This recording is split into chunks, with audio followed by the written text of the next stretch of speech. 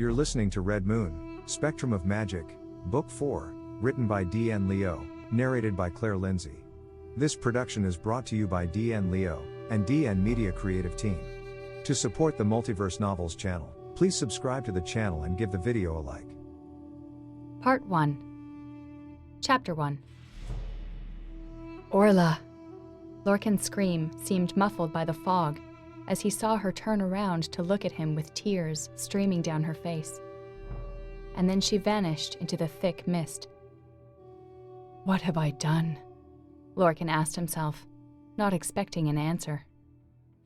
He stared into the emptiness and felt the vibration of the energy Orla had left behind. A blizzard. It felt like thousands of blades of ice were slashing at his skin. Was this the end of Orla and him?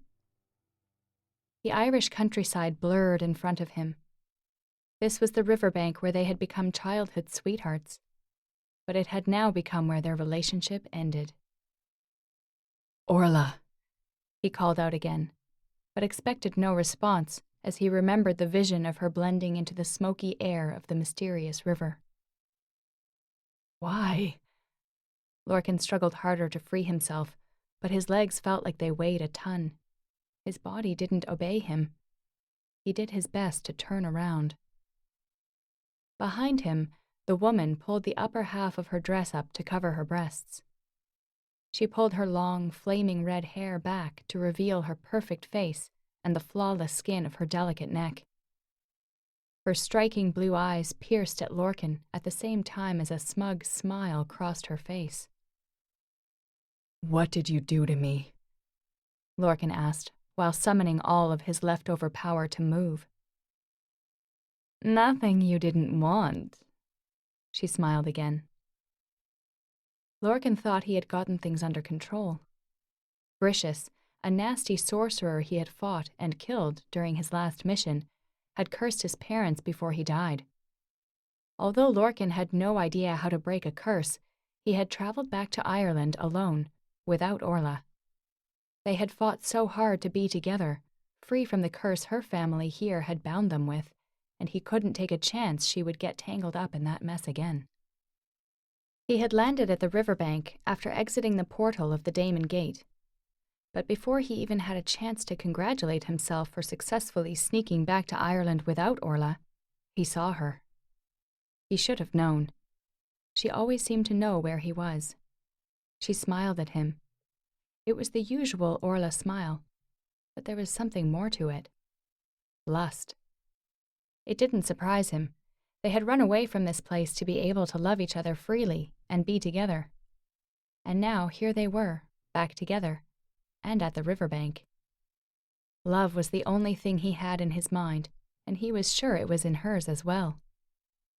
She's irresistible, he had thought, and then grabbed at her. He kissed her as he always had, but this time it was different. As soon as he touched her, the air around him seemed to turn into a vacuum of some kind, and he was sucked into her. That was the last thing he remembered, and that had been the last moment when he'd been able to control his movement. The eyes of the woman staring up at him now were not Orla's. His arms were moving up and down her body, pulling up her dress. His mouth ravaged hers. But it wasn't he who controlled the actions. His body seemed glued to hers. His mind was numb. He heard himself screaming on the inside for it to stop. He was watching himself from outside his body. Bloody hell. He was having sex with this strange woman, and he couldn't do a thing to stop it. Then he heard a daunting sound. Lorcan! Orla's shaky voice stabbed into his heart. She had followed him back to Ireland after all. He couldn't turn around himself.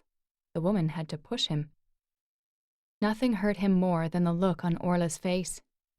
She walked away from him and vanished into the fog. Chapter 2. Who are you? Lorcan asked the woman. I am the one you were in love with. She was just a convenient replacement. What? All the time you were looking at me at the riverbank, You think I didn't know? You were watching me from the bush. You were there for me, remember? It was me that you wanted. You were going to build me a castle." Lorcan stared at the woman for a long moment, then nodded. "It was you, my childhood fantasy. All those years I was in love with you," Lorcan whispered as he gazed at the woman. The woman teared up. "You remember?" "Yes, of course." He tried to walk toward her but failed. He raised his arms to reach out to her, to embrace her, but his body didn't cooperate. "I remember," he said. "Let me hold you again." The woman smiled and waved her hand. Lorcan felt as if 1,000 tons of heavy air had been lifted from him. His body and his mind worked again, and the thought that instantly crossed his mind was rage. It gathered inside him. "Never, ever call Orla names." He grunted out the words and glared at the woman, a wave of electric current shooting from his eyes. It struck the woman, lifting her off the ground and throwing her rolling onto the wet grass. "No one can replace her." Lorcan charged at the woman, hauling her up. "Who are you, and what do you want from me?" But his hands gripped a pile of clothes. The woman had vanished like smoke. A wedge of icy air hit him from behind. Lorcan fell, rolling on the ground. Beside him stood a woman who looked the same as the woman he'd just attacked. He recognized her eyes. But this time she was 20 feet tall, and her face was ancient, marked with scars and veins. She raised sharp claws and made a sweeping gesture. Lorcan's body was swiped off the grass, spun up in the air, and smashed down in the middle of the river like a rag doll. From beneath the icy water, he saw the woman smirk. Her arm reached out, keeping Lorcan submerged. He knew shooting an electric wave from under the water wasn't wise. He kicked hard but couldn't free himself. He was running out of air when the woman started laughing. Lorcan reached for his gun and found it had slipped out and sunk to the bottom of the river. Then the woman pulled him up to the surface. "You could have lived happily forever after with your bitch Orla out there. Why bring her back and take what's mine?" Lorcan gasped for air. "I came back to visit my family. It has nothing to do with Orla. She doesn't care what's yours." The woman let out a demonic laugh. "You fool. You think she follows you back here for love? Do you know who she is? Do you know what she would become in 2 weeks? The woman dunked him in the water and pulled him back up again. "I know who she is." He gasped for more air. "You know nothing. In 2 weeks I will get what I want. If only she hadn't shown her face." "I'll take her out of here. There's nothing here that we want." "It's too late. They'll never let her leave this time." She brushed her bony fingers across his face. "What a pity. I thought I could have a taste of you. See what all the fuss was about. See what it's like to have the man she'd left everything for." "She didn't leave here because of me. She left because she didn't want to be surrounded by people like you." The woman laughed. "She will have to live with it now. Or should I say, die with it now." "If you want to kill me, do it. She wouldn't have come back if not for me." "You'd die for her. How sweet. Let's do it." Lorcan tried to yank her hands from around his neck, but they were clenched as tight as a vice. "Were you really the girl at the riverbank?" "You can't play the same trick on me twice, Lorcan. But yes, I was." Then she plunged his head under the water again. This time it was for a very long time. He struggled for a while, and then he let go. He let his mind and his body flow free with the current. He hung on to nothing. She pulled him up again. "She thinks she's protected here, Big mistake. She'll die painfully, and you'll have to help me do that. Lorcan opened his eyes and shot the electric wave at the woman as soon as she lifted him out of the water. She screamed and released him. He swam to the riverbank while the woman burned like a torch. As soon as he hit the riverbank, he ran as fast as he could. The woman whirled around and swung her arms. A wedge of icy air rushed over her, and the fire died out. Lorcan charged ahead. A few more feet, and he would reach the bush and find a place to hide. But the woman clawed at him from behind with arms that had stretched out at him like two snakes. Blood spurted from his back as he fell to the ground. The woman flipped him around. She's going to gut me, Lorcan thought. I'll skin you and show whatever's left of you to that bitch Orla. See if she can handle this. See if she bursts into flame. No one is going to take what's mine. The woman raised her talons. Lorcan used what energy he had left to shoot out the electric currents, but they died out like pitiful sparks before they reached her. Her claws came at him menacingly. Suddenly, the haunting sound of a lullaby wafted out from the other side of the bush. It was his mother's lullaby. The woman screamed. No! The song hovered in the air, and the soothing melody kept coming. The woman yelled again. No! Stop! She covered her ears with her hands and spun around, but it didn't seem to help. Her body burst into flames again. This time, the fire was stronger and harsher. She raced into the woods, her haunting moans trailing behind her as she ran. The bush returned to its eerie quietness. Lorcan thought he heard the woods sigh. Blood poured from the wound from his back and weakened him by the second. He needed to pass out in order to heal his wounds, but it wasn't wise to do it here. If wild animals, creatures from hell, or that mysterious woman came back while he was lying somewhere in a ditch, shivering from fever, it would be the end of him. He pulled himself up to his feet and darted in the direction of the place he had once called home. Trees and the darkness surrounded him, disorientating him. He kept running, and the pounding of his heart caused even more blood to gush from his wounds. He had run this very route with his mother once when he was 6. He had killed for the very first time here to protect his mother. He couldn't see much, but the haunting lullaby guided him. He followed the song. The music floated on the wind, seemingly coming out of nowhere. He didn't mean to throw a tantrum whenever his mother sang this lullaby. He actually enjoyed it, but he thought a boy shouldn't like a lullaby. Or at least, so he had thought when he was 6. She had stopped singing it for a long time. So many things had happened between that time and now, and he had stopped talking to his mother. The words of the lullaby came to him, and suddenly he began to mumble the lyrics under his breath. The song of a little lost boy finding his way home. He hadn't been a little boy when he'd left. He hadn't been lost. He loved his parents, and he knew he had their unconditional love, but something in him told him that he didn't belong in this peaceful Irish countryside. And then he'd found Orla. It was like finding his other half, and he knew then where his life was meant to be. It was Orla who stood between him and his parents. He had never told her he'd chosen her over his family because it was a wound that had never healed in his soul, and there was no point in her carrying that baggage. But now it seemed he had lost from both ends. Just before the last drop of energy drained out of him, he saw the gate of his family's mansion.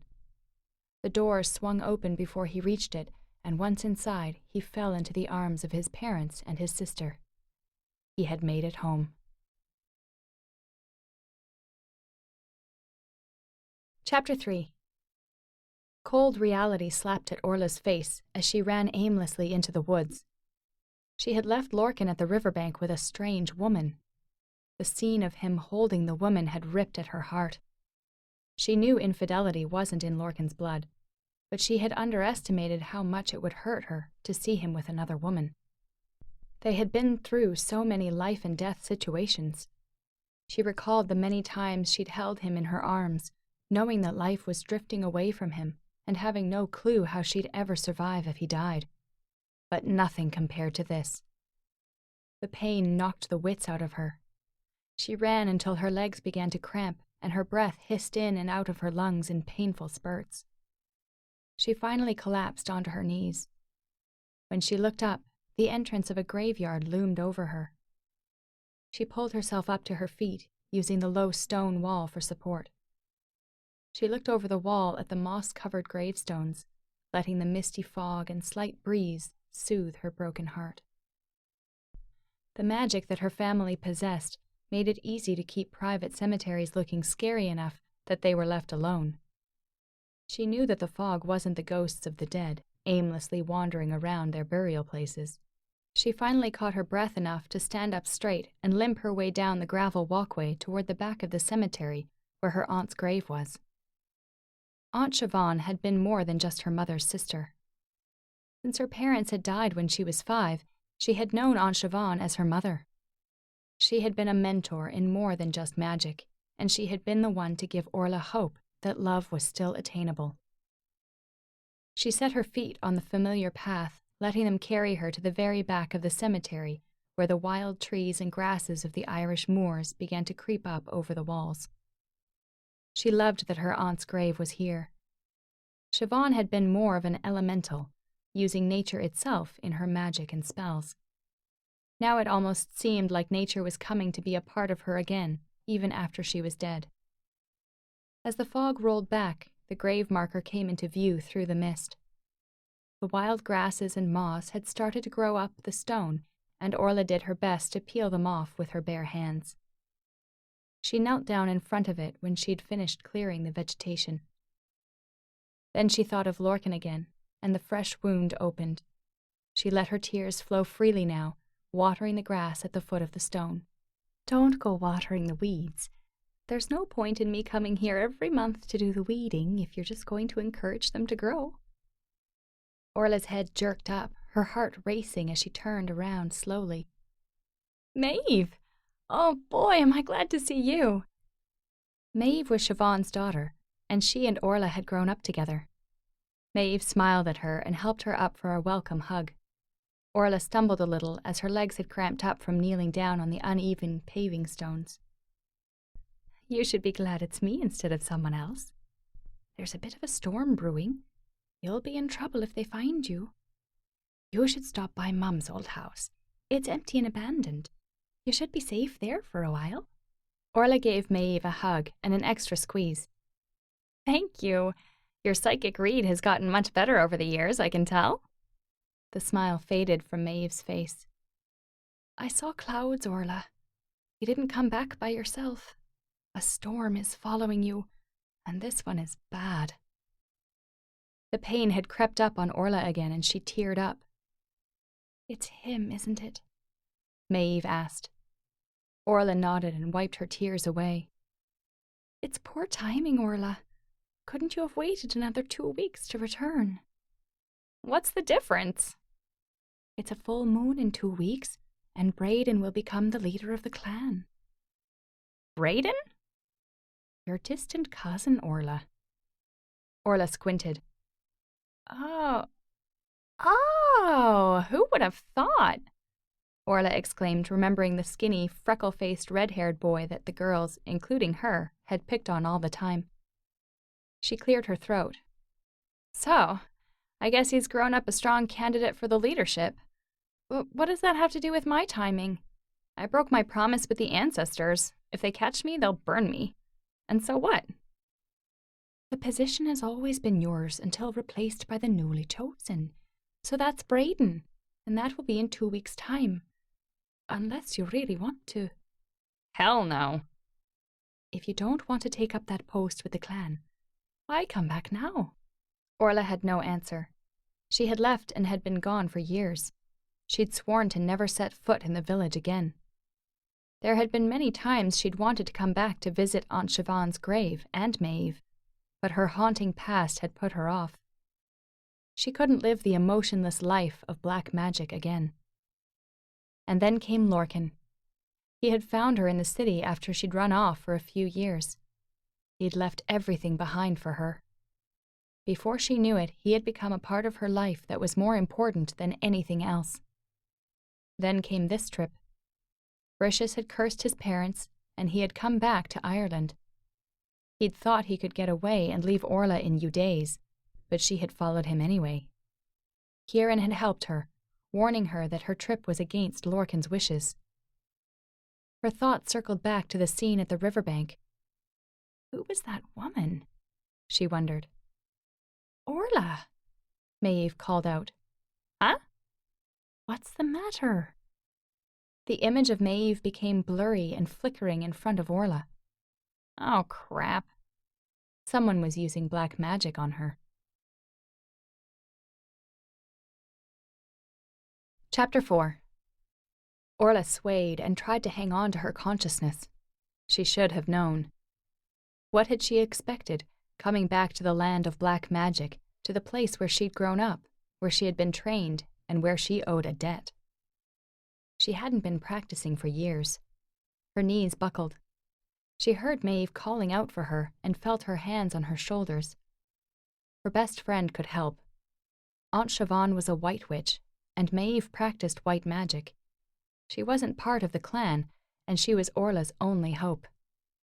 They had been communicating in their psychic minds for years, and she was sure her trip to the Daemon Gate wouldn't have broken their psychic communication channel. "Help me," Orla managed. She couldn't get many words past her lips, but she remembered mind reading was one of Maeve's rare gifts. "Help me." She reached her hands out and tried her best to clear her mind to communicate with Maeve. She felt Maeve's cool hands grabbing hers and a slight energy passing through her body. The warmth of the energy helped. "Concentrate," Orla told herself, willing the muddy clouds from her mind. The scene of Lorcan and the woman at the riverbank flashed back into Orla's mind. As much as it hurt her, she forced herself to analyze the situation. Someone was using the black magic on her. Someone was trying to break up her relationship with Lorcan. Someone wanted her to resent him. A sharp pain pierced through her brain, and Orla suddenly slumped to the ground, breathing heavily. "Hold on, Orla.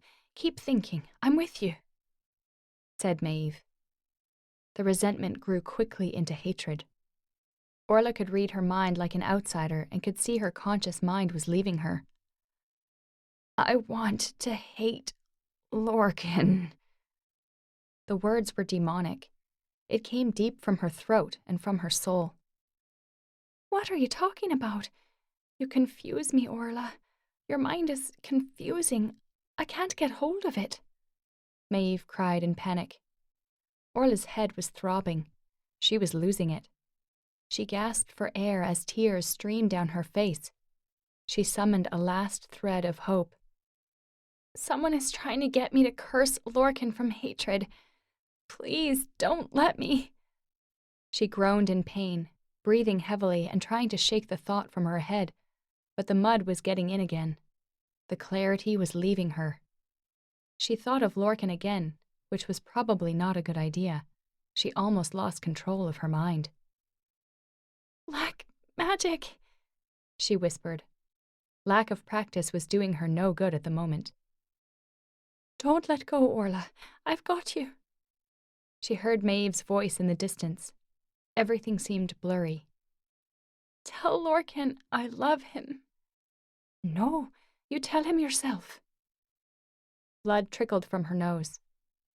"Lorcan betrayed me. He kissed that woman." The words coming out of her mouth weren't hers. Tears streamed down her face, and her self-awareness slipped in and out. "He kissed that woman. Don't say that, Orla. You'll put a curse on him, and you're going to regret it. You're strong. You can control it." Maeve's voice echoed in from a distance. Orla cried. Her mind wandered back to the apartment she and Lorcan shared in London. She walked into the living room. She could sense him. She could hear his laughter. She saw him fumbling with the coffee machine, trying to fix it so the sharp lever wouldn't cut her the next time she used it. He smiled at her. She loved his beautiful blue eyes. She smiled back. The bed had blankets on it, and the pictures of them on the wall were hanging askew. Some of their pictures had fallen to the floor. Glass was everywhere. "Someone broke into our apartment. That woman, she stole him from me," Orla yelled. "You're hallucinating, Orla. Concentrate. Don't let it get to you. I can't help you if you let it take over your mind." Her heart lurched painfully in her chest, thinking about how happy she'd been in London with Lorcan. But now all that filled her mind was Lorcan and that other woman. Rage began to build inside her, and she was beginning to feel a dull throb behind her eyes. "It hurt," Orla whispered. "I know. Come on, Orla, look at me." "It hurts so much," she said out loud, and once again the words weren't hers. "I hate Lorcan. He'll pay for what he did to me." "Stop, Orla, stop." She heard Maeve yelling at her, but she couldn't stop. She drifted back to the apartment again. Looking at a picture of the two of them together was the last straw. She reached up and yanked the picture off the wall so forcefully that the nail behind it bent. As she threw it onto the ground, breaking the glass in the frame, the pain in her head grew worse. She tore through the room, ripping everything that reminded her of Lorcan off the walls. At the graveyard, she could see herself hitting the stone marker and ripping weeds out. She saw Maeve trying to hold on to her, but then her mind slipped off again. The world became empty, and she burned with a desire to destroy. "He has to pay for what he did to me." She began to chant a curse while tears streamed down her face. The last drop of self-awareness was slipping out of her. Images of Lorcan flashed on and off at the back of her mind. "I curse." She hadn't finished when a hard blow on the head put her out. Chapter 5. A warm cloth wiped at his back with gentle strokes, as soothing as the hand holding it. Someone was checking his shoulders. Lorcan breathed in as much as he could. He wanted to capture and hold on to the familiar smell from the fresh bed linens and the comfortable pillow his head was resting on. It was the fresh floral scent from the pouch his mother always put into the linen cabinet. She said it was her secret formula, a scent that was unique and memorable to this family. He knew it now. It was the scent of home. He realized how much he had missed it over the years. "Good morning," the voice sang like gentle and merry bells. Lorcan was facing the wall, but he didn't have to turn around to recognize his little sister's voice, Kiva Brody. He turned around to smile at her as he always did, but instead, his jaw dropped and he was speechless. Sitting at his bedside was a stunning woman with magnificent hair and twinkling eyes that he just knew smiled all the time and made people feel warm and happy. Kiva rubbed at her face and frowned. "I'm sorry, I thought you were my little sister. Would you like to go out on a date with me?" He grinned. Kiva laughed and poked his side. Lorcan grabbed his sister and in one swift move pulled her onto the bed. He covered her with the blanket and held her tightly. He could feel her body vibrate with laughter. It had been 5 years since he'd last seen her in London after she had sneaked to the city to visit him. Regardless of her beauty and how much she had grown up since, she was still his little sister. "You got a boyfriend yet?" "Huh?" "I would be surprised if you weren't seeing someone." "Don't play, big brother. You should have seen yourself last night and the mess you put yourself in." "Were Mother and Father really mad at me?" "That was the first time they'd seen you in more than a decade. I'd definitely be mad if I were them. But surprisingly, they didn't say much, just took care of you. It seemed like they had known you were coming home." Kiva sat up in bed. Lorcan sat up as well and glanced around his room. Everything was intact, just as it had been when he'd left. The decoration was from his teens, and he didn't think the comic book hero collection that he'd thought was so cool then was too cool now. "Where are they?" Father went into town. He'll be home shortly. Mother is, well, in the kitchen. Lorcan raised an eyebrow. He didn't remember his mother cooking. There were more people who worked in the house than the family members themselves. Reading his mind, Kiva smiled. She's supervising the chef. She's new, and Mother said she wanted to make something special for you. Lorcan nodded as he hopped off the bed. His head was throbbing with a headache, and the purpose of this trip had come back to him. Before you go anywhere, Lorcan, can you explain to me how the wounds on your back healed in just a couple of hours? When I first looked at them, I didn't think you'd survive. If Father hadn't stopped me, I would have taken you to the hospital, or at least called a doctor. Father stopped you from calling the doctor? Kiva nodded. He said you'd heal. I don't know what the hell he meant. He didn't explain. Lorcan frowned. Father knew about his werefox ability? Lorcan? Kiva called out, waiting for an answer. I just found out about it recently.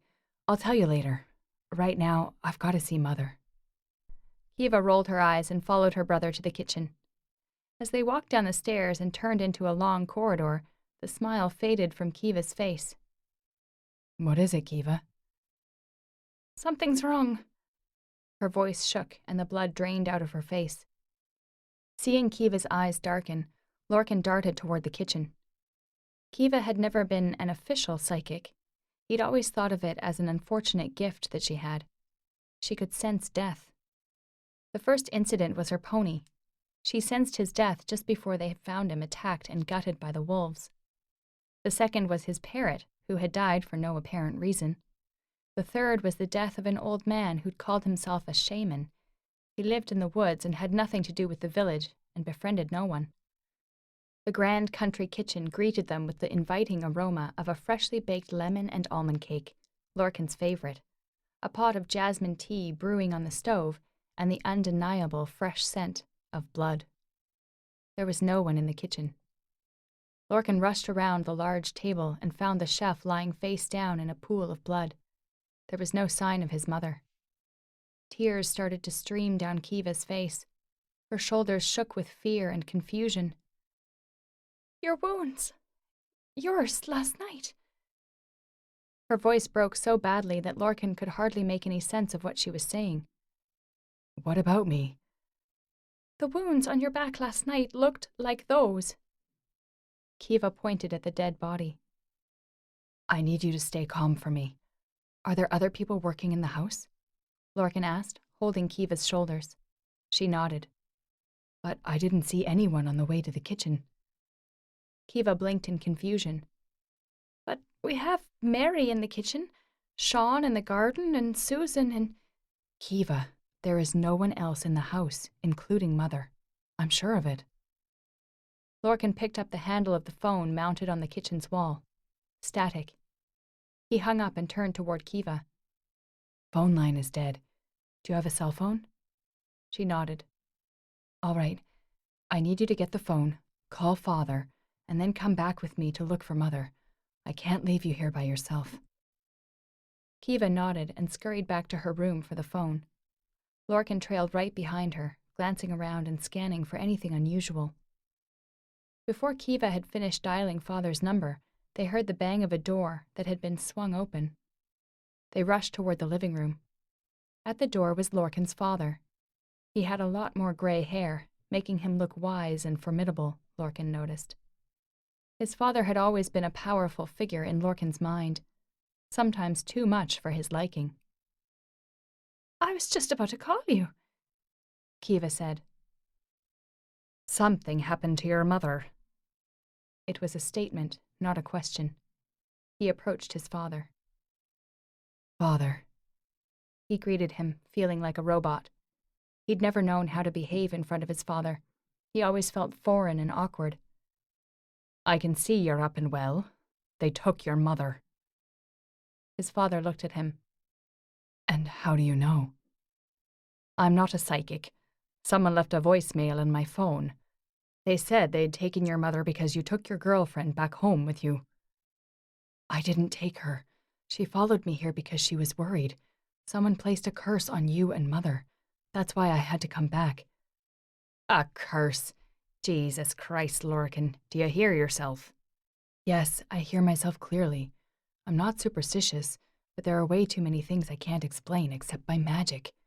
How did you know that I can heal myself, Father? That has nothing to do with magic, you silly lad. Lorcan stared at his father. Ferris Brody was in his late 60s, but possessed the brain of a man in his 40s, a mind as sharp as laser. And there wasn't an ounce of sentiment in him. You're not worried about Mother? Being out there on your own for that long, you should have gotten wiser, Lorcan. They won't harm your mother until they tell us what they want. Isn't it blatantly obvious?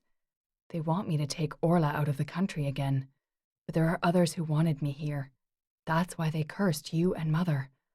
Are you sure if I take Orla out of here, they'll leave you alone? Do not mention anything about magic in this house ever again, Lorcan. I won't tolerate it. Whoever took your mother won't kill as long as you do what they want. I don't know what they want, but they already have killed, and there is no guarantee they won't come back. Lorcan raised his voice as his father arched an eyebrow. They killed Mary, Father, Eva added, and pointed toward the kitchen. Ferris's eyes darkened, and he scurried toward the kitchen. In the kitchen they found nothing. No dead body, and no trace of blood. The teapot had been removed from the hot stove, and the cake had been taken out of the baking tray and put into a crystal plate. Eva's body shook. I saw it. We both saw it. Tell him, Lorcan. Chapter 6. He didn't know what to believe anymore. He used to believe in his own eyes, but exactly what did he see at the riverbank? Who did he kiss? Orla had walked away from him. Had that been real or an illusion? And what about his mother? She was still nowhere to be found. Lorcan turned toward his father, whose face was hardened as steel. There was a dead body here, Father, but I don't have any proof. I can't say I believe it because there's nothing for me to believe or disbelieve. But they did take your mother, and that's a fact. And if you take your girlfriend out of the country, they might return her. Did they tell you that? No. You're speculating on Mother's life? What do you want me to think, Lorcan? We told you not to go out with that girl. You took off to find her, and you never came back. Then your mother rambled on all night last night about how she knew you were returning. Then you got here looking like a mess, and the next thing I knew, your mother was gone. I should never have given you to that woman. Ferris ranted and trailed off at the last part as if he hadn't meant to let it slip out. Given me to her? He stared at his father. Before Ferris could answer, Lorcan gestured for silence. Please, don't answer. I'm happy enough with what I know now. His mind was racing ahead with too many possibilities, none of which he cared for. This was the reality he hadn't wanted to know. As I said before, someone threatened me with a curse on you and Mother. That's the only reason I came back. If you believe that me taking Orla out of here would solve your problems, then I'll do just that. As you wish, Father. His gaze paused on Ferris's face for a brief moment, as if gathering some last images into his mind, and then he strode quickly toward the door. Lorcan! Eva called out and ran to him. She held him tightly just as she had on the day he left so many years ago. She had been a small kid back then, but her squeeze had been just as tight. Lorcan embraced her and kissed her forehead. You always know how to find me. I'll leave a trail for you. She nodded and wiped her tears away. Lorcan glanced at his father one last time and exited the house. When Lorcan left the house, he ran back down to the river. It dawned on him now that he had no idea where Orla lived. She had never taken him to her home. They'd always met down by the river, and if what had happened at the riverbank yesterday wasn't a hallucination, if it was actually Orla he had seen, then how the hell was he going to find her and take her out of here? A rustling noise near a clump of bushes caught his attention. He turned around, shivers running down his spine. The noise was coming from behind a blackberry bush, and it made Lorcan freeze. Stepping out in front of him was a large yellow wolf with red eyes. He didn't know if it was a normal wolf or something magical, but he wasn't going to take any chances. He backed away a pace or two, as slowly as he could. The wolf advanced, and then sat down. All right, so you're friendly. But I'm in a very bad mood right now, and staring at me isn't helping at all. The wolf stared at Lorcan for another moment, and then spat out something on the ground. It backed up a bit and sat again. Lorcan approached to see what the small object was. He crouched and picked it up. It was unmistakably his mother's wedding ring. He could feel his blood boiling and his body vibrating with rage. The yellow wolf in front of him was obviously some kind of shapeshifter. What are you trying to tell me? If you want me to take Orla away, I'm going to do just that. The wolf growled and bared its teeth. You don't want me to do that. What do you want then? The wolf stood and turned around. You want to take me to my mother? It kept walking. I'll take that as a yes. Lorcan mumbled and followed the wolf. I guess I'm going to meet the whole clan of shapeshifters now. I'm assuming you didn't do any harm to my mother. Also, if you decide to shift back into your human form so that you can speak, I have some things to ask you about the woman at the riverbank. The wolf glanced at Lorcan and then put his head down to the ground again and continued walking. I think that woman is a witch, and a bad one. He heard a humming noise of agreement from the wolf. Lorcan chuckled. I have to admit she was incredibly beautiful, but I would never have kissed her if she hadn't pretended to be Orla. The wolf growled. Yeah, I know. Thanks for the sympathy. I hope Orla understands. It felt as if that woman was raping me. A low bark came from the animal. I'm serious. As soon as I saw she wasn't Orla, it doesn't matter how beautiful she was forcing herself. The wolf came at him like a sudden storm.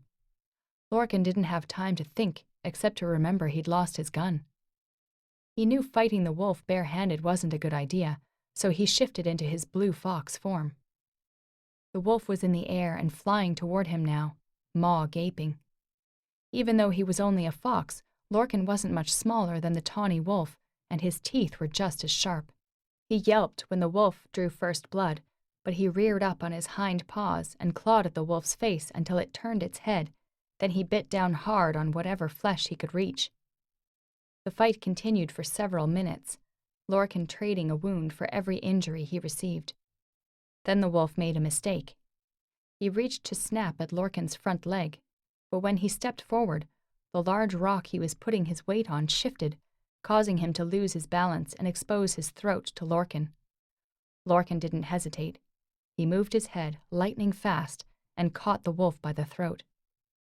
It went completely limp in his mouth, and he bit down a little harder before he shook the wolf and released his bite. Lorcan stood still so that the wolf knew he was safe to walk away. He wasn't that generous, but his wounds hurt like hell, and he didn't want to fight anymore.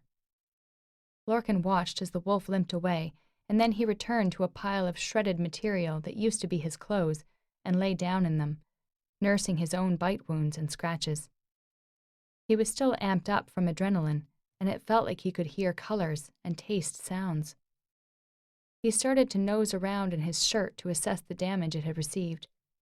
No, these clothes would never be worn again. He sighed. He would just have to go home as a fox, rather than walking in naked. Lorcan picked up the ring in his mouth and trotted home. The house was as quiet as when he had left it. He walked right into the living room in his fox form. His father and his sister were glaring at each other, as if they had just finished an argument. They turned and looked at him.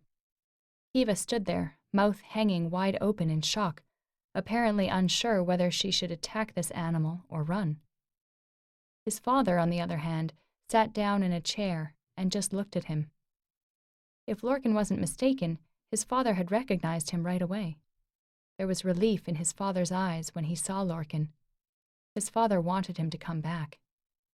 Lorcan sat and dropped the ring on the floor. Chapter 7. The haunting sound of an owl ripped through the air and woke Orla.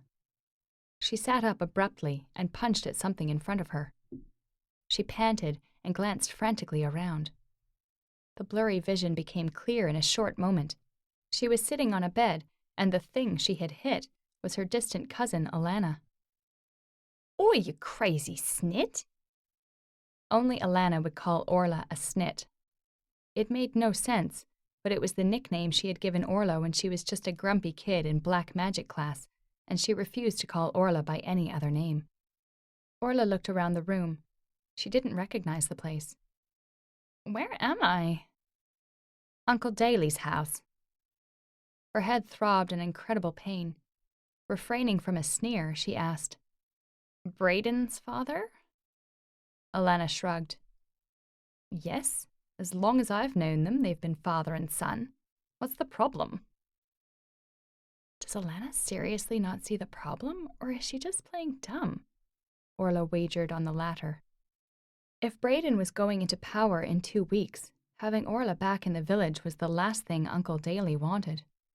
Apart from Uncle Daly being a normally calm and collected man, Orla couldn't remember much about him, and she had no way of knowing who was friend and who was foe at the moment.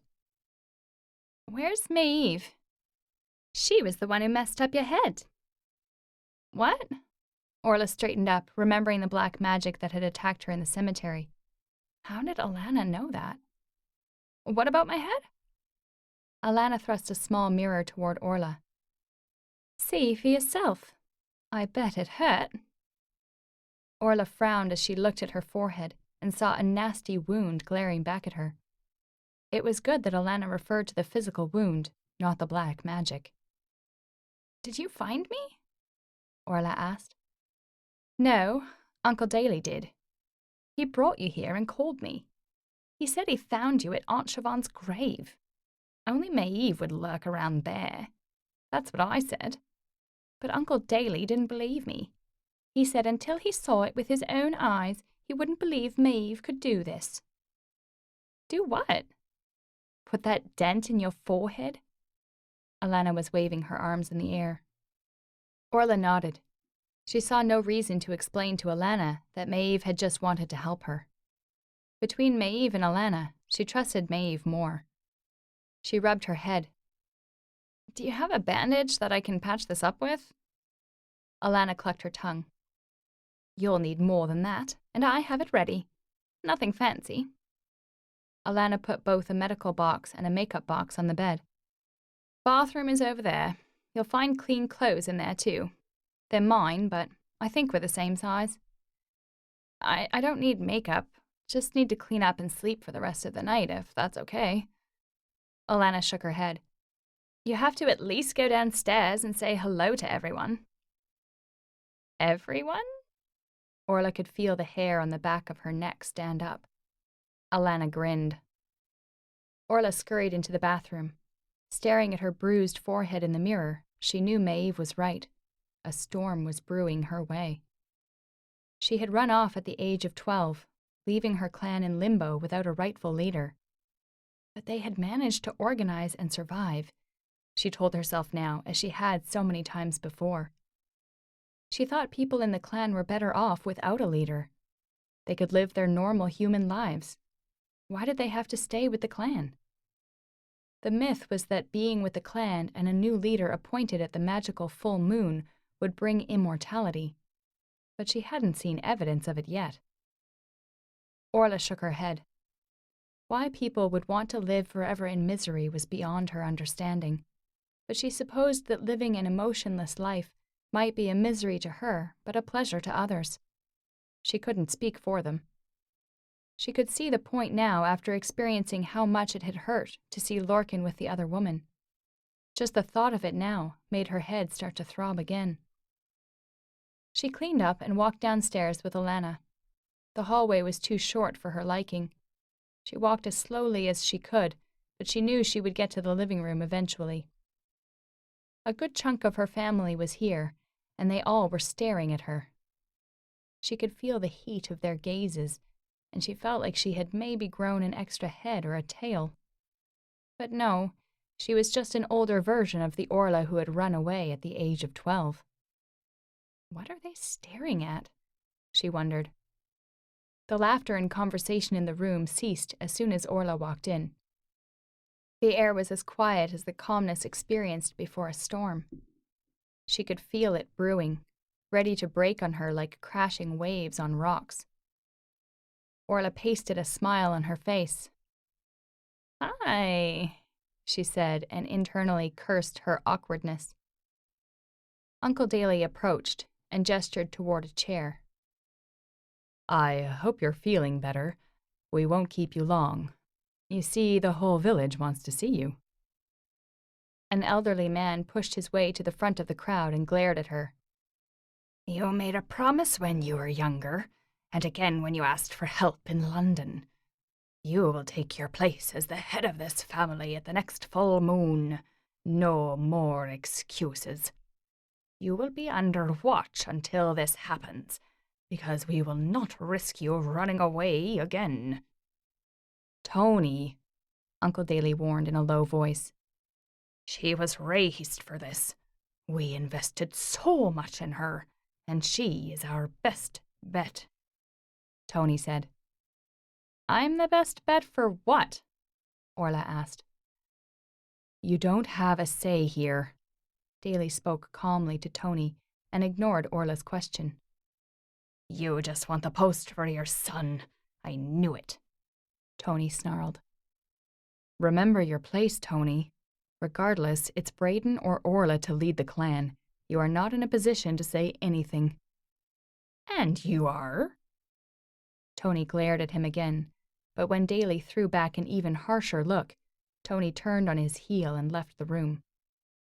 No one else said a word. Orla felt the silence pressing down on her like a weight. She could trust Maeve, but Maeve wasn't allowed to attend the clan meeting. She practiced white magic, so within the black magic sorcery clan, Maeve was a black sheep. How ironic, Orla thought. Orla realized that without Lorcan, nothing in her life seemed to work in a normal order. She turned her face away from the family members who still stared at her and tried to give herself a false illusion of some sort of privacy. She wanted the tears to fall without anyone watching, but something told her that that wasn't going to happen. She wanted to run right out the door, but she was sure that would be a bad idea, so she let the thought pass. Orla didn't expect these black magic workers, who were supposed to live an emotionless life, were going to be gentle with her. But she didn't care for them to gut her alive for a sacrifice either. She worked her brain hard to figure out a way out of the situation, but nothing came to mind. "I'm tired. Could I rest for tonight and then we can resume the conversation tomorrow?" The room stared at Orla in silence. Well, it's not an outrageous request, Orla thought. "I see no harm in that," said a woman in her late 50s, sitting at the back of the room. If Orla's memory served, that was Aunt Anna, a very distant relative she had hardly talked to when she was a kid. She remembered Anna because she had broken into her conservatory and stolen a few rare plants for an experiment, trying to grow them with milk in her bedroom. Well, the plants had died, and Anna had never figured out where her plants had gone. Orla cleared her throat and tried not to think, because if she was not mistaken, the old man sitting near the door was Pete, the shaman of the clan who could also read minds.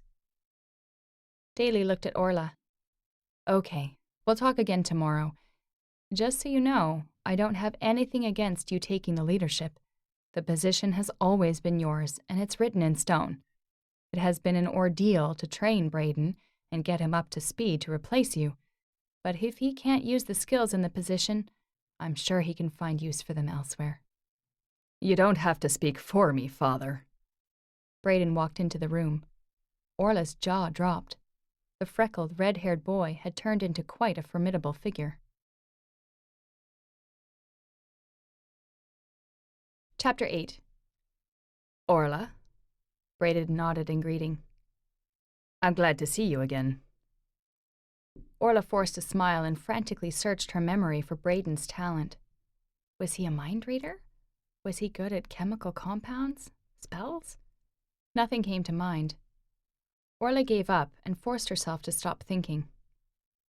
"If no one objects, I'll retire to the bedroom," Orla said. Daly nodded. "Someone should keep an eye on her," said Anna. Her voice was as cold as steel. "Are you imprisoning me?" Orla raised her voice. "No, darling, we don't do such things. But it's 2 weeks to the full moon. I don't want to see the post swinging from one hand to another," Anna said. Do you have a preference for the leader, Anna? Daly cocked an eyebrow in challenge. "Why would this old woman have a preference for this sort of thing? I just want to be left alone." Anna stood. Braden wrapped his arm around Orla's waist protectively. "I think we should let Orla rest. I'll take her upstairs." Anna chuckled. "You speak like a leader already." Braden stared at her. "I'm prepared for whatever comes my way, Auntie." Anna gave Braden a dismissive look. "I think you should let Alana stay with Orla tonight. I want to be sure you won't strangle her in your sleep." "Don't accuse my son of something like that." Daly raised his voice and advanced on Anna. Braden stopped his father. "All right. I think it's a good idea that Alana stay tonight. Alana?" Braden asked. Everyone turned to look at Alana, who was examining her manicure and looked as if she would rather be anywhere else. "Alana," Braden called again. "Huh?" Alana jumped. "Would you mind staying here tonight with Orla?" "What? Why?" "We just need you to stay with her, to make sure she's okay." Alana rolled her eyes, then forced a smile and said, "Of course. I'm sure it's going to be a pleasant night." Then she turned on her heel and marched up the stairs. Braden shook his head. "Come on." He reached his hand out to Orla. She grabbed it and followed him up the stairs. Braden entered the bedroom first, glancing around. "I've already been in here. The room is fine, Braden," Orla said. He shrugged. "You never know. The clan has developed a lot since you've been away, and there are a lot of people in our clan who I don't care for." Orla nodded. Braden was so mature now. Remembering when she and the other girls picked on him when they were kids, she smiled on the inside. "You should go to bed." His voice was deep and enticing. Orla shook the uncomfortable thought off and headed for the bed. Braden opened the window and looked around. Seemingly satisfied with what he saw, he closed the door, locked it, and exited the room. Alana had already laid down on the inside wall of the bed, and she'd put a long pillow in the middle, suggesting that Orla could take the outside half. Alana quickly dozed off. Orla stayed awake for a long time, listening to Alana's even breathing. When she was sure her bedmate was really asleep, she hopped off the bed and moved to the window. The roof arched over a porch below. Orla stepped out onto the roof and inched toward the edge. She looked down and let out a sigh of relief. It wasn't too high up from the ground. She looked up to the clear Irish sky in the middle of the night, breathed in the clear air, and bent down to make a jump to the ground below. "Damn it," Orla cursed in her head as she hit the ground. On the porch next to the door, Braden was sitting on a chair, smoking. She hadn't surprised him in the least by both trying to flee the clan in the middle of the night and landing from the sky in front of him. He squashed out his cigarette and smiled. Orla smiled back. "You took longer than I thought you would," Braden said. Orla had her hands on her hips. "So you're a mind reader. Handy."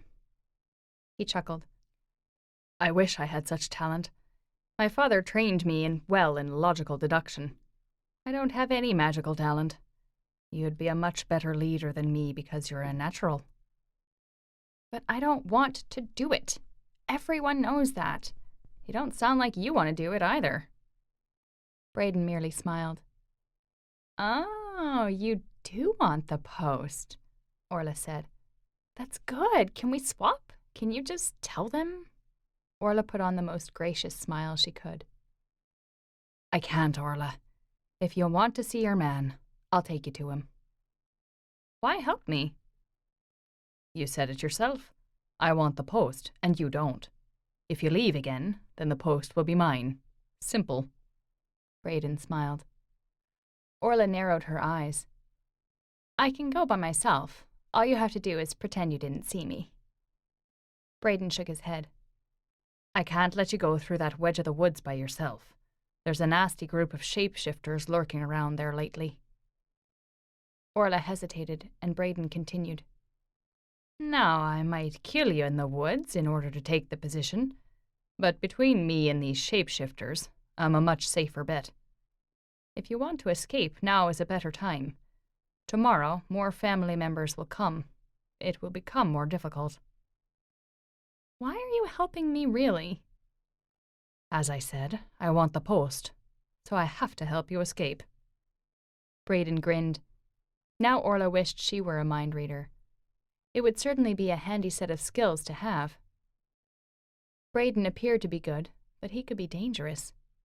She was sure her magic was better than his because she had been trained earlier. Plus, she had some white magic tricks she had gotten from Maeve. He was right, however. The shapeshifters in the woods were dangerous. She guessed they were related to Brishis. Brishis had cursed Lorcan's parents. His clan here must have something to do with it. The more she thought about it, the more the option Braden offered appeared to be more attractive. Orla put her doubts aside and nodded. Chapter 9. Lorcan opened his eyes and sprung off the bed. He had gotten back to his room and crashed in order to heal his wounds from the fight with the yellow wolf. He couldn't have been out for long, he thought. There were so many questions he wanted to ask his father and his sister, and he was sure they had some for him too.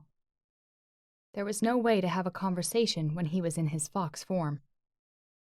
Roy had told him once that most werefoxes didn't remember much of what happened when they were in the animal form, but some did.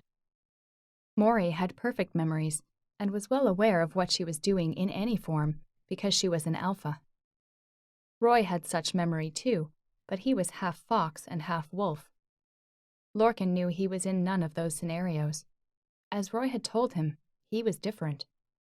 In his fox form, his brain functioned normally and with clarity. He put on the clothes he used to wear during his teenage years, grateful he had built himself up in the right places. His t-shirt fit more like a muscle shirt now, and his baggy jeans now fit him perfectly. Lorcan! Kiva screamed out his name from the living room, a terrible sound that tore his heart and got him to his feet running downstairs. Next to the fireplace, his father sat on the reading chair, holding his mother's wedding ring in one hand and a pistol in the other. His eyes were bloodshot, a sure sign that he was trying to hang on to the last thread of consciousness. He didn't know where he'd seen this before, but he knew he had seen it. Something was eating at his father's mind, and he was trying to fight it. She's dead. They've killed her. Ferris grunted out the words and pointed the gun at his temple. It's my fault. Tears welled up in his eyes. Father, please don't do that. Give me the gun, Eva cried. Lorcan approached his father slowly. Father, Mother is not dead. Someone tried to help us. That's why they gave us her wedding ring. Please calm down and give me the gun. We need to talk. It's my fault. Ferris brandished the gun. I shouldn't have given you to her. What do you mean by that, Father? Lorcan inched closer. Don't come near me. I knew I shouldn't have signed up for that. When I gave you to your mother, she was so happy. But I should have known that it wouldn't last long. You're such a disaster. He pointed the gun at Lorcan. Kiva hissed and pulled at Lorcan, but he shoved her behind his back. You adopted me? Ferris laughed. I wish it's that simple. There's only one way to end this. He pointed the gun to his head. No. Lorcan flew at his father and tackled him. He knocked Ferris to the floor and took the gun off of his father. From the floor, his father looked up at Lorcan with eyes that weren't his. Remember the curse? The voice croaking out of Ferris was familiar. It was Brish's voice. No one can break my curse. Someone will die. I curse. Stop. Lorcan yelled and muffled his father's mouth with his hand. His father wriggled hard. Eva heard what her father just said. She jumped in, helping Lorcan. Ferris roared, kicked, and moved with incredible strength. The strength Lorcan knew wasn't his father's. He didn't know how long he and Kiva could hang on to this. Then he felt a wedge of cold breeze coming from the door. A woman appeared from nowhere and stormed right into the living room uninvited. "That's black magic. You can't fight that using physical strength," the woman said. I don't do magic. Who the hell are you? Lorcan asked. "I'm Maeve, Orla's cousin. I'm here to let you know someone is using mind control and black magic on Orla, making you hate her and curse you. That same magic is working its dark energy on that man." You sound like you know what you're talking about. Can you help my father? Lorcan asked. Ferris grew stronger and almost pushed Lorcan and Kiva back. "That's black magic. I don't know how to break it. If Orla keeps thinking about you, she's going to burst into flames." Ferris growled and pushed at Lorcan and Kiva. You have to help my father first before I can do anything else, Lorcan said. "You have to knock him out. That way you can temporarily keep him under control." You want me to hit my father? The thing in his head is not your father. I don't give a shit. I won't hit my father. Lorcan shoved hard and pushed Ferris into a chair. Get something to tie him, he asked Kiva. Lorcan all but sat on Ferris to hold him down. He still had a hand on his mouth to stop him from chanting a curse. Kiva came back with rope and tapes from the tool shed. They tied him up and stuffed his mouth with cloth. Maeve stood there, her hands on her hips. "And how long do you think you can keep him like that?" I'll find Orla, and we'll work out a way to handle this. You don't sound like you totally dismiss the possibility of using magic. I don't have a choice, Lorcan growled. Can you take me to Orla? I can, but it's not going to help the situation. Before I figure out how to control the curse, you guys are best not seeing each other. If Orla couldn't figure it out, how can you? Maeve smiled. Are you saying I'm not as good as she is? I don't know you. I just want to be realistic. They must want her to lead the clan for good reasons. There must be something she does that's better than others. Maeve laughed. I can see how she's falling head over heels for you. You guys are made for each other. Lorcan narrowed his eyes. I don't believe she's kept in touch with her family over the years. You seem to know too much about us. Maeve shook her head. We can communicate via a psychic channel. You wouldn't understand. Can you use white magic to help my father? I'm not sure if I'm strong enough to go against them. That's why I'm here to tell you to stay away from Orla. I need a bit of time to figure things out, and the 2-week deadline is coming faster than I care for. That 2-week event again. What the hell is that? It's the full moon when the clan chooses a leader. The other candidate is okay, but he's not as good as Orla. I don't think he's overambitious and would harm Orla or you to protect the leadership post, though. He? Lorcan asked. Yes, as far as I know, Braden is a male. Maeve raised an eyebrow. I read in Orla's mind before she passed out about her encounter with you and another woman. Maeve's voice started to echo. Feeling the cold air creeping up his back, Lorcan withdrew and mentally braced himself to fight what was to come. His vision wavered slightly, and his head started to go numb. You can't use the same trick on me twice. He looked at Maeve, and a strong urge of lust rose inside him. Control. Lorcan distanced himself. The second he let the feeling grow because he thought the woman at the riverbank had been Orla, was the very second he lost control of his body and mind. Chapter 10. Lorcan shook his head, trying to stay alert. He felt as if he was drowning in deep water. He turned toward Maeve. Her image flickered, and then in front of him was Orla. She smiled, and he couldn't breathe. His head was going to explode. He swayed. Orla approached to help him, but he knew it wasn't Orla. He stepped back. "Stay away from me." The image of the woman flickered and returned as Maeve. "Lorcan!" He heard Orla's voice from the door. Lorcan looked up and saw Orla with a man. This might not be her, he thought. "Stay away from me," he repeated. Orla approached. "Stay right there," he yelled, and that stopped Orla in her tracks. That's how she looks when she's surprised. That's the real Orla. "Orla," he whispered, just before the hot rage took over. He hadn't experienced this before. He staggered back. The urge to kill and destroy consumed him. He hated as if he had never hated before. Why is Orla with this man? Who is he? Is he using the black magic on her and on his father? "You did this to my father," Lorcan roared. "I did what?" the man asked. Lorcan staggered back, leaning against the wall, breathing heavily. He had to force his mind out of his body. He could see himself now.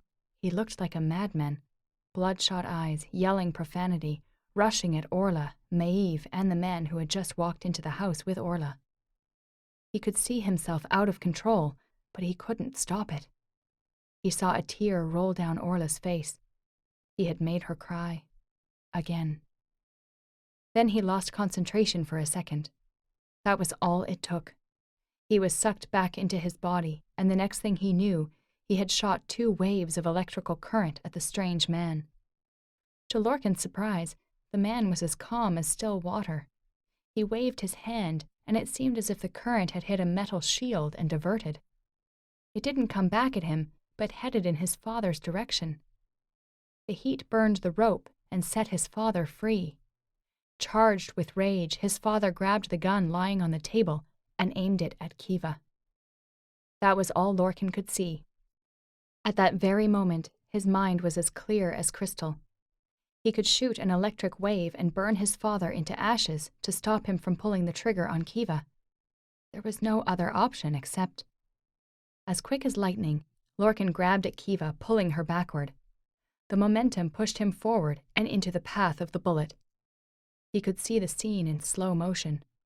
The penetration of the bullet into his chest wasn't bad at all. It was like a prick of pain at the entry point, and then the pressure of something disintegrating into his body, and then the heat of his own blood. He slumped to his knees. Lorcan had a feeling he wouldn't be able to heal himself from this injury very quickly, if at all. His mind was perfectly clear. It seemed as if the magic, or whatever it was that had caused the craziness in the room, had vanished. Everything was back to normal. He fell backward and into Kiva's arms. His father appeared to snap back to reality as if the demon had just left him. And Orla, he could see her approaching him with tears on her face and determination in her eyes. Lorcan leaned into Kiva's arms. Orla crouched in front of him and held his hands. "It's not too bad. You just need to crash and you'll heal," she said with a shaky voice. "I don't want you anymore. I don't want to see you anymore. Leave me, Orla," he said. "No way in hell I'll leave you. That trick doesn't work on me, Lorcan." He didn't have enough energy to pull his hands from Orla's.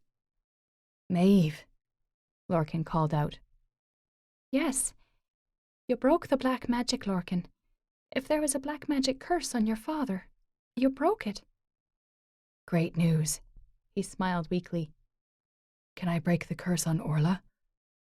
Maeve said nothing. Lorcan nodded. "All right. If I can't fix this, I don't want Orla near me. Can you keep her away, please?" Maeve nodded. Maeve! Orla hissed and withdrew when she saw Maeve glance at Braden. Braden approached from behind and snatched Orla off the ground.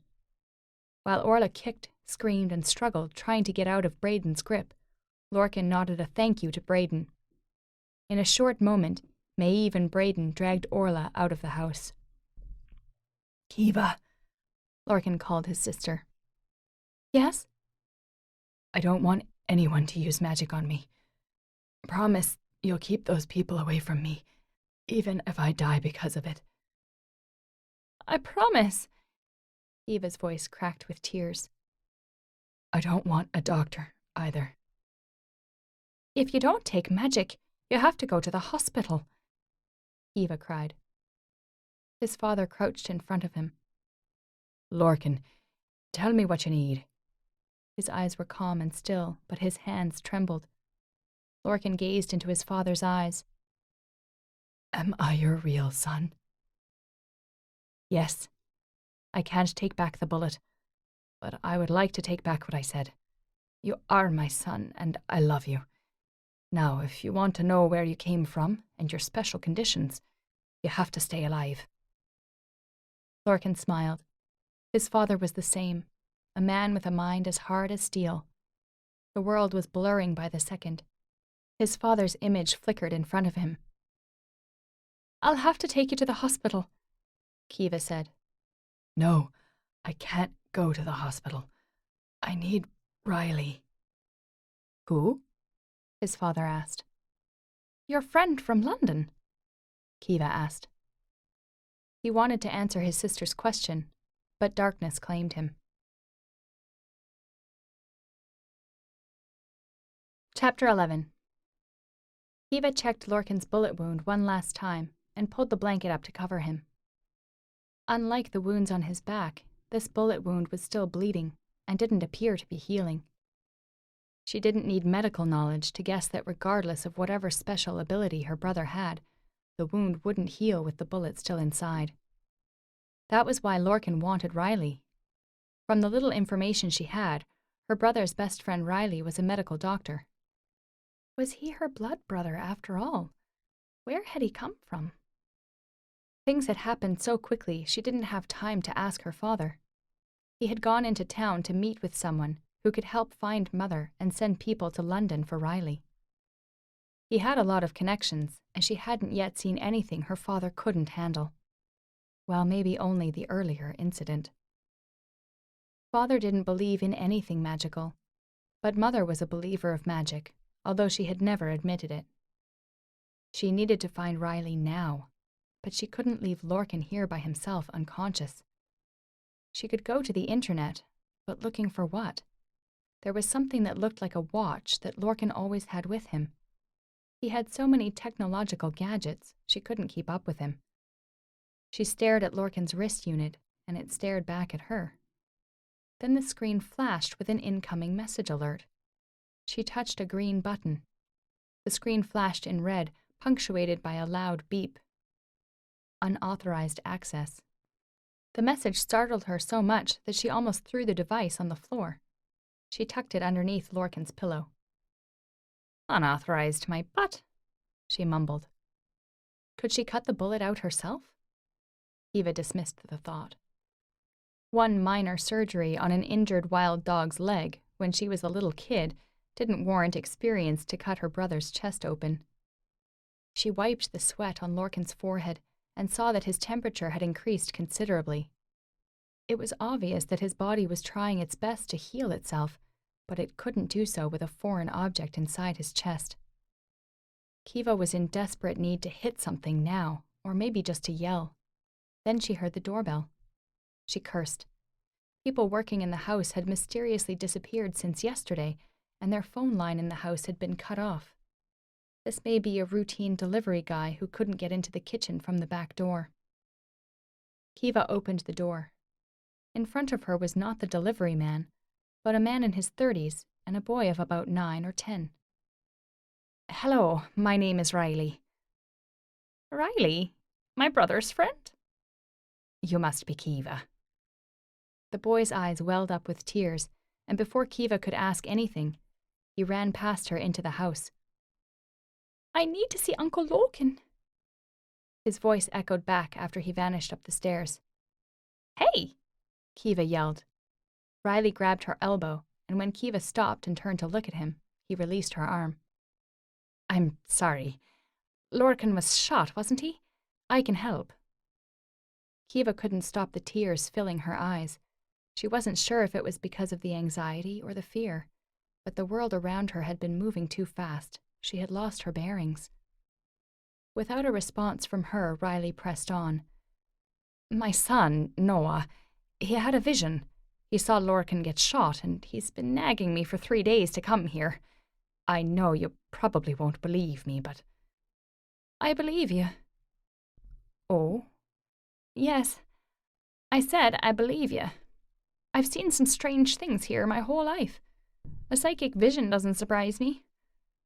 Please help Lorcan. The bullet is in his chest, but he didn't want any medical doctor except you. Riley nodded and shifted the heavy bag he was carrying. Is he upstairs? Riley asked while heading toward the stairs. Kiva rushed ahead to lead. How did Noah know where to go? As much as I hate admitting it, he's a psychic. I'm not. The bag he was carrying was so heavy he almost lost his balance on the stairs. Riley chuckled. Sorry, I didn't know what I'd need, so there's a portable hospital in my bag. Kiva and Riley found Noah in front of Lorcan's room, tears staining his face. Kiva crouched down to his level. Lorcan told me if I could get your father here, he'll be okay. Noah nodded. He stepped aside to allow Riley entrance to the room. Kiva followed and felt a tug at her hand. It was Noah. His little hand was cold, damp, and a little shaky. She wrapped her hand around his and rubbed it to keep him warm. Noah looked up at her. His light green eyes were so much like his father's. Innocence. That was all Kiva could see. But what surprised her the most was that his hand in hers felt so natural. Riley turned around, looking at Kiva after examining the wound. Oh, God, please don't tell me you can't do it, Kiva said. The wound is close to his heart. I'm afraid I have to do this at the hospital. It's too risky here. He doesn't want to go to a hospital. He always says that. On the bed, Lorcan stirred and opened his eyes. Riley, I knew you'd come. His voice was barely audible. Lorcan, I have to take you to the hospital. This is a major surgery. I can't do it here. Just take the bullet out. If I survive that, I'll heal quickly. But I don't think you can survive it. I've had worse. Trust me, just take the bullet out. I've seen his wounds heal themselves, Riley, Kiva added. Riley shook his head. Please, Lorcan said, and passed out again. Please do what he said, Dad, Noah cried. Did you have another vision, Noah? Riley asked. Noah shook his head. Yesterday, he came home with nasty wounds on his back, but in a couple of hours, they healed as if they'd never been there. But he can't do it with a bullet in his chest, Riley, Kiva said. Are you sure? Kiva nodded. Okay. Please give me some space and wait outside. Kiva picked Noah up, left the room, and closed the door behind her. Chapter 12. Please keep an eye on her. I mean it, Alana. Brayden put an unconscious Orla on the bed. Alana stood up from a comfortable reading chair in the corner of the room. What happened to her? Maeve knocked her out. Again? I knew it. Violent bitch. She was only trying to help. Alana's hands were on her hips. She's a white witch, Brayden. She tried to help, and what she did was very complicated. Not just watching Orla as you do. You helped her run away. You talked to Maeve and let her do this to Orla. Now you're blaming me for not watching her. I'm not blaming you for anything. If I could watch, I'd do so myself. I want to go home. I have a life, Braden. Alana strode toward the door. Please. What about all the aunts in the family? You're the only young one, Alana. I can't put an aunt in here with Orla. Alana rolled her eyes and walked around the room in agitation. So what am I supposed to do when she wants to leave? Knock her on her ass? Braden shrugged. Apparently, we can't just lock the door because she got off the roof last time. We might have to tie her up. You've got to be kidding me. Do you have any suggestions? Alana rolled her eyes again. What if she puts a spell on me and makes me free her? Or worse, what if she curses me? Damn it, Alana. You're a sorceress. Don't you practice magic at all? Alana couldn't find a word to say back at Braden. She stomped toward the desk and grabbed her books and her bag. Well, if I'm not mistaken, you're asking for my help. I'm not good at black magic and never will be. I don't care for it. This clan's business is none of mine. Now get out of my hair. She stormed toward the door. Braden barred her way. Oh, come on, I'm sorry, Alana. Just stay one more day and I'll see what I can do. Alana glared at him. Please. Never look down at me again. Never. I promise. You owe me. Definitely. I need my laptop. What? Do you seriously want me to sit here for 2 weeks melting in boredom? Okay, I'll get it for you. Alana grinned. Braden shook his head and left the room. The sound of a computer game woke Orla. She opened her eyes to find that her hands were tied to the bar of a headboard. In the corner of the room, Alana was glued to her laptop. Orla sat up on the bed, but that didn't break Alana's concentration on her game. It was rare that Orla had a chance to observe her distant cousin. She'd make a perfect movie star, Orla thought. Long, sandy hair, big blue eyes, oval face, and perfect lips. She could play a princess in one of the Disney fairy tales. Orla cleared her throat, and that caught Alana's attention. She turned the volume of the game down. Damn. One more level and I'd beat this bastard, she mumbled. Go ahead, I can wait. Orla jiggled at the chains on her wrists. Alana shook her head. That's all right. I can always come back and beat the hell out of him later. She grinned. What game? You know games? Orla chuckled. Not really, but Lorcan is a game fanatic. Alana's eyes sparked with curiosity. Really? You should introduce us. When you become the leader, you won't be able to be with him anymore. I can take him. A good gamer is hard to come by. I'll consider it, Orla smiled. Please do. Are you hungry? Orla shook her head while Alana yawned. Braden told me you went to Oxford. Why come back if you don't care about the clan's politics? Orla asked. Alana chuckled. I miss that world, really. My parents died. I'm sure Braden told you that too. I came back to make arrangements for the funeral. I thought it would be a short trip. Then one thing led to another. No one was taking care of the business they left behind. Before I know it, I was stuck here. Don't you want to go back? Of course. Soon, actually. I promised to help out with the ceremony, and then, after that, I'll be back to London. I've sewed the family business here.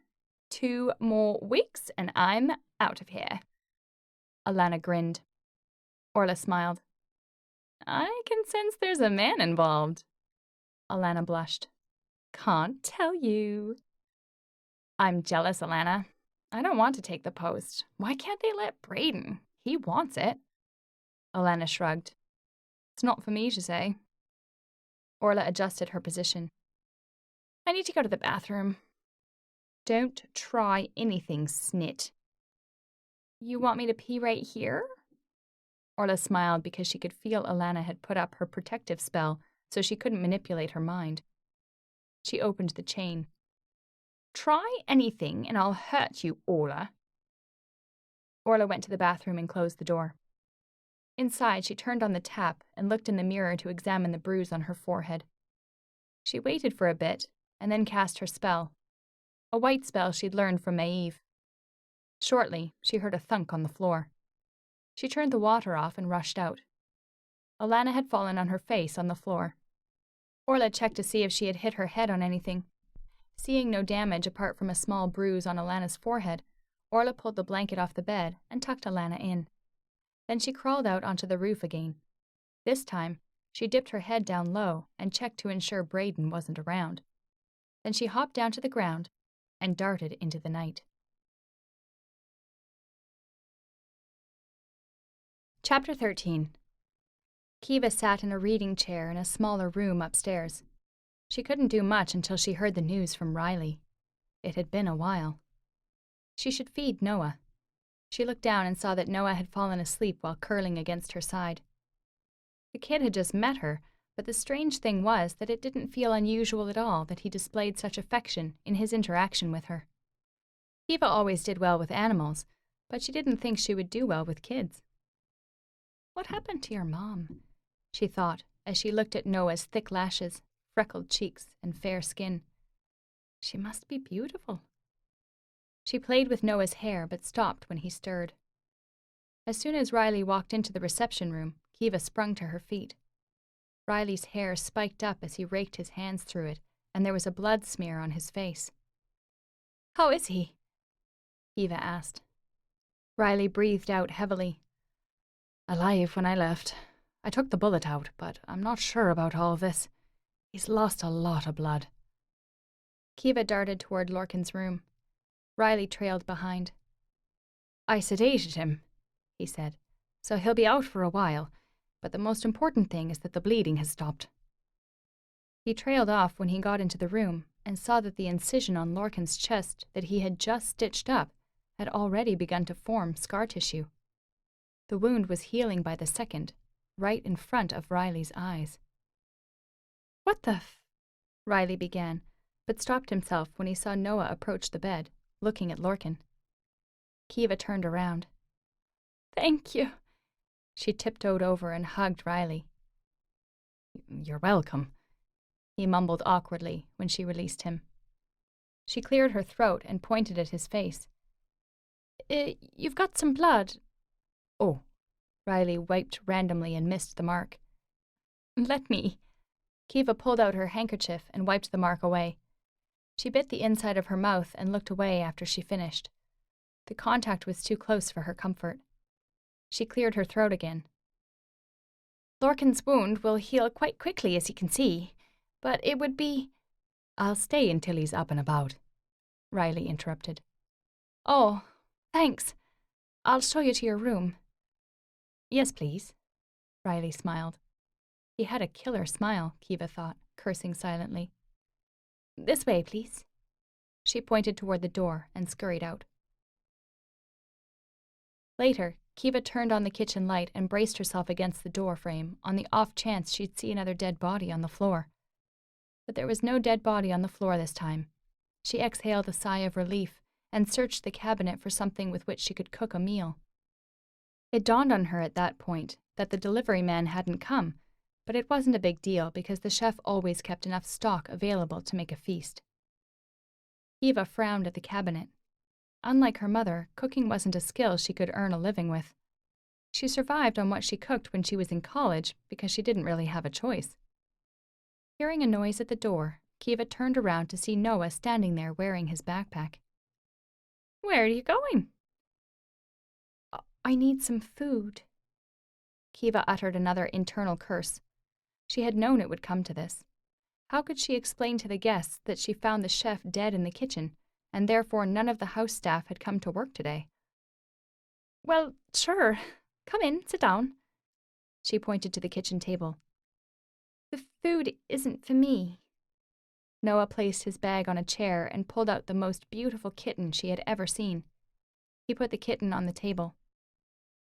"We were in a hurry, and I forgot to pack his food. He eats what we eat, but he doesn't like milk at all." Kiva sat down next to him. The cat looked her up and down, seemingly judging whether she could be trusted.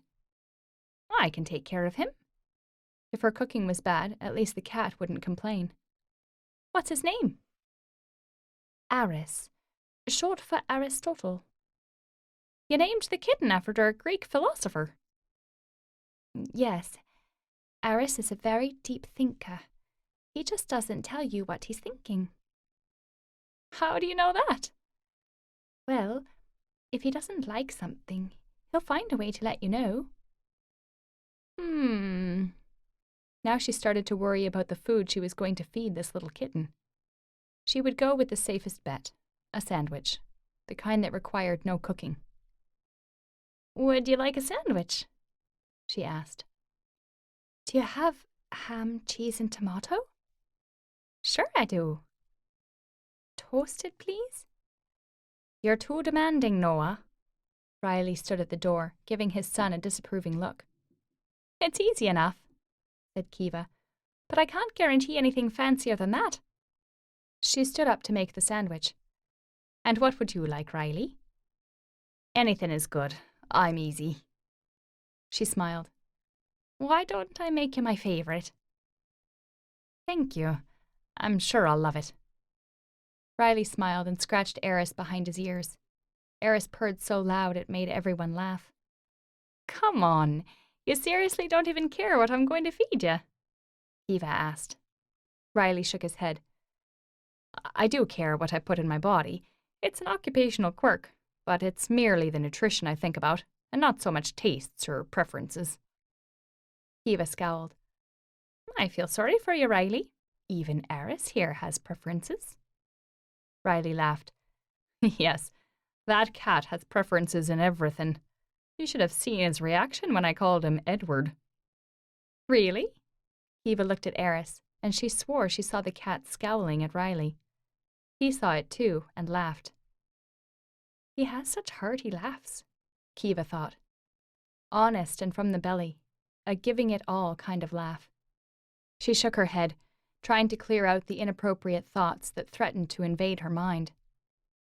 Well, given you won't tell me what you like, you're going to be stuck with my favourite, a tuna and cucumber sandwich. Riley's laughter stopped instantly, and the smile vanished from his face. Not good? She asked. Oh, no, I mean, yes. I'd like the sandwich. Riley said nothing else. He grabbed Eris, put him on his lap, and stroked his back. But Eris was no longer purring. Suddenly, the sense of death engulfed her. The room started to spin, and she couldn't breathe. She could sense death occasionally, but it had never been this strong. The plate she was holding slipped out of her hand and shattered on the floor. She stormed out of the kitchen door to the back garden. The cool air made her feel a bit better, but she was still quite dazed. In a corner of the garden stood a beautiful woman. She looked at Kiva with a smile on her face. Who are you? She asked. I'm Michelle. I don't know you. You do. Not now, but in the future, you'll know me. What are you talking about? You are me. Take care of Riley and Noah. The woman turned around and vanished into thin air. Then the world turned completely black. She couldn't feel anything except the sensation of floating in the nothingness. Chapter 14. Sounds gradually came back to Kiva, and along with it the familiar sense of air and life. She opened her eyes and found herself in Riley's arms.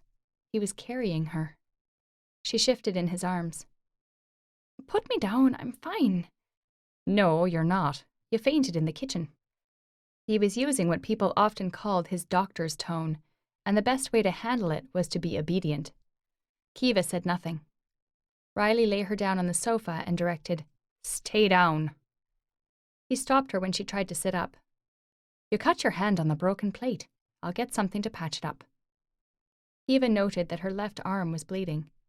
As Riley left, he signaled Noah and pointed at her. Noah nodded and came to sit on the coffee table beside Kiva. He always like that. Noah rolled his eyes and nodded. My friends at school used to call him Mr. Serious. But he just cares. Too much sometimes. You let your friends call your dad that? Noah shrugged. They stopped after a while. Eris approached, hopped on the coffee table, sat next to Noah, and started washing himself. Kiva narrowed her eyes. I know how kids act. Your friends wouldn't just stop calling your dad names because you asked them to. What did you do to convince them? Nothing.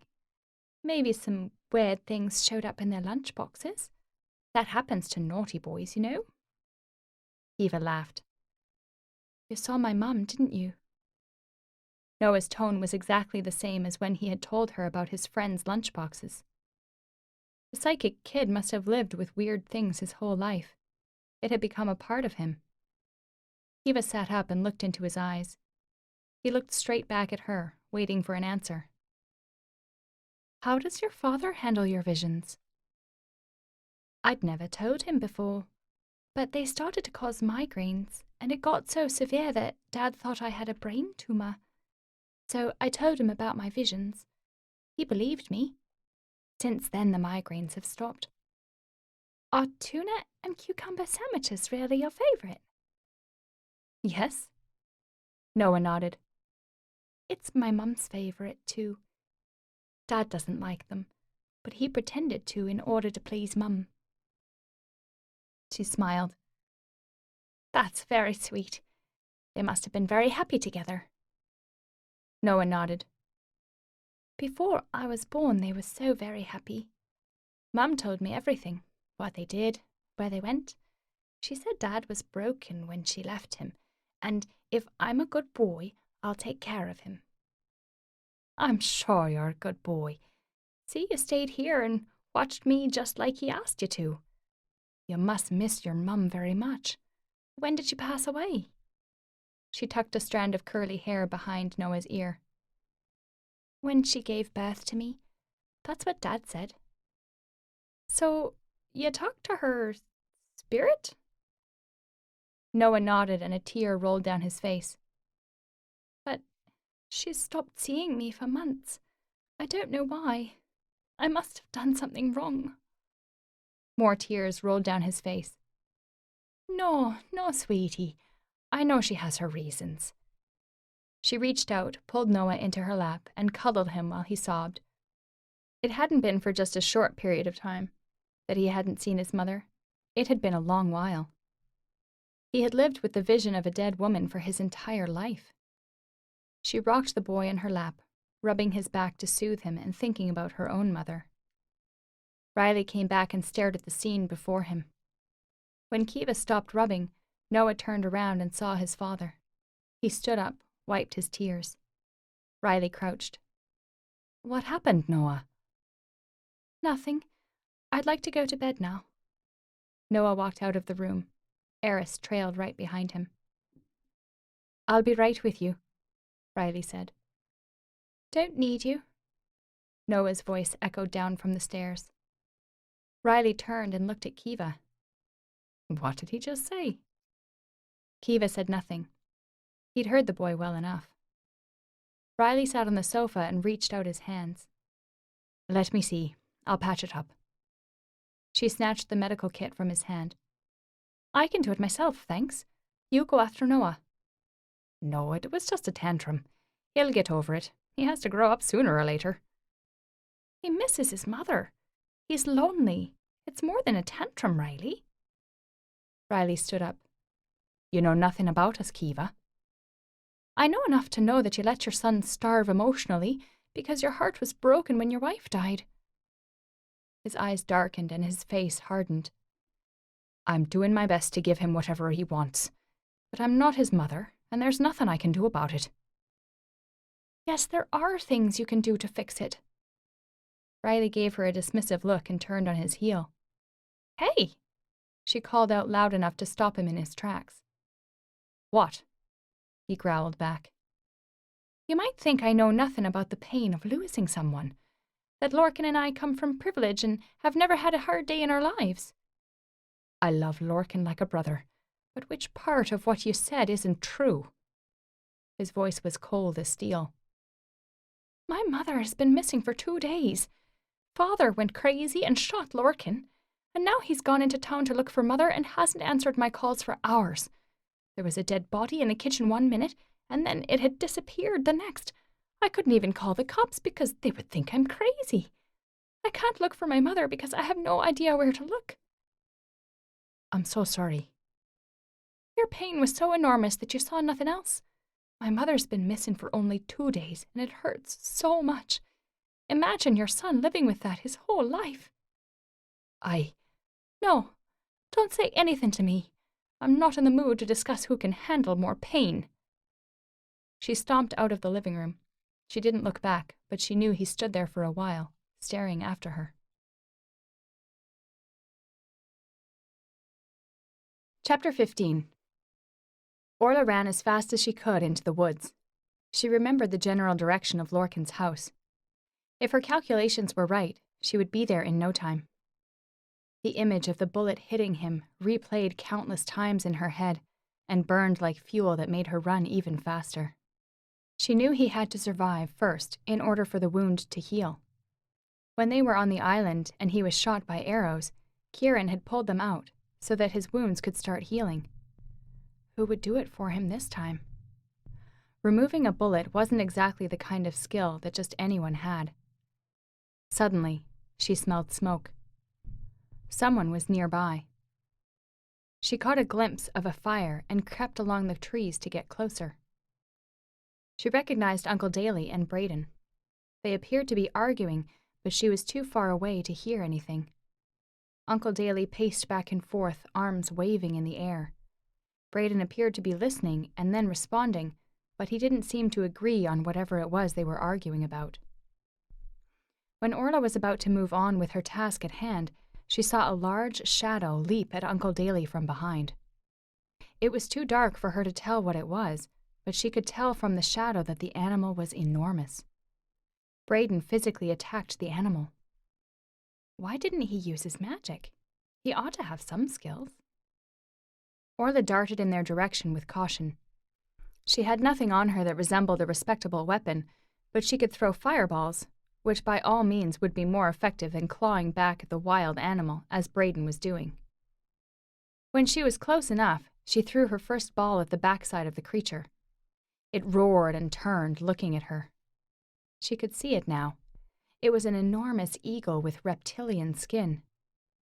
"You're goddamn ugly," Orla said, and threw another fireball. The creature flapped its wings and lifted itself off the ground. Before it released Daly, its claw ripped his body apart. Braden screamed in fury and charged at the creature. It swung a wing and threw him into a tree like a rag doll. Orla threw more fireballs at it before it flew at Braden, talons readied. The creature glared at Orla, and in that short moment, she saw a gleam of something familiar in its eyes. Her fire didn't seem to do much damage to it. She needed a weapon. She conjured a spell in her head, and the tree branches of a nearby tree peeled from the trunk. The creature could hear the crack of the trees. It flapped its wings and spat a stream of blue fire toward Orla. Hell! Orla knew she couldn't get out of this one.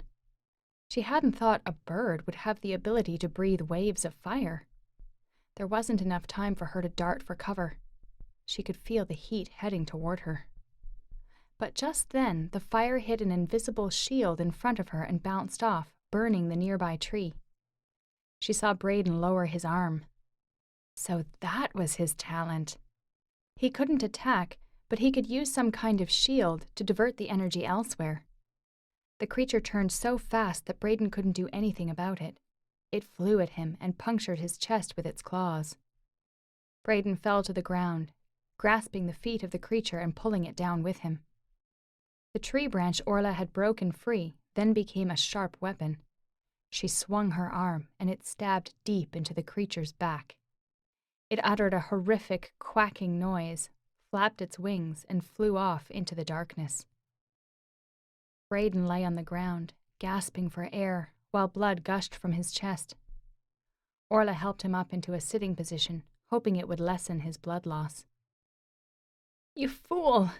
If you don't have any skills to protect yourself, why upset that ugly monster? Hang in there. If you die on me, I'll curse you at your grave and all the way to hell. I'll end up in hell, will I? Brandon joked weakly. His head lolled back onto her shoulder, and his consciousness was ebbing. Orla looked around. They were in the middle of the woods, and there was no way she could carry him back to the village on foot. The sound of something behind her made her hair stand up. Who is that? Don't mess around with me or I'll burn your ass, she yelled. Maeve rushed over to her. Orla, thank God it's you. It's so dark, I couldn't tell. I've been following the trail of a dark magic creature all evening and lost their trail. Orla made a small fireball and lit up a small tree branch on the ground nearby. The light stopped Maeve. Brayden, what happened to him? Got attacked, possibly by the same creature you've been following. Put him down. Let me see. He's lost a lot of blood. Can you make more fire? Orla nodded and made the fire larger so Maeve could see. She opened the front of Brayden's shirt and looked at the wound. It's not the blood loss that's killing him. It's the poison. That creature, whatever it was, sent poison into his blood. Chapter 16. Orla could see that the blood streaming from Brayden's chest had turned black. Maeve took a small bottle of potion she had in her little bag and tipped it into his mouth. Will it cure him? Maeve shook her head. It helps ease the pain, but no, it won't save him. So what will? There's a sacred black magic potion in the temple of the clan. That would definitely help, but they won't give it to anyone. But ask Uncle Daly. He'll find a way to save his son. I'm sorry to tell you this, but he's behind you. He was torn into pieces by that thing. Oh, God. Who made the potion, and what is it? I think Aunt Anna made it. They're very secret about it. It's for the next leader of the clan. So if they want me to lead the clan, will I have access to the potion? Yes, but you have to swear in. Orla narrowed her eyes. No one knew she hadn't sworn in with the clan. All the girls who had been groomed for the position of leader had sworn in on their first magic lesson. It was a sacred promise between the individuals and their god. But she hadn't sworn. That was one of the tricks that had kept her alive until now. All of her conflicting emotions and the fact that she would burst into flame because of them would only work on her if she had sworn in. What are you talking about? Orla asked Maeve. Come on, you've never sworn in with your clan, I know that. Orla lowered her voice. Nobody knows that. You don't suspect me, do you? Nobody knows, Maeve. So what's your plan? What do you want? Orla backed away. Tears gleamed in Maeve's eyes. Come on, don't do this to me, Orla. I could kill you, Maeve, you know that. Tears rolled down Maeve's face. You can do whatever you want to me. Just go get that potion and save Brayden, please. Orla looked into Maeve's eyes and mumbled. You love him, don't you? Does he know that? He's running out of time, Orla. Please. Orla waved her arms in frustration. Swearing in. That means I have to give up my life, and Lorcan, and stay here forever. How can you be that selfish, Maeve? You can kill me if you want to. I don't care. I've had enough of this place. If you had sworn in, the black magic at the cemetery could have killed you. I knew back then that you hadn't done it. I am selfish. If you take the leadership, then Brayden doesn't have to, and then we will have a chance.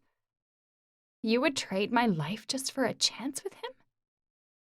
Maeve shook her head. You are the rightful leader. You'll have to take that leadership sooner or later, Orla. I don't stand a chance with Brayden, even if he doesn't take the leadership. But I love him. So, there, I said it. Do whatever you want. You fool. You could have told me, Orla mumbled. Now, you stay here. I'll go get the potion. Thank you. Don't mention it, but you owe me one. Maeve nodded through her tears. The temple was as mysterious as she remembered it. Orla ducked low behind a stone wall and peeked inside from a distance. She remembered the layout of the temple, but still couldn't make an educated guess about where the potion might be. Her ex-profession as a thief might come in quite handy. She wanted the potion, but she had no intention of swearing anything to the clan. There was no one around. Very confident, Orla thought.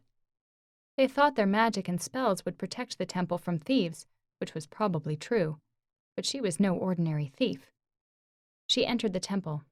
Statues of her gods, ancestral remains, and numerous magical items were placed neatly on the altar. A large picture of a half-moon, the symbol of her black magic sorcery clan, was located prominently. They didn't worship the moon, but their gods fed from its negative energy. Half-moon symbols were everywhere in the temple. Orla shook her head and chuckled to herself. Her clan was 1/3 religion, 1/3 magic, and 1/3 emotion. While many magical branches relied on the harmony of the universe, the yin and yang, and the composite of peaceful elements, what had possessed her ancestors to choose one that was destructive and unnatural? Why had they chose to forbid love? She looked around and couldn't see any potion jar or bottle. Magic lock, she speculated. Want me to swear in? I will, she said aloud, looking up at her god. She kneeled in front of the altar and stated her oath. It was a life-and-death statement, a giving her soul to the devil kind of swear, and it ought to work, she thought. When Orla opened her eyes and looked up again, a small white bottle of potion was staring down at her from atop the altar. Thank you, she smiled and grabbed it. She turned, a quirk at the corner of her mouth appearing, but she quickly squelched it before her ancestors or any mind reader could catch it, and strode out of the temple. She rushed back to the woods. Braden must have gotten worse, as Maeve looked like a mess and was cradling him in her arms. Orla thrust the bottle into Maeve's hand. Are you sure it will fix him? She asked. Maeve said nothing and flipped the lid open. She nudged his lips open and carefully tipped the contents in. Braden was white as a sheet. Orla thought he must have died 10 times over. But in a short moment, in front of their eyes, he seemed to resume normal breathing. Maeve stared as she teared up. It worked! Oh my God, it worked! I can see that, Maeve. Do you want him to know that you begged for his life? What? No. So put him down. Oh, right. Maeve lay Braden down on the grass. He opened his eyes groggily. Oh, good, you're awake. Let's get out of here now. I'm freezing, Orla said, looking down at him. What happened? He was still very weak due to the wounds on his chest, but the poison had been counteracted. Maeve shot a frantic look at Orla. Braden, your father died, and you were injured. Remember that? Then he recalled. The pain on his face brought tears to Maeve's eyes again. Orla cleared her throat. I have things I need to do, but first we have to get you to safety, and it's not going to be the village, Orla declared. Why not? Whatever attacked you knew you had left the village for the woods. Someone in the village tipped it off. Braden closed his eyes and seemed to agree with what she said. Orla continued. You should stay with Maeve. What? Braden tried to sit up but flopped down again. You need to be taken care of. Nobody would guess you'd stay with her. Maeve, would you mind? Yes, no, of course not. No one in the village knows my current place. Orla and Maeve helped Braden up. Orla saw no way out of helping Maeve take Braden to her place. He was still too weak to walk by himself. It took the two of them, flanking his sides, and they still had to walk one slow step at a time. Orla looked up to the sky and saw a crack of dawn beginning to show itself. She sighed and thought of Lorcan. Chapter 17. Kiva's scream sent Lorcan springing to his feet. He glanced down and saw that his chest had healed completely. Lorcan knew that Kiva slept innocently and deeply, and would never remember ordinary dreams, but her nightmares were of the worst kind. Similar to her ability to sense death, her nightmares were all about death, and they were frighteningly accurate. Storming into Kiva's bedroom, he saw her sitting in bed and shaking, with tears streaming down her face. Lorcan jumped onto the bed and pulled his sister into his arms to soothe her, but she backed away from him. Her eyes were devastated, and she backed further away. What had she seen in her nightmare? Whose death? Kiva, talk to me, he said gently, but she kept shaking her head. Riley and Noah arrived at the door. Lorcan acknowledged them, then glanced back at Kiva. He vaguely remembered asking for Riley in his delirium last night. He remembered asking him to perform the surgery to remove the bullet. Thanks for coming, Lorcan said. Riley nodded, his eyes trained on the shaking Kiva. Noah ran in and flew into Lorcan's arms. As he hugged Lorcan, Noah whispered into his ear. She sees dead people. She dreams about them too. Lorcan eased Noah out of his arms and looked at his face. Then he looked back at Kiva. I know, Noah. I know about her visions and dreams. Noah looked at Kiva, then in front of an astonished Lorcan and Riley, he climbed onto the bed and curled into Kiva's arms. Kiva embraced him as tears rolled down her face. Why don't you tell them what you saw? When I talked to Dad, it helped, Noah said. Kiva shook her head. I can't. Do you mind if I tell them what you saw? I think Uncle Lorcan should know. Lorcan stood up, bracing for the news. Riley flopped to the reading chair and put his head in his hands. Kiva nodded to Noah. Noah turned around. Uncle Lorcan, I think Kiva and I had the same dream. We saw each other in our dreams. We saw a big bird, blood, body parts, and Orla. Lorcan braced his hands against the wall and inhaled deeply. Then he turned around and asked, Did you see whose body parts they were? Noah shook his head. It was dark. I saw Orla's face. I need to see her, Lorcan muttered and charged out the door. He thundered down the hallway. Kiva, Riley, and Noah chased after him. The lights in the house flickered, and a wave of fresh and lively air washed through the entire house. The eerie silence suddenly lifted, and they heard the hum of the forest and the wind. Birds flapped their wings, fighting for the small bird bath Kiva had made for them. Insects orchestrated soothing Irish country songs, and people chattered. People? Lorcan came to a skidding halt and turned back. Kiva looked at him. They both heard the familiar sound of people in the house. Riley frowned at their expressions as they rushed down the stairs. In the front garden, a man was holding a large plant trimmer, enjoying the birds in competition for a place in the bath. He turned and saw the group of people. Kiva, your bath is very popular with the birds. I told you. Soon you will regret it because they make a lot of noise. He pointed at Lorcan. And who might this be?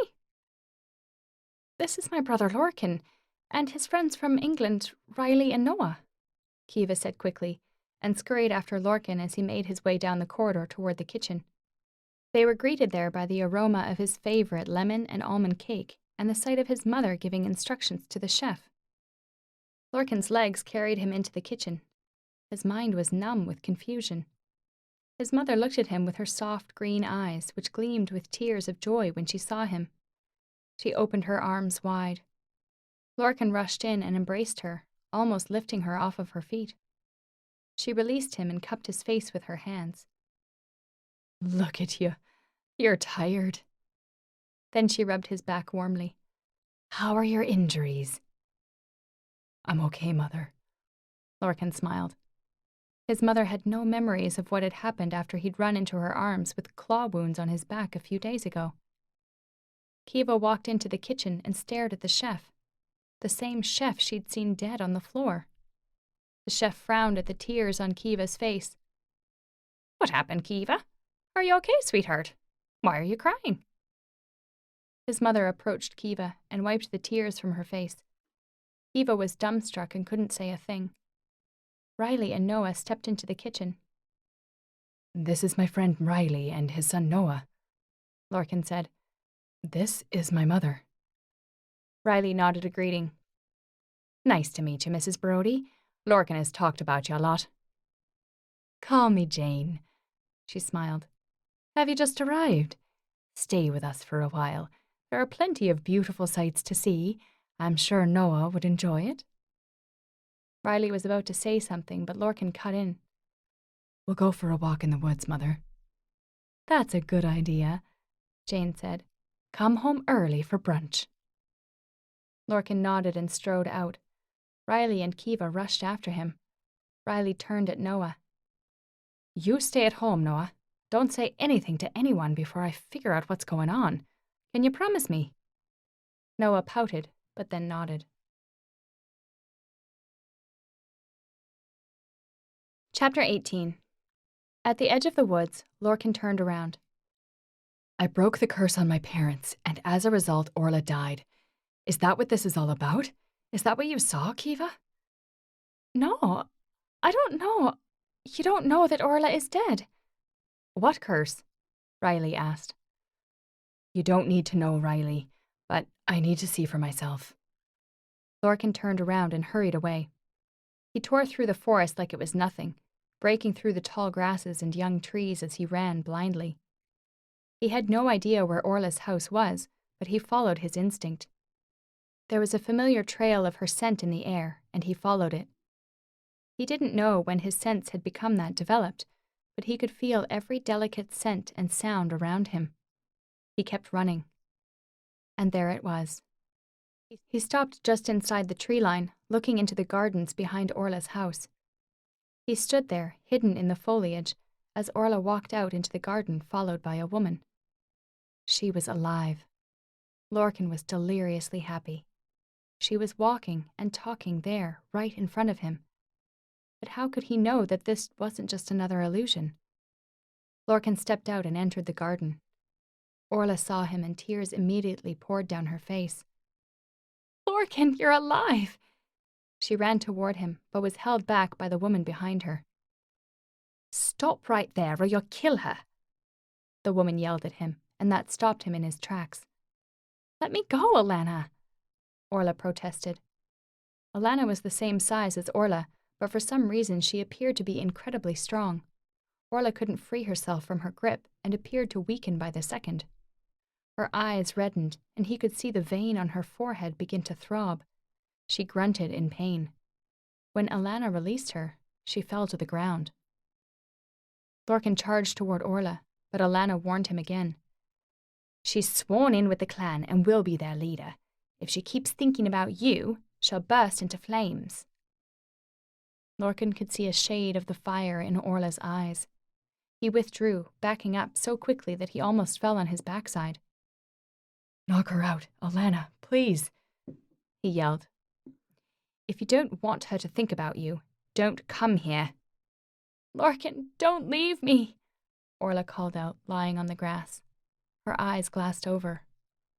"I'm sorry, Orla," Lorcan said, and ran away as fast as he could, but he could still hear her whispering. "Lorcan, take me home. Don't leave me. Take me home with you." Lorcan ran and ran, not realizing that tears were streaming down his face. He'd lost her, not in death, but in life. Which was worse, he couldn't say. He collided with Riley, and both fell to the ground. Riley stood up. "What the heck, Lorcan?" Kiva approached, panting. As Lorcan stood, Kiva pointed behind them, shaking. When he turned around, he saw the yellow wolf that he'd fought before. He faced it, putting his arms out in front of him and showing the beast he was unarmed. The wolf's eyes darted back and forth from his hands to his face, then to his friend and sister, searching for the biggest threat. "I don't know why you're here, but I'm not going to shift, and I'm not going to fight you either, unless you attack my companions." The wolf cocked its head like it was listening to what he had to say. Then it hunched low to the ground, preparing to spring.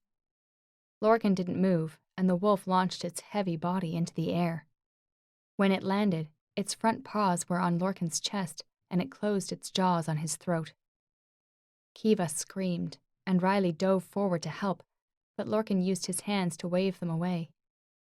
Obediently, they moved away, and then Lorcan lay still, arms flat on the ground, not fighting at all. The wolf's heavy breath made little eddies of dirt swirl near his ear, but still he didn't move. The wolf gently let go of his throat and backed up a little so it could see Lorcan's face. Lorcan just stared back at it, not trying to be intimidating or anything of the sort, just staring. The wolf climbed off of him and ran off, disappearing back into the green foliage of the forest. For a few minutes, no one moved. No one made a sound. Then Riley came over and helped Lorcan to his feet. Lorcan had just opened his mouth to thank Riley for his help when Riley pulled back an arm with a fist attached and let it fly. His fist connected with Lorcan's cheek with a satisfying crack, and Lorcan fell to the ground once more. "You're pathetic, Lorcan. You wanted that dog to rip your throat out, didn't you?" This time it was Kiva who helped Lorcan to his feet, but as soon as he was up, she yanked her hand back. Lorcan looked into her face and saw the same anger he had heard clearly in Riley's voice, maybe tempered with a little fear. "Today is not a good day to die. I have lots of things to do. I admit, it was pathetic. You got your punch in. Are you happy now?" Riley threw his arms in the air in frustration. Lorcan continued. "I just saw Orla. She's alive." "That's good, isn't it?" Kiva asked in a shaky voice. "I'm sorry if I scared you. After I found out that Orla can never be with me if she wants to remain alive, and after I saw her running toward me, even knowing the consequences, I wanted to let that wolf tear my throat out. I just couldn't think straight." "What's the news?" Riley asked. Orla asked me not to leave her and to take her home. She would fight to the death for what she wants, and she's definitely not the kind to leave a dying wish. Riley chuckled. "Couldn't agree more. So that's just a hint then?" Lorcan nodded. "A way out for us, I think. I just have to figure out how to get there." Lorcan turned and headed home with Kiva trailing behind. "Don't you feel the need to fill me in at all?" she said.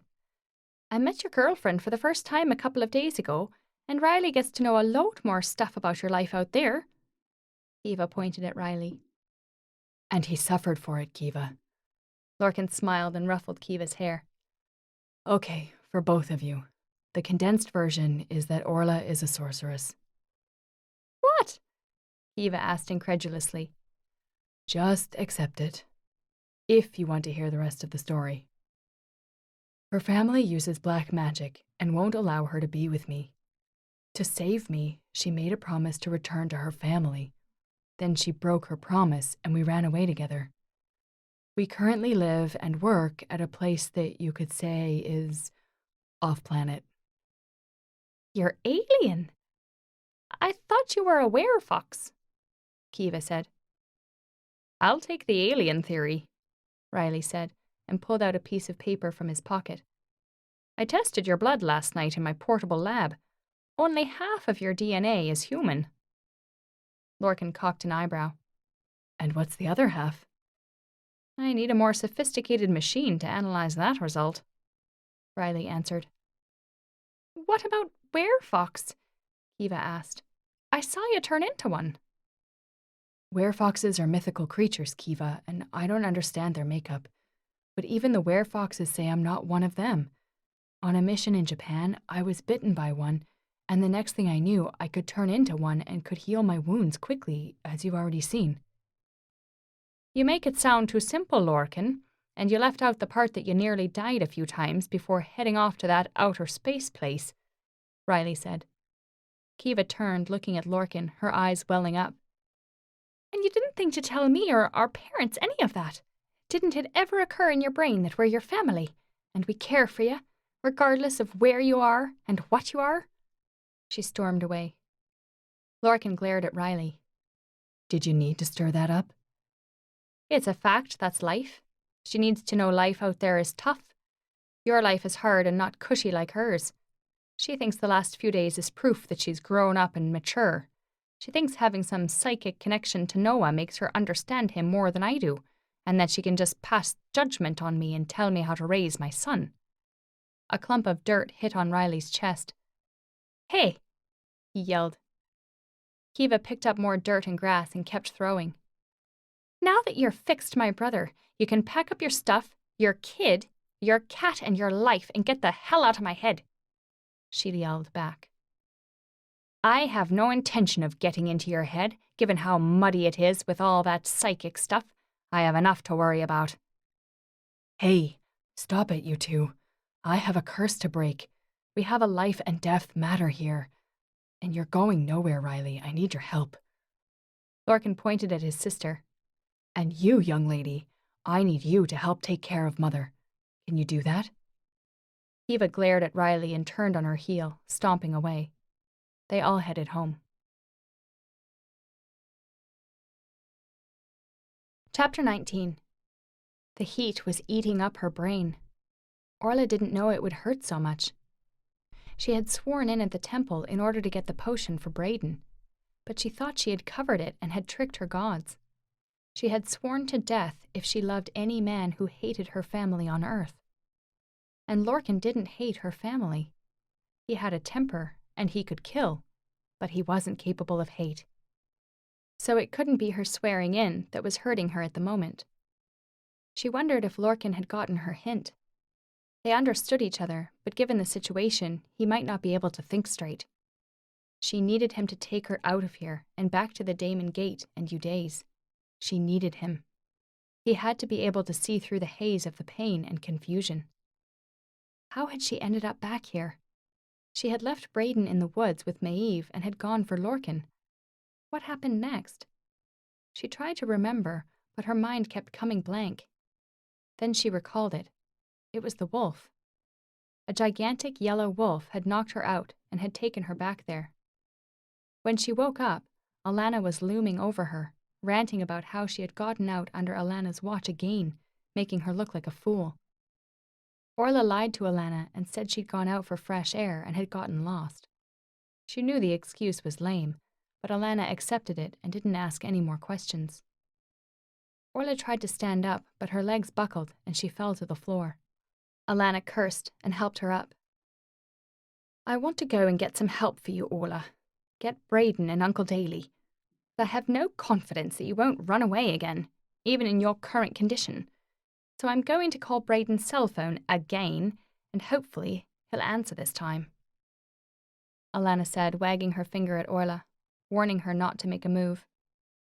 She dialed and tapped her finger impatiently on the table next to the phone.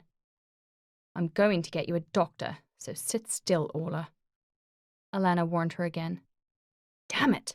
Braden doesn't pick up his cell. What's the point of having it?" Alana slammed the phone down. Orla stood up again and staggered toward the door. "Sit down." Alana grabbed her from behind, but Orla elbowed her. Alana roared in pain, pulled Orla's hair, and slapped her so hard that they both fell on the floor. Orla saw stars. The pain in her head was so unbearable that she could feel her life leaving her. She didn't know why her protective spells weren't working. Maeve walked in and rushed over to help her. "Are you okay?" Then she turned to Alana and asked, "What did you do to her?" Alana stood with hands on her hips. "What did I do to her? I tried to help, and she hit me. What's wrong with her? Apart from the obvious." "She's in agony, can't you see that?" Maeve raised her voice. "I'm the one in agony. I've had enough of this. I'll call the aunties and uncles, and they can come over and sort this out. And you? They won't be happy seeing you here, Maeve." Orla's eyes were almost rolled up entirely in her head. She could feel someone using dark magic on her, but she was too weak and in too much pain to cast her protective spell. "Why is she in so much pain?" Maeve asked. "Ask her boyfriend. If I were her best friend, as you claim you are, I'd go and tell him to stay away," Alana said. Orla leaned back in the chair and closed her eyes. She heard Maeve whispering in her mind, the way they had always communicated. Are you in physical pain, or is this the work of black magic? It's the magic. I need to raise my protective shield. The pain is stopping me, Orla responded in her mind. I thought you were going to find Lorcan, Maeve asked. I did, but something attacked me on the way. I think it was a wolf. The next thing I knew, I was lying here in the front yard. Then Alana found me and took me inside, Orla responded, then asked, Why are you here? I sensed shapeshifters in your direction just after you left, so I went to check on you. Orla appeared to be resting with her eyes closed. Maeve pulled out a small bottle. Hey, what are you doing? She isn't going to take any of your white magic potion, Alana said. There's no magic in this, just pure medicine to help with the pain. I don't know that, and I don't know you. Everyone will be furious with me. Braden and Uncle Daly will be so pissed. Alana approached and pulled Maeve away from Orla. You don't even want to know why I'm here? Maeve asked. I don't care. Now get out of this house. I've called everyone. They'll eat you alive. Maeve put Braden and Daly's chain necklaces on the table. They were unique symbolic clan items that only left their persons when they were dead. Alana stared at these items and froze.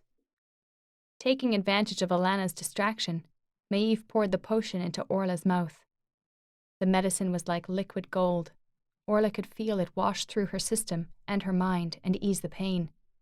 She wished she could have a fraction of Maeve's skill in natural medicine. Are they dead? Alana's voice shook. I'm sorry, Alana, but yes, I found them, or what was left of them, in the woods. Tears flopped down on Alana's face.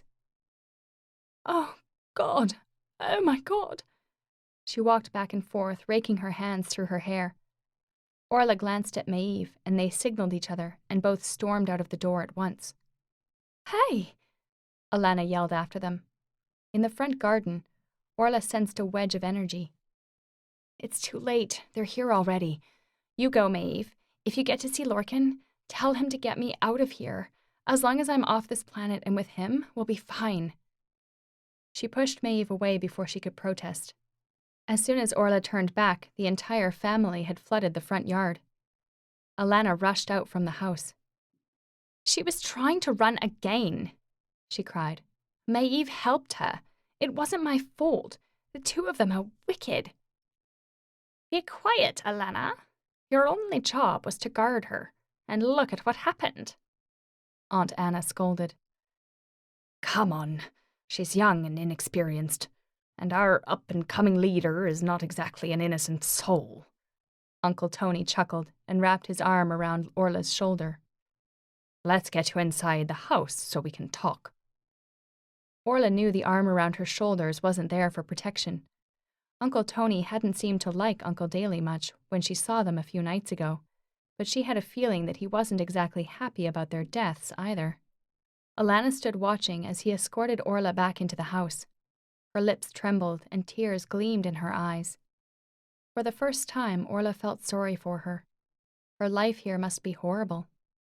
Orla wondered why she didn't leave when she had a chance.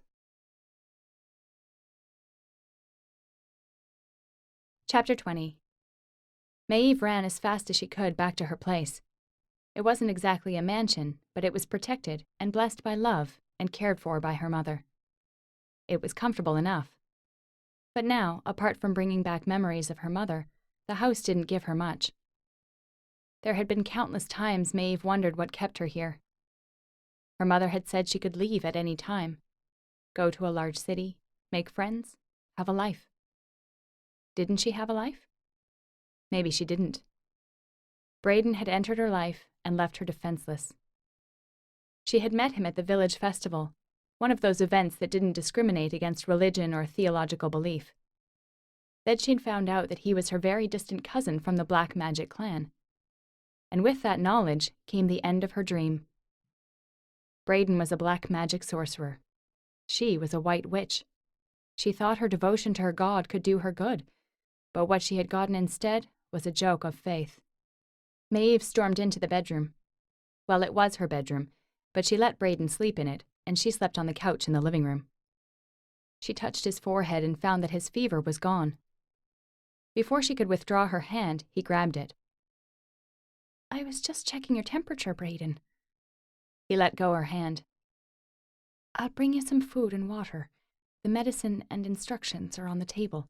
Can you take care of that yourself? Where are you going? Someone in your clan wanted you dead. I let the news out to see who would do the happy dance. Where's Orla? She's stuck. She was going to Lorcan's, but they caught her. No, she said a wolf got her and took her back. Now I have to go to Lorcan to ask him to get her out of there. The full moon is getting closer. If they think I'm dead, then they'll hang on very tightly to Orla. Getting her out isn't going to be easy. They should be happy. She's sworn in. They'll think they can hold her, that she dare not run away. She swore in? What the fuck? Maeve stared at Braden. I always thought it was required. Something you did at a very young age. It is, but I didn't do it either. That's why my father was so upset in the woods. He wanted me to swear in before the full moon.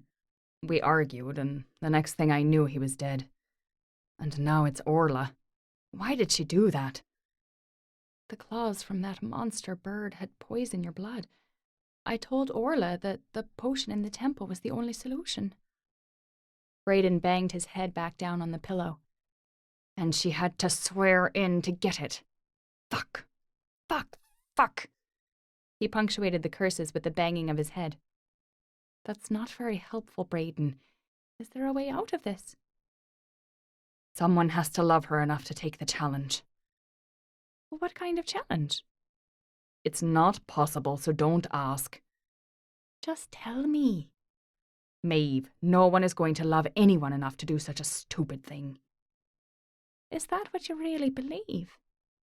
I am a black magic sorcerer. What do you want me to say? If that's what you believe, why didn't you swear in when you were a kid? As long as I'm here, as long as I'm with the family, that's what I am going to do. I will do the right thing, regardless of whether I believe it will work or not. If that's your plan, why argue with your father? Braden turned to face the wall. Braden. Please leave me alone, Maeve. All right, but answer this one last question. What would you have done if Orla hadn't come back this time? Silence. Braden, we risked our lives to save you. We deserve an answer. Braden turned back and looked at her.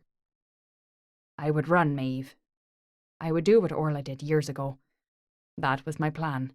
That's why my father was so upset. She waved her arms in the air and was about to spit out a sarcastic remark, but then she realized she didn't have grounds. She let her hands flop to her sides. Fair enough. If she hadn't come back, in a few days you would have just disappeared. You would have run away from your black magic family. Oh, God. I wasted my whole life. Excuse me? Don't worry. You don't have to run anymore, as Orla will take the shit for you. I have to get to Lorcan. We'll figure something out to save Orla. Take care of yourself. There's plenty of food in the house. Maeve turned to leave. She heard Braden try to get off the bed but fall back down again. She locked the door from the outside and left. Chapter 21. As soon as Kiva walked through their front gate, she staggered back a few steps. Riley grabbed her elbow to support. She shrugged him off, but his grip was firm. Are you okay? Riley gazed into her eyes. What's wrong, Kiva? Lorcan asked. She shook her head. Just feeling uneasy. I don't know what it is. If you have a vision, I want you to tell me, promise? Lorcan asked. Kiva nodded. Then she dropped to her knees, breathing heavily, and tears started streaming down her face. Lorcan reached out for her, but Riley pushed him aside. Riley held Kiva, rubbing her back up and down and rocking her, exactly the way he'd done to Noah. Take it easy. Deep breaths. There you go. Calm down, Kiva. It will pass. She was gasping, and she nuzzled into Riley's chest as he kept caressing her back, but she couldn't calm down. What do you see, Kiva? Lorcan asked. Nothing. I can't see anything. Tears streamed down her face, and at the same time pain stabbed at Lorcan's chest. He knew it had to be bad news. Kiva? He called her gently. Don't push her, Riley scolded. I can't see, Lorcan. I know it's bad, but I can't see. Kiva freed herself from Riley's hold and darted into the house. Jane walked out of the kitchen and saw Kiva, but before she could ask anything, Kiva charged past her and ran toward Noah's room. In the guest room, Noah sat in the corner of the bed with tears glistening in his eyes. Eris sat next to him, meowing noisily. Kiva held Noah's hands. Did you see anything? You saw more than me, right? Noah, please. Noah looked at Riley, who had just entered the room. Riley nodded. Noah squeezed Kiva's hands. I saw your father. I'm sorry. Oh, God, Kiva cried out loud. How? Where? That must be why he didn't answer his phone all night. Is he dead? Lorcan asked. I don't know, Noah answered. Can you tell where he is? Lorcan asked. Noah shook his head. It was dark. There were rocks and water. He was in his car. Noah looked up and toward the door. Everyone turned to see Jane standing in the doorway. She was quiet, and she didn't ask for an explanation. Jane contemplated and then said, The cliffs. He's at the cliffs. It's a very large area if you drove back from town that way, Lorcan said. Eris meowed louder and then began to hiss until he got some attention. Noah looked at the kitten, then he looked at everyone else and said, Eris knows where to find him. The winter breeze cut into his skin, but Lorcan couldn't feel much. The cliff was high and steep. Any car slipping off the country road and dropping down there wouldn't have a chance of survival. His father, as far as he knew, didn't have any special ability with which to heal himself. Pain pounded in his chest. Every vein in his head throbbed. It was the agony of loss and fear. What had he said to his father last time they spoke? He couldn't remember. He had been on the verge of passing out after being hit by the bullet. Lorcan's eyes were glued on the kitten, who strode straight ahead in front of them. The others were saying something, but Lorcan wasn't paying attention. He cursed silently. He needed to find his father. It would be his fault if he died. His father wouldn't agree, but hell, they never agreed on anything.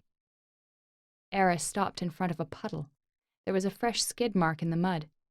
He followed the track to the edge of the cliff and saw his father's car teetering on a rock ledge 20 feet down. The ledge wasn't too far down from where they stood, but from there downward, it seemed like an endless drop. Chapter 22. Lorcan turned, angled himself, and began to climb down. Riley pulled at him. Don't! Let me call for help, Riley said. It'll be too late. With this wind, the car will slip off the rock at any second, Lorcan said, and continued his descent. You can't hold the car back with your bare hands. I'll pull him out. That's crazy, Lorcan. He ignored Riley and kept climbing down. It didn't take him long to reach the ledge. It was large enough to hold maybe half a car and maybe 4 people. He could see his father trapped in the dangling car. Father! His father opened his eyes and turned to look at him. He blinked a few times as if to make sure it was really Lorcan who was standing beside the car. Hang on, Father. I'm going to get you out. Can you undo your seatbelt? He asked as he approached the car to open the door. Don't touch it. It'll fall. Ferris waved Lorcan away, and his slight movement rocked the car. No, don't move, Father. Just unbuckle your seatbelt for me. Lorcan heard a sound behind him and saw Riley jump down onto the rock behind him. Lorcan could see his father release the seatbelt, then lean toward the passenger side. The car rocked even more. Don't move, Father. Stay still. Lorcan approached and gingerly grabbed the door handle. His father sat straight up, holding a small red box in his hand, and reached out the broken window to hand it to Lorcan. Take this, son. The car rocked more and slipped a bit. The handle slipped out of Lorcan's grasp. Don't move. Take the box. Ferris scolded and thrust the box out. The car slid more with his movement. All right, all right. Lorcan grabbed the box and tossed it to Riley. Then he grabbed the handle and yanked the door open. The car was tipping precariously at the edge. Lorcan grabbed his father's arm. Let go of me, Lorcan. The handbrake broke and bent when the car went over the cliff and landed down here. It pierced me. I'm stuck with the car. Don't hang on to me. You'll be dragged down too. Lorcan lifted the side of his father's jacket and saw that the handbrake had pinned him to the seat. I'll get you out of there. Lorcan grabbed his father's shoulders. The car started to tip. Let go! His father yelled. No. Lorcan pulled at his father. Don't do this, Lorcan. The car rocked and slipped even further. Riley braced himself against the rock and grabbed hold of Lorcan's belt from behind. Lorcan yanked his father out of the car just before it dropped to the nothingness below. Papers flew out from inside the car, floating in the air and raining down to the bottom of the gully. Blood was everywhere. Lorcan had his father half on and half off the rock ledge, and he could see a large gash on his father's stomach, which extended all the way up to his chest. He pulled his father up into the safety of his arms. We're going to get you up. Mother is waiting for you, and you're lucky we have a doctor handy. Riley! Lorcan called out. Riley inched forward, but said nothing. Say something, will you? Lorcan said. I'm afraid there's nothing I can do. This is too much damage, Lorcan. You can help him. You're a good doctor, please. Ferris opened his eyes. The box. Here. Riley handed it over quickly. His father looked at him with the eyes of a dying man. You never belonged here, Lorcan. Your mother and I needed you. She loves you so much. I love you too much. We broke our promise. Please, don't talk. I'll take you to the hospital. We called the paramedics. They're coming, Riley said. Ferris smiled weakly. I've lived long enough. I wanted a child for your mother, but I had no idea of the consequences. I signed up for the project, but I thought it was just a scientific experiment. It was too late when I found out it was extraterrestrial. They took half my DNA, and with the other half they created your profile, and your special abilities were documented on the papers in the car. I don't care. You should, Lorcan. We were supposed to have you for only 10 years, but your mother couldn't let you go, so we didn't give you back. When you took off with Orla, we thought it might be for the best. We would rather lose you knowing you were safe on Earth and being human than let them take you. Tears rolled down Lorcan's face. The tears and the emotions are the human part of you. Treasure them, Lorcan. I don't know what the other part will do to those things, but I know you're special. You have several powerful abilities. You didn't want to give me back, so now they decide to kill you? Keeping my promise will save me. If I had pressed the button inside the red box, they would have done whatever I wanted within their power. But I don't need that. All I need is your mother, you, and Kiva. Can they save you now if I press it? No, I broke my promise, and that was the end of that deal. But that red box is my only connection to them. You are their subject, and they will save you, whatever it takes. I wasn't sure you'd survive the bullet at the house, so I went to retrieve the box. They heard the sound of the rescue helicopter hovering in the air. Father, you're going to be fine. Take care of your mother and Kiva, Lorcan. No, that's your job. You said I don't belong here. I'm afraid I can't do it anymore. Press the button in the box and find out your origin, but please try to maintain contact with your mother and sister. You're all they have now. He closed his eyes to catch his breath. One more thing. I didn't drive off the road. There was a large puma. jumped out right in front of the car. He trailed off, and then he was gone. No, don't die. Don't leave me. The pain was unbearable, as if he was losing a part of his soul. This was the family he had always taken for granted. Now he just learned that it had never really been his. Something was tearing at his heart. It hurt. He wagered the human part of him was reacting to the situation. The other part of him was heating up. Whatever it was eating at him right now. Uncontrollable. He saw sparks of electrical waves in front of him. The energy surging inside him was unstoppable. More sparks and energy erupted everywhere like lightning in a storm. He heard Riley say something, ask him not to do something. What was he talking about? The air around him was chaotic. His mind was a mess. The helicopter hovered, but was being flung back and forth in the air as if it were a toy dangling from a rope in the wind. He heard the others yelling from the top of the cliff, and he could make out shouting coming from the helicopter and from Riley behind him. Was he sending out that electrical current again? He looked around and saw large patches of rocks tumbling from the cliffs nearby. More yelling. Were they yelling at him? The helicopter approached. He watched as a wave of electric current hit it. There was screaming as it spun and dove downwards. But then the helicopter regained balance and flew back up again. Lorcan realized it must be him, but he couldn't control the electric current emanating from him. Riley called out again for him to stop. He turned to tell Riley he hadn't done anything, and all he saw was Riley staggering back and rolling off the edge, hanging onto the ledge by his fingertips. In a haze of confusion, he grabbed Riley's hand and hoisted him back onto the rock. "Look away from me!" Riley shouted. Lorcan didn't understand, but he obeyed. He turned away, facing his back to Riley. More patches of rocks at a distance where his eyes landed thundered down the cliffs. He felt a punch at his temple from behind, and then the world went black. Chapter 23.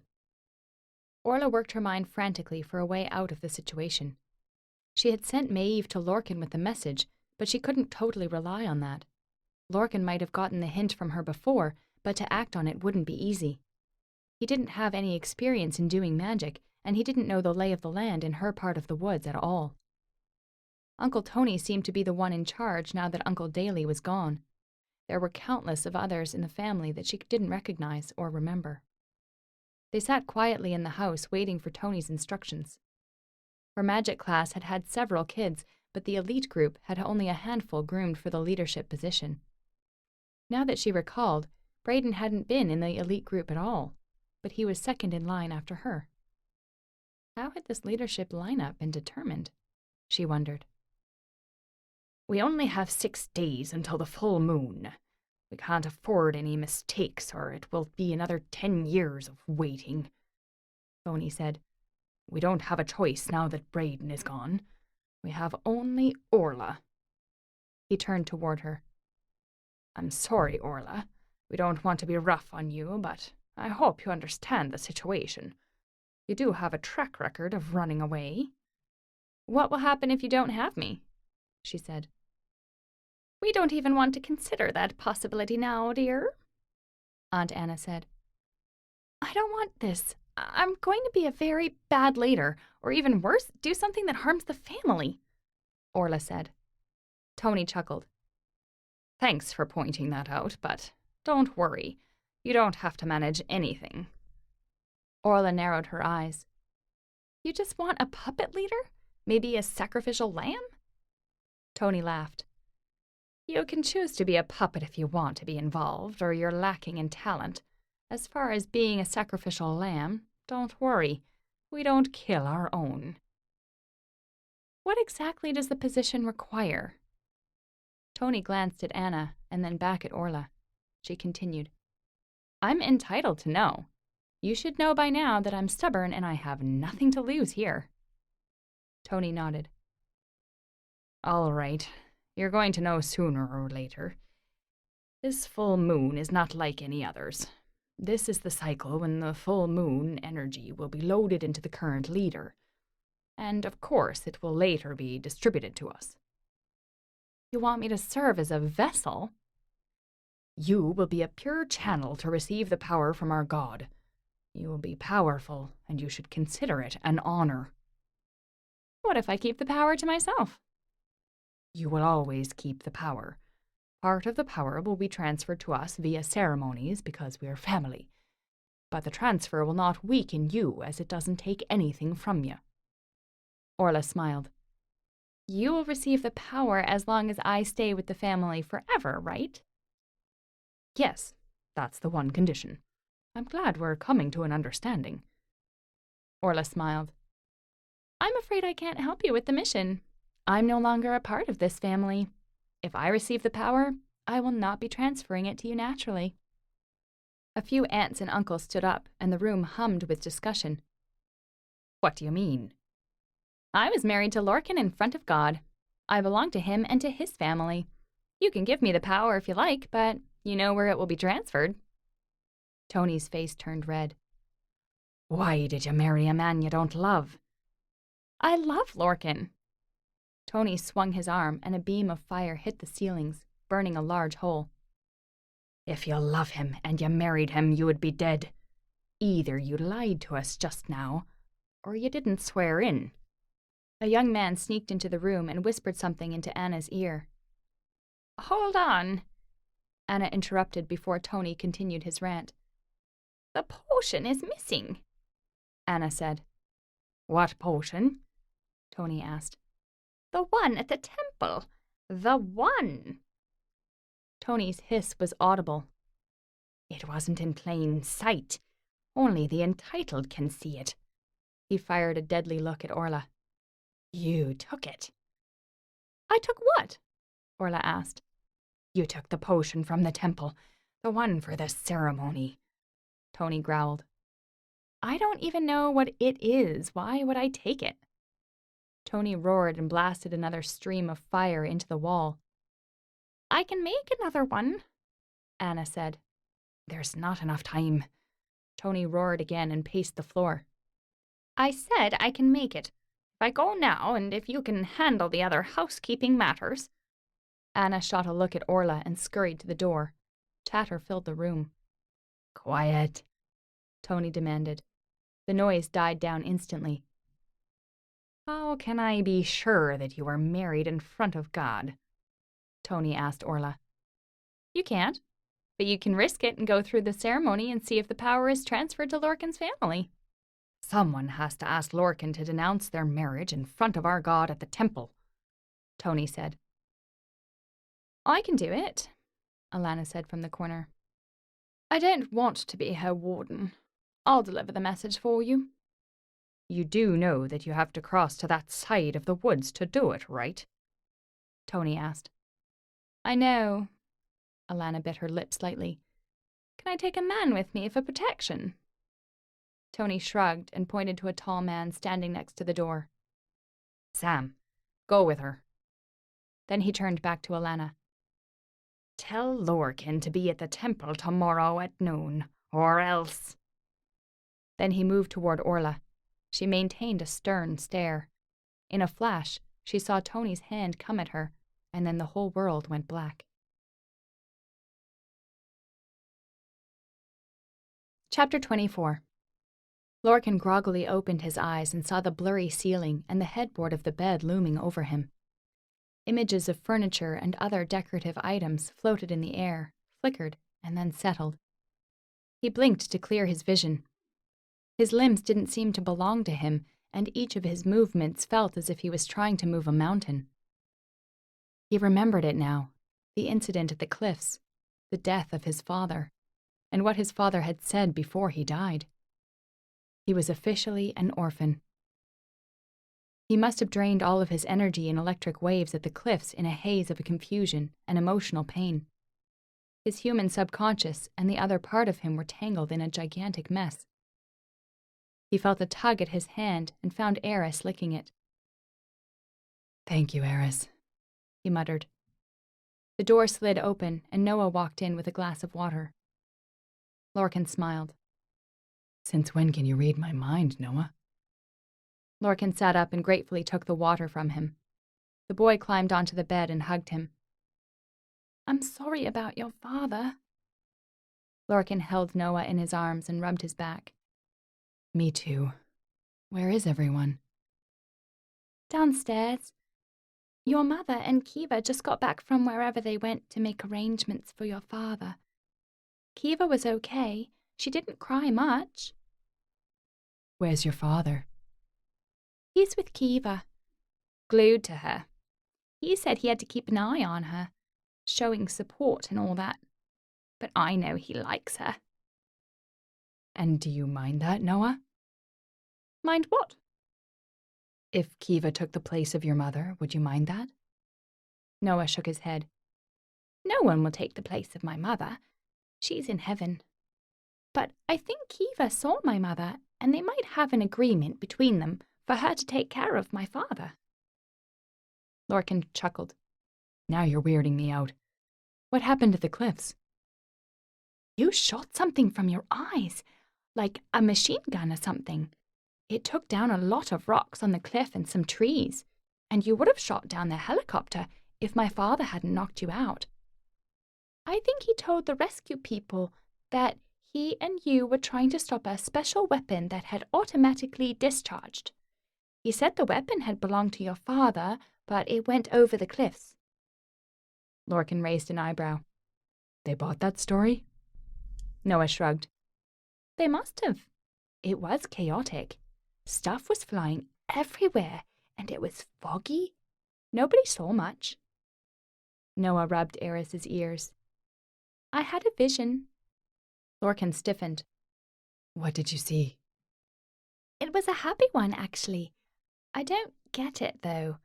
I saw a beautiful blue fox, a golden wolf, and a black tiger. Lorcan rolled his eyes. The blue fox is me, just so you know. Noah's jaw dropped.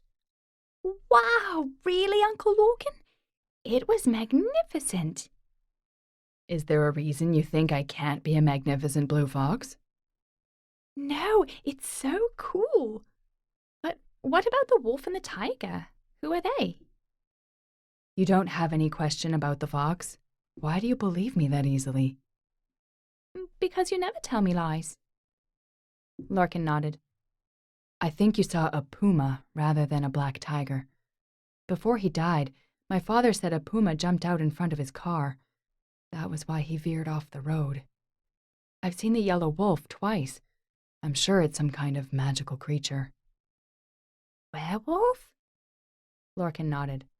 Are you scared? Noah shook his head. You said they were friendly in your vision. Yes, but I only saw one at a time. I'm not sure if they're friends or not. Was the yellow wolf friendly with you when you saw it? Lorcan shook his head. Not exactly. The problem is I don't know what he wants. I think he might be friendly. He attacked me but didn't kill me when he had a chance. Lorcan got off the bed, bracing his palms on the wall to keep balance and wishing he'd gotten a bit more rest to regain his energy.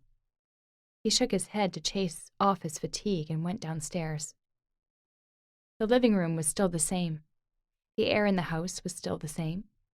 He found his mother in a black dress standing in the middle of the living room. Kiva was bringing her some tea, and Riley trailed just behind her.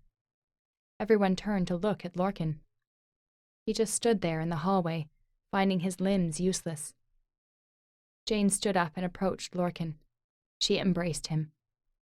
That felt the same, his mother's embrace. The feel of her body and the sound of her voice, a voice that had soothed his tantrums away when he was just a stubborn kid, were the same. At this moment, he needed Orla badly. She was the part of his life that he had never taken for granted. He had to fight for her. But his family, or what he had always thought was his family, he had taken it for granted. Now he had nothing. He had no one. When he didn't hug his mother back, she looked up at him. He said, I'm so sorry. I tried to save Father. I tried to pull him back, but Jane put her hand over his mouth to stop him from talking. None of that was your fault. When you were 6, you promised to build me a castle, and you promised to make me proud and happy. I'm still holding you to that.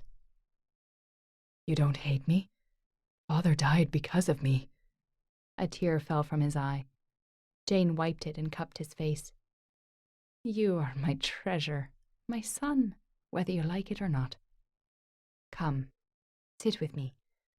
I want to talk to you, and it will be your decision whether or not you still consider us to be your family. When everyone had settled around the table in the living room, Jane looked at Lorcan over the rim of her cup of tea. We had just been married. We were still on our honeymoon. Your father and I went for a picnic at the riverbank, the one he forbade you to go to. We were attacked by wild animals. At least, that was the story for the official records. But I knew back then that it wasn't just wild animals. Shapeshifters? Lorcan asked. Jane nodded. A whole pack of them. They were going to kill your father, and I couldn't take it. I was on my own in the middle of the woods. I didn't know what to do, so I begged and promised to do whatever it took if they'd spare his life. A tear rolled down her face. The head of the clan wanted a daughter, and he was going to rape me. I told him I would kill myself if he did, and then he wouldn't have a child with me anyway. I don't know the reason why, but he needed a girl, and he needed her within a certain period of time. So I made him a deal. Lorcan looked at Jane. The tears had dried on her face, but he could see the pain was still raw and fresh. I told him if I got pregnant, and our first child was a girl, he could have her. I said I would tell no one and lay no claim on the child. Kiva gasped, and Lorcan saw Riley instantly grab her hand. Lorcan nodded. He admired Jane. She was a strong woman, and she was fearless when it came to protecting those she loved. That's how I came along? Jane nodded. I wasn't pregnant at that point. We just had to make sure our first child wasn't a girl. Eris never told me how he got you. He said it was best if I didn't know, and I always thought it was a closed adoption. Then you didn't know about the 10-year limit? Jane shook her head. Not until a few months later. Had I known, I would never have accepted it. But the moment he brought you home, I fell in love with you. You became a part of my life the moment your father brought you through that door. The shapeshifter missed his chance, but he couldn't touch us. What stopped him from coming and grabbing Kiva, or hurting you and father if he found out? Lorcan asked. It wasn't just a verbal deal. It was almost like an oath. For magical creatures, that's a big deal. We swore in front of his gods, and they gave me my protection. The lullaby that you always disliked, Lorcan. It would kill anyone in that clan if they broke their promise and tried to harm me or my family. He remembered now. The lullaby had stopped the monstrous woman at the riverbank from killing him. The woman who had pretended to be Orla and then kissed him and controlled him to upset her. That woman must be from that particular clan of shapeshifters. How did you know they attacked me at the riverbank? How did you know to sing the song? It was just gut instinct. I sensed you were coming home. I sensed danger. And the lullaby is the only protection I have for you. My senses when it comes to those shapeshifters are very strong. This time, it felt the same as it did so many years ago, when you came home after you kissed Orla. What? Not long before Orla left, you came home reeking with the scent of that shapeshifter clan. You told me you had kissed her for the first time that day, and I knew she was related to them. I knew they were coming for Kiva.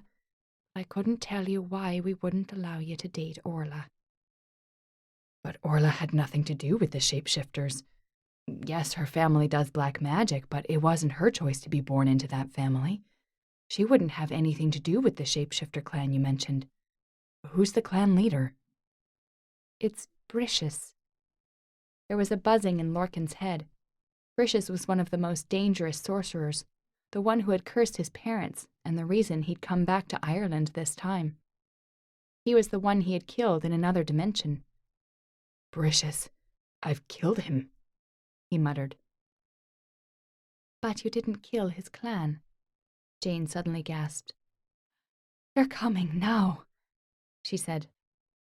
Lorcan looked toward the door and saw Alana and a man walking toward them, with Maeve trailing behind. Chapter 25. Which one? Can you tell, Mother? Lorcan asked. He recognized Maeve, who had been with Orla before he got shot, and he recognized Alana, who had been holding Orla back when she'd tried to run to him. The two women had seemed to be on Orla's side, but he hadn't seen the man before.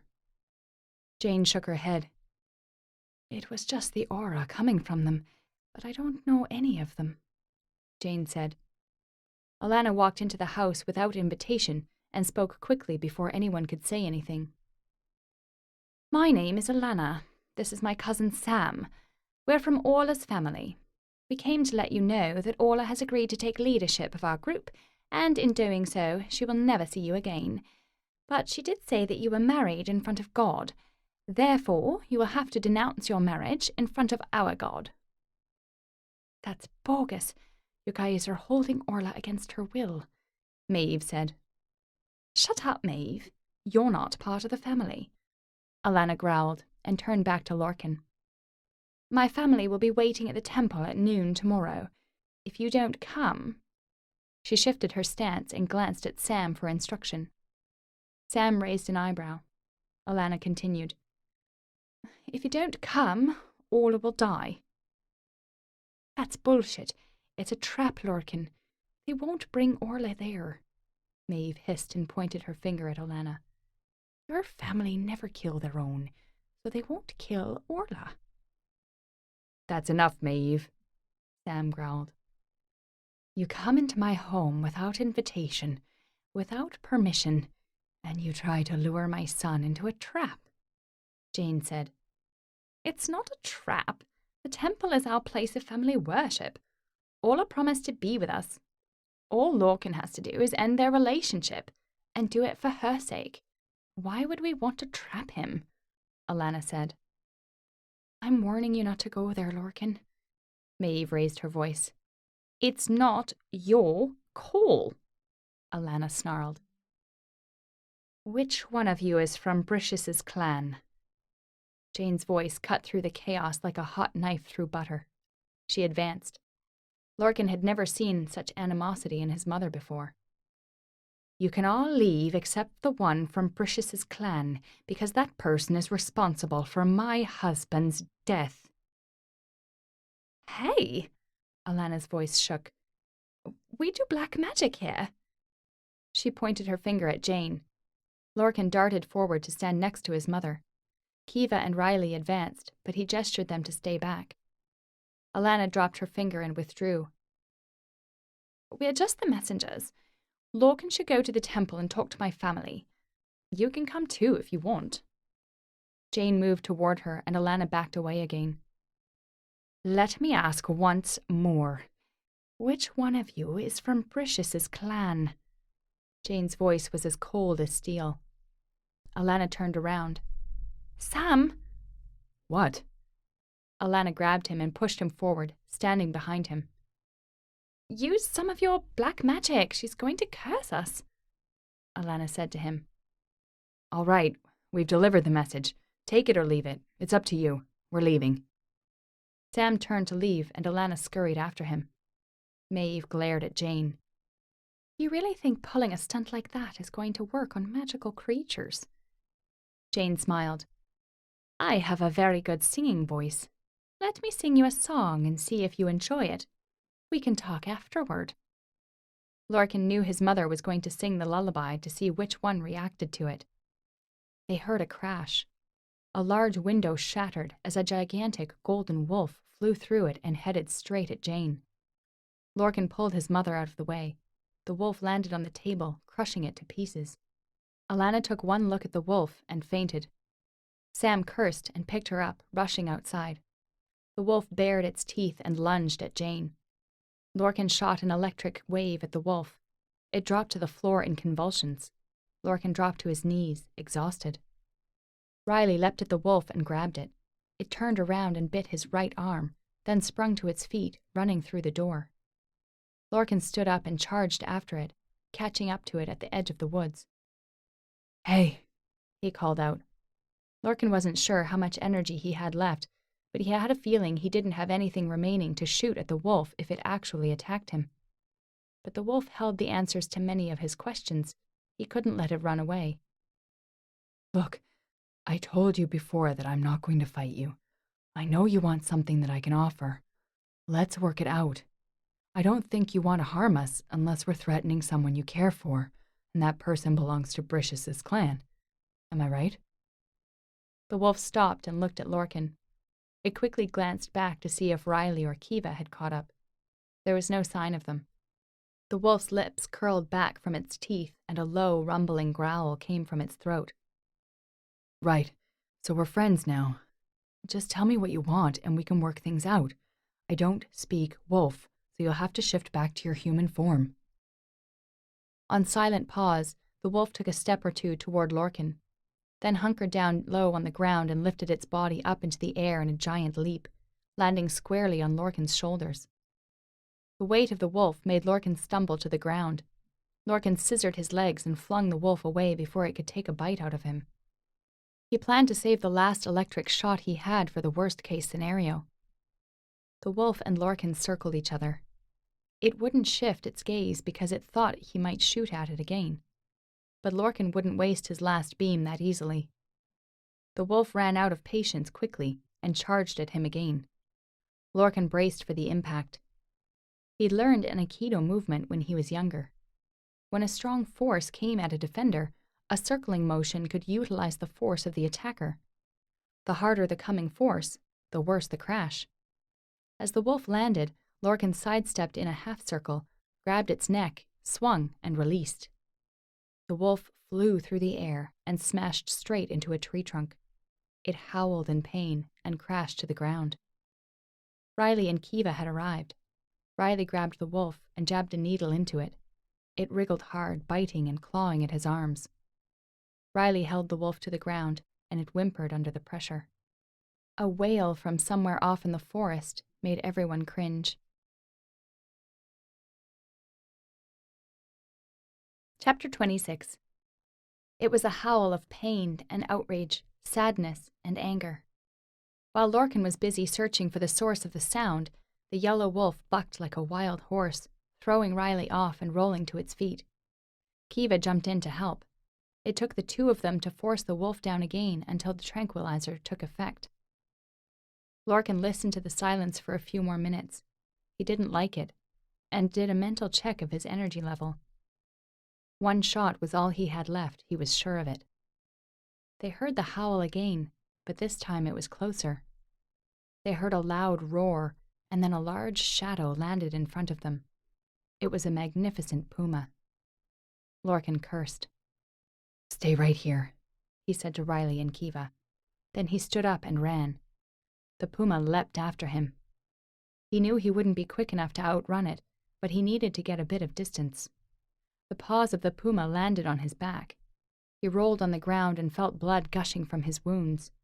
The puma was growling at him, advancing. He didn't have a good angle to shoot. He stood up and ran again. The animal pounced a second time, catching him in the side with one large paw.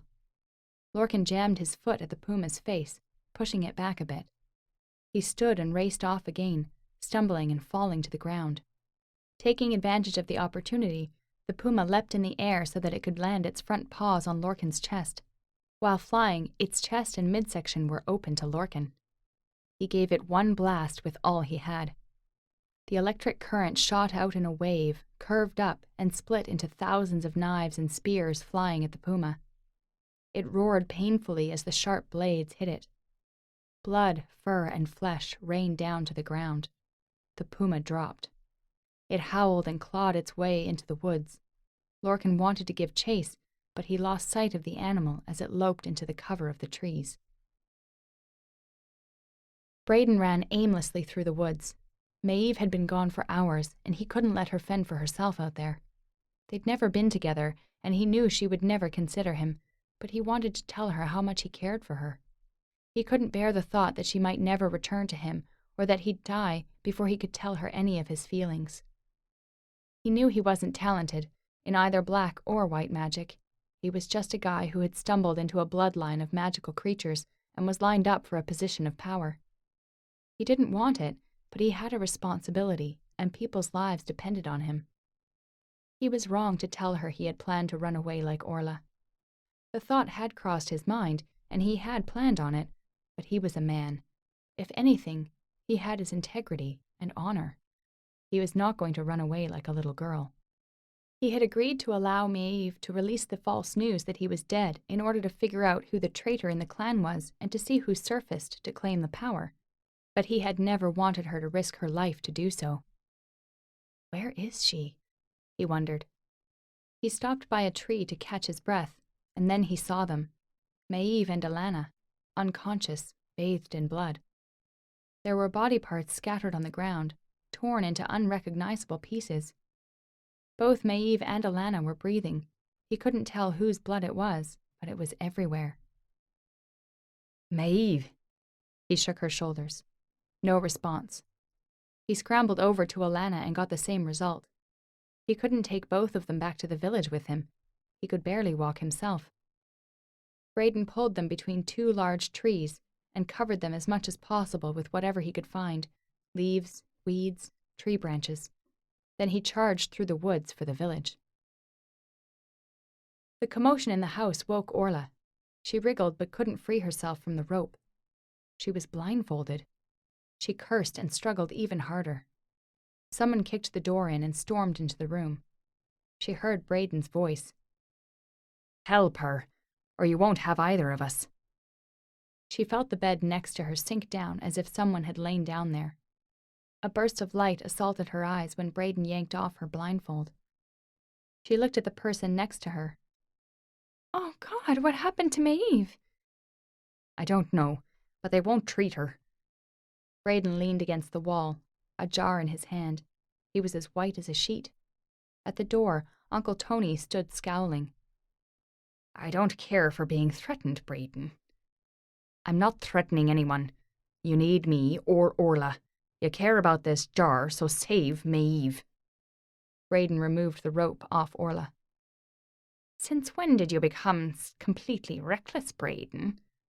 Tony snarled. That's what we're all about. We do black magic, and we're reckless. You're wrong. We aren't reckless. We don't kill our own. And we don't destroy our ancestors' remains. Give me the jar. I will ask Anna to come and look at Maeve. I don't believe you. I told you we have a traitor in the clan. They killed my father. I don't know who's who anymore. You want a vessel for your energy at full moon? I'll do it. Just treat Maeve and let Orla go. You're asking for too much, Braden. I'm not asking. I'm telling. Braden thrust the jar out as if he was going to drop it. Okay, calm down, son. I'll call Anna. Tony backed out of the room. As soon as he'd left, Braden flopped to the floor. Go, Orla. I know you've sworn in just to take that stupid potion for me, but if you don't come at full moon, you should be fine. Now run, as far as you can. You think I'm going to leave Maeve like this? I'll take care of her. How can you take care of her? What if she dies? She won't. Maeve wanted to tell Lorcan to get you out of here. She wanted you to be free. If that's what she wanted, I'll do it for her. If I leave you, they'll crush you in a heartbeat, and that will break her heart.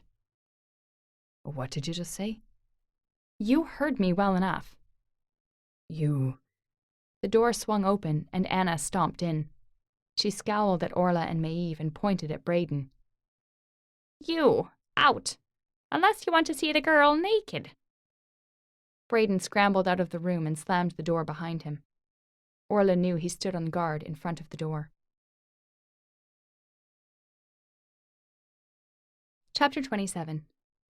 Lorcan awoke and found his chest bandaged and his arm in a sling. He shook his head. You've got to be kidding me, Riley. He got up and pulled his arm out of the sling, put on his wrist unit, and went downstairs. You're butchering me. Riley's voice shot to the hallway from the living room. Lorcan found Kiva cleaning up the gashes on his arms. The wolf had left quite a few bites on Riley even after it had been tranquilized. Stay still, Riley. I do this all the time, Kiva said. For rabbits and squirrels, Riley hissed again. Noah sat in a corner rubbing Eris's ears. They both seemed to be enjoying the scene. Where's the wolf? Lorcan asked. Everyone turned to look at him. Apparently you don't need my sling, Riley muttered. Lorcan chuckled. But I need your help, both of you. Riley shrugged. Anything except what requires magical talents. We have 2 in the house, and that's a handful to deal with. Ouch! Plus the cat, plus you. Ouch! That's enough, Kiva. Kiva let go of his arm while Noah giggled. She stood up from the sofa. What do you need from me, Lorcan? I'm going to the temple to get Orla out of there. I need you to back me up. The woman who came with Orla here before said it's a trap, and Orla wouldn't be at the temple. That's why I need you. We haven't been married in front of any gods. By telling them that, Orla wants me to walk in there and not have to fight my way in. Once we're together, we can figure a way out. We can't do anything when we're separated from each other. Riley shook his head. What a wicked plan. Kiva smiled. I like her already. What about the trap? Kiva asked. There's only one way to find out, but I don't want to fight, Lorcan said. I don't see how it's possible without a fight, Riley said. Kiva glared at him. No fighting for any of you, Lorcan said and trailed off when his wrist unit let out a beep. He glanced at it. Fuck. What? Riley asked. There was an accident, and Orla is no longer operating on her natural energy. We didn't have time to set up anything permanent before we came back here. Now her energy is running low. If it runs out, she'll die. I need to get going. Where's the wolf? In the dungeon, Kiva said. In the old cellar, Lorcan found the wolf chained to a column. His mother stood watching. When the wolf began to shiver, almost like it was cold, Jane took a rag and wrapped it around its body. Lorcan approached, standing next to Jane, and watched. To no one's surprise, the shape of the wolf began to change until it resembled that of a human. A flash of bright light later, and a young man lay on the floor of the dungeon, still unconscious and clearly naked. Lorcan got up and grabbed some blankets and clothes out of a closet that stood against the stone wall. Then the man opened his eyes. What's your name? Lorcan asked. The young man glared at him and looked away. All right, I was trying to be polite, but let's cut to the chase. You attacked my mother because she was about to hurt someone you care for. That someone is from Brish's clan. To be honest, I'm no expert when it comes to magic, but I know how to deal. The man shook his head and smirked. Lorcan grabbed his neck and shoved him against the wall. Here is the good news. We've captured them before they got back to the other side of the woods. I'll use one person to trade for Orla. I'll keep one person hostage and kill one to make my point. Which one of them don't you want me to kill? The man glared at Lorcan. He shoved him against the wall one more time. Let me offer you something worth considering. I'll let you keep the one you care about, and I'll use the other one to trade for Orla.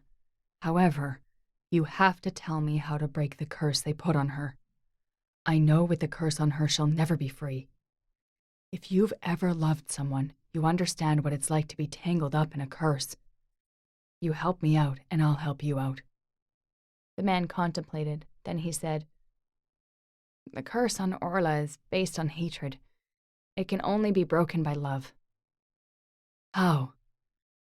You have to challenge the clan to take your loved one out. They will offer you 3 choices: a dagger, poison, and a magic strike. If you don't know magic, don't choose that option. I don't know what the poison is, so your safest bet is the dagger. The safest? Lorcan sneered. You're a werefox. You can heal quickly. Surely you know how to take a stab and make it non-fatal. If I break the curse, will Orla be free forever? In theory, if that's the only curse she has on her. But that means they can put another curse on her, right? And the whole hell cycle will start again. We're were-creatures, not sorcerers. There is no we. You and I are very different kinds, and trust me, you don't want to know what I am. Don't make assumptions. How can I stop them from placing another curse on Orla, or on anyone for that matter? Are you crazy or stupid? Try me. Chapter 28. The man shook his head and said, "As an outsider, you can challenge them to a fight to the death to take over their leadership. If you win, you can take that leadership and do whatever you want, including dismissing it. But you know what will happen if you lose." What's the challenge? "I don't know for certain, but they worship the moon or its energy. If you destroy their source of religion, then that should do the trick. Good luck." How do you know so much about them? The man sneered. "I was in the same boat as you. Didn't have any luck, though. But I've told you all I know. You can go save Orla. Can I have my woman, please?" Lorcan nodded. Which one? "Alana." Alana? The one who fainted at the sight of you? The man laughed. "She's a shapeshifter, you idiot. British planted her as a kid in that clan. They trained her to do magic. She can shift in and out of that human form and do magic at the same time. In her true form, she's a hell of a puma. I have to give it to you for capturing her." Don't admire me. We didn't get her. The man's eyes darkened. "What do you mean? You said you had them. I heard her howling before your friend took me out." I might have killed the puma. I'm not sure. I was defending myself. But no, I didn't capture her. "Fuck you, Lorcan, you bastard. You tricked me." The man's eyes reddened. He yanked at the chain. Do you know how many people, including women and children, British had killed? And God forbid how many people Alana killed? I can forgive her for trying to kill me at the riverbank, but I won't forgive her clan for what they did to my parents. "It's not her fault. She was born into British's clan and she was chosen as a child. Please don't kill her." Tears rolled down his face. "I've done my best to get her out." But did she want out? "She couldn't leave. It's her duty. She couldn't get out. British's clan is vicious. You said so yourself. Did you or didn't you kill Alana?" Blood trickled from his nose, and he looked as if his head would explode. He pulled at the chain until it cut into his flesh and made him bleed. No, she ran away. "Let me go. I'll take her away, please. Just let me go." The man kept tugging at the chain. If you couldn't do it before, why can you do it now? If you love her that much, why didn't you ask your clan to help save her? The man roared in anger. More blood trickled from his mouth. "I'm a rogue. I have no clan. No master, no home. Alana is all I have. Every time she goes into the woods, she's mine. Let me go." I can't. If she's killing people, I'll have to kill her. The man roared and then let out a haunting howl. A projectile of blood erupted from his mouth, and then he passed out before he could shift back to his wolf form. As a pang of guilt stabbed at his chest, Lorcan said, "All right. I'll spare her life if she promises she won't kill anymore." Then he remembered his mother, standing quietly in the corner, listening to the whole conversation without saying a word. Orla scrambled to the bed when Maeve opened her eyes. "Hey, how are you feeling?" "Where am I?" Maeve blinked. "You're at Braden's place. He brought you here." "Braden?" Maeve shifted and tried to sit up.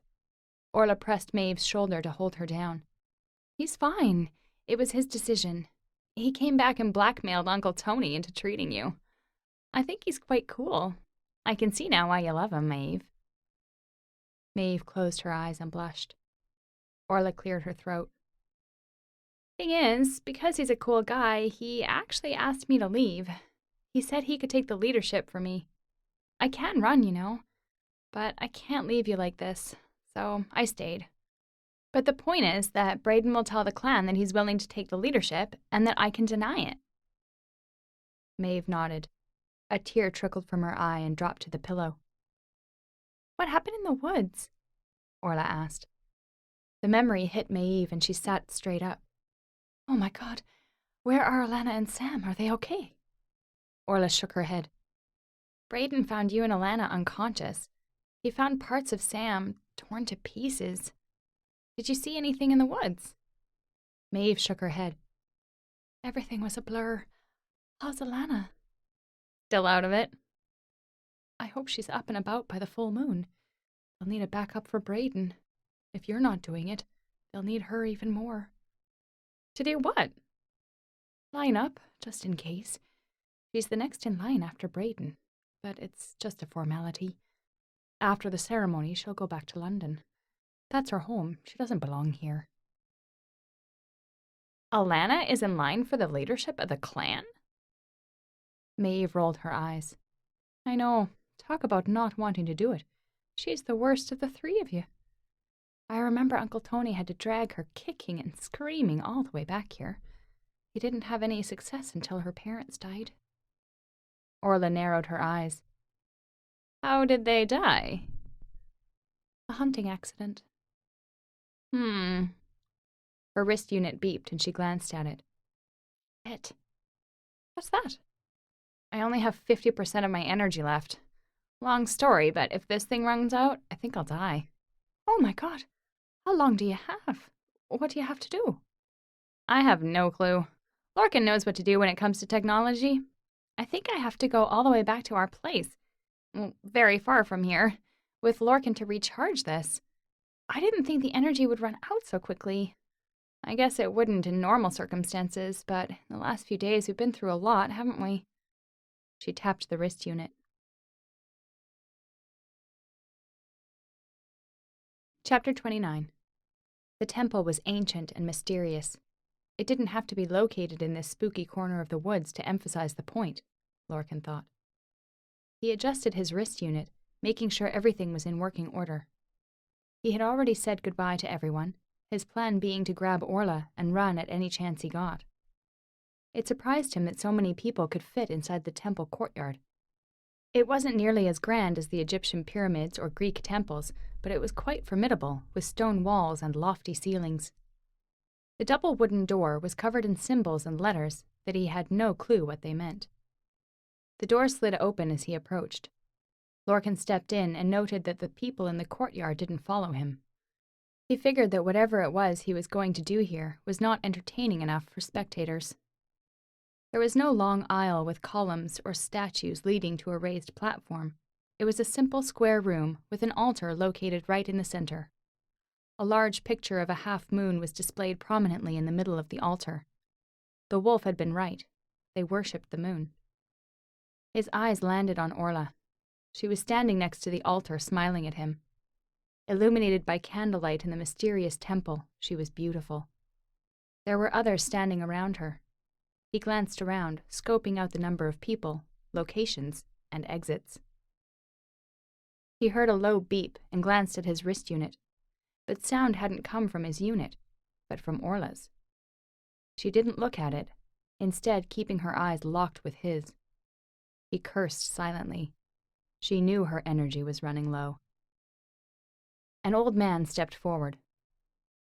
Lorcan, my name is Tony, and I represent the family until the new leader is appointed. You are here to denounce your marriage with Orla Foley. Lorcan smiled. Her name is Orla Brody, and until we end our marriage, it will stay that way. I'm here to take Orla with me, not to denounce the marriage. She owes a great deal to this family, and if I'm not mistaken, your life is one of the things she owes us. You can't just walk in here and take her away from us. Who do you think you are? With all due respect, Orla is my wife, and I can't let you force her into a position she doesn't want to take. She has sworn. Not voluntarily. And where I come from, a promise like that doesn't count. I know where you come from.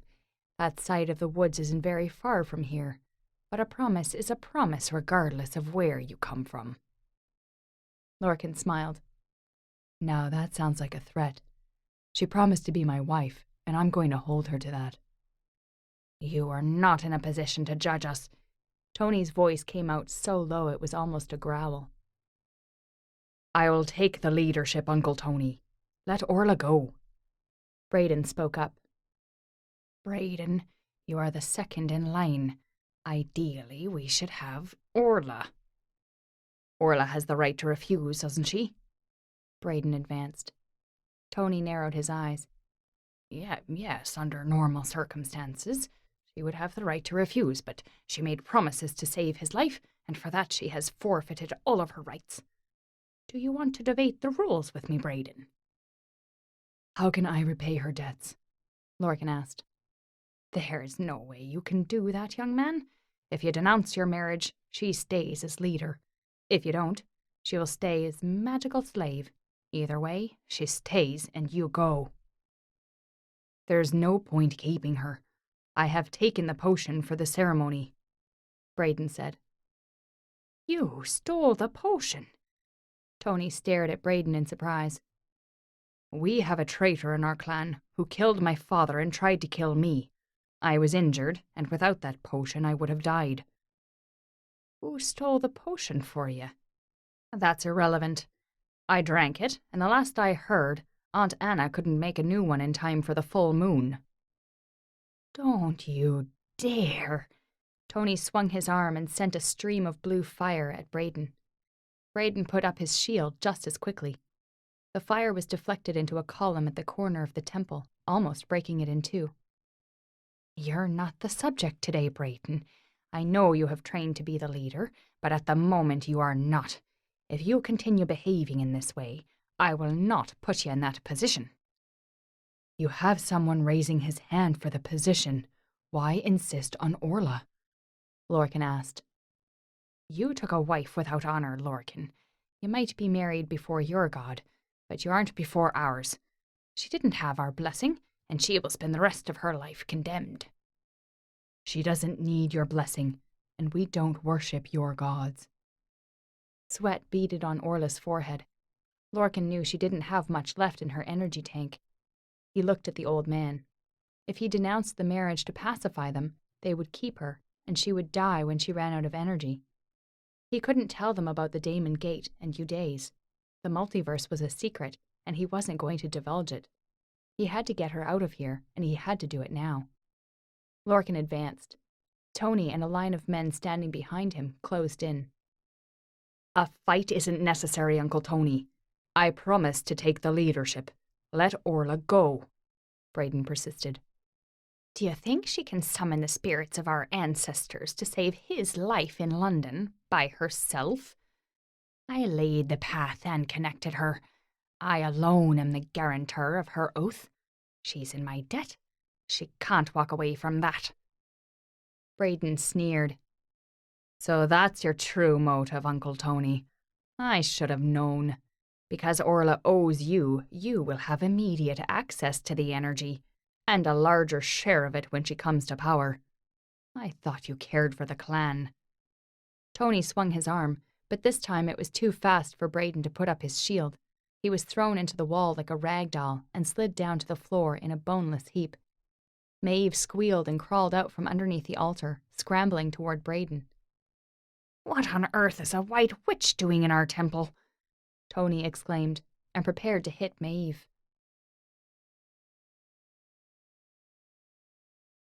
Chapter 30. Orla yelled for him to stop. Braden groggily pulled Maeve behind him to shield her. She doesn't belong to this clan. You are not allowed to harm her. So you want to start wars with other clans? Braden snarled. If you behave as you should, no one will get hurt. Tony growled. With Tony and the clan distracted, Lorcan seized the opportunity to snatch Orla and make a run for the door. Tony yelled for them to stop. Before he could swing his arm, Lorcan shot out an electric beam. It scraped the ground in front of Tony, digging a large hole and crumbling all the stone on the floor in the surrounding area. I can see you wield magic, Lorcan, but Orla belongs to us until I release her. You walk through that door and I will place another curse on her. Her debts will pile up and she will live her life as a fugitive. I don't care, Lorcan, Orla said. Tony continued. You might save her now, but her soul will be forever in debt. She has a family, and all she needs is our blessing. She denied us for you, and all you can give her is a life of a thief? Is that how you take a wife in your clan? They were at the door, but Lorcan stopped. Orla pulled his arm. I don't care, Lorcan. As long as we're together, I can live with it. Let's go. Don't you dare set foot in Ireland again, Orla. Wherever you run to, consider this home lost to you. You came from dirt, and your parents died for nothing, Tony said in disdain. Lorcan turned around. I challenge you and your curses on Orla. Lorcan, don't do this, Orla begged. Lorcan repeated. I challenge you, Tony, and I challenge your curses and all the magic you've used on Orla. If I win, she will break free to walk out of this clan with no curses and no encumbrances. You will never be able to lay claim on her again. How do you know this rule? Tony narrowed his eyes. Are you planning to break the rule, Uncle Tony? This outsider has challenged you. Will you accept or not? Braden said. No, Lorcan, Orla cried. He wiped the tears from her face. I love you, Orla. If I can't give you the life you deserve, what kind of a husband am I? Tony went to the altar and opened a compartment. It didn't surprise Lorcan to see him place a dagger, a bottle of poison, and a piece of dried bone on the table. You asked for it. Choose, and I will execute, Tony growled. No, Lorcan, no, Orla cried again. Lorcan looked at Maeve. She nodded and held Orla back. I'll take the dagger. And just to confirm, there will be one strike, and if I survive it, Orla will walk free. Tony smirked. Of course. Lorcan saw the smirk, and he wasn't sure of what to make of it, but he could take a bullet. He could survive a dagger. But suddenly, he felt a tangible click in his head, and at the back of his eye, a small screen popped up that said, "Warning, 10% survival on execution of the mission." Then the screen disappeared. Surely his survival chance was higher than that, he thought. Lorcan shook his head to will away his doubt and hesitation. He stood and looked at Tony. Tony grabbed the dagger and charged at him. He felt a warm glow at his back and saw that Braden had swiveled to stand right behind him. The force of Tony coming forward was like a raging storm. Lorcan relaxed his shoulders and prepared himself to subtly maneuver his chest so that the dagger wouldn't stab him in the heart. Then it dawned on him. He could take a strike from a dagger if it was an ordinary dagger, but if there was magic involved, he would most certainly be killed. But it was too late now. As Tony charged and swung the dagger, Braden placed his palm on Lorcan's back. He felt a wave of warmth, and a shield pulsed forward from inside his body and hung like a curtain in front of him. It was too close for Tony to retract his movement, so he darted through the shield. His body was able to penetrate it naturally because it wasn't designed to block physical forces, but when the dagger hit the shield, particles splattered out of it like liquid and dissolved into the air. Lorcan knew nothing about magic, but he knew that Braden's shield had knocked the magic out of the dagger and that Tony planned to use magic on the strike. The force of the blow pushed Lorcan back a few steps. The impact wasn't as severe as when the bullet had hit him, but he still felt the blow and slumped to the floor, smiling when he realized it had been an ordinary dagger. He saw his blood on the floor, and somewhere in the back of his mind, he heard Orla scream. But at that moment, he knew he had survived the challenge. He felt Orla's arms wrapping around his waist to help him stand up. Her body shook, but her grip was firm. I win, he said. Uncle Tony, you cheated. He chose the dagger, not the magic, but you combined them. You have disappointed us, Braden said. We don't want you as a member of the family anymore. Please, leave. Tony's face looked as if it was on fire, but he said nothing and strode out of the temple. Lorcan knew he wouldn't be standing for long. He adjusted his wrist unit and opened the portal. In the distance, a flash of light appeared and the portal opened. Lorcan and Orla could see it, but to the naked eye it would look to be simply a strip of sunlight in the middle of the sky. The crowd rumbled. Look at the rainbow. He can create a rainbow in the night sky. Let's go home, Lorcan said to Orla. Orla helped him as they both walked into the portal, traveling back to Eudays. Chapter 31. A beam of bright light assaulted Lorcan's eyes. He squinted and blinked, feeling incredibly groggy. Then he heard Orla's soothing voice and felt her cool hands on his face. The light was too bright. It blinded him, and he blinked again. There you are. Hello. When the light dimmed, he was able to see her smiling face. She kissed his cheek and traced her lips down to his.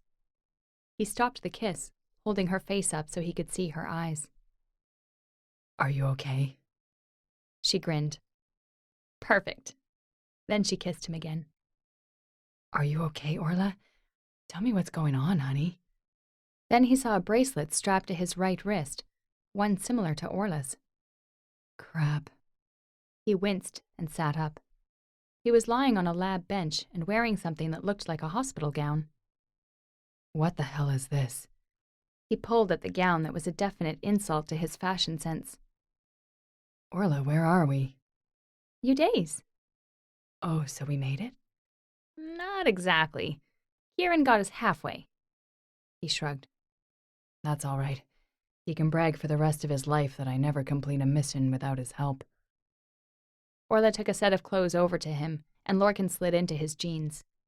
Before he pulled his shirt on, he noticed that the dagger had left a large red scar on his chest. That surprised him because the injuries he'd suffered before hadn't left any trace after he'd healed himself, and they'd been, in his opinion, much more severe than this stab wound.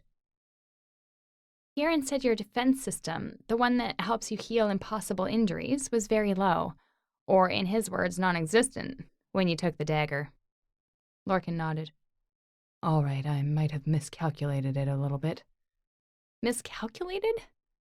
Tears gleamed in Orla's eyes. You knew your chance of survival was less than 10%. You didn't calculate at all, but your artificial brain did. That robot warned you. She jabbed her finger into his chest, tears rolling down her face. He remembered the little screen that had flipped on in the back of his eyes, warning him of the danger. How did you know that? We almost didn't make it. My energy was running out. You couldn't walk anymore. I was sure that we would be dead halfway into the transitional zone. And then Kieran came to rescue us. More tears rolled down her face now. He wiped the tears and kissed her cheek. And then you didn't wake up as you had before. The wound wouldn't heal. Kieran said you were in trouble, so he brought you to this lab. Orla walked over to the window and looked outside. Lorcan embraced her from behind and found her body shaking with emotion. She turned around and looked him in the eye. Kieran did an entire profile analysis of you. I don't know how he did it. You can ask him for the details. I only care about the details that draw tears out of your eyes. She gazed at him for a long moment in silence. Then she sighed.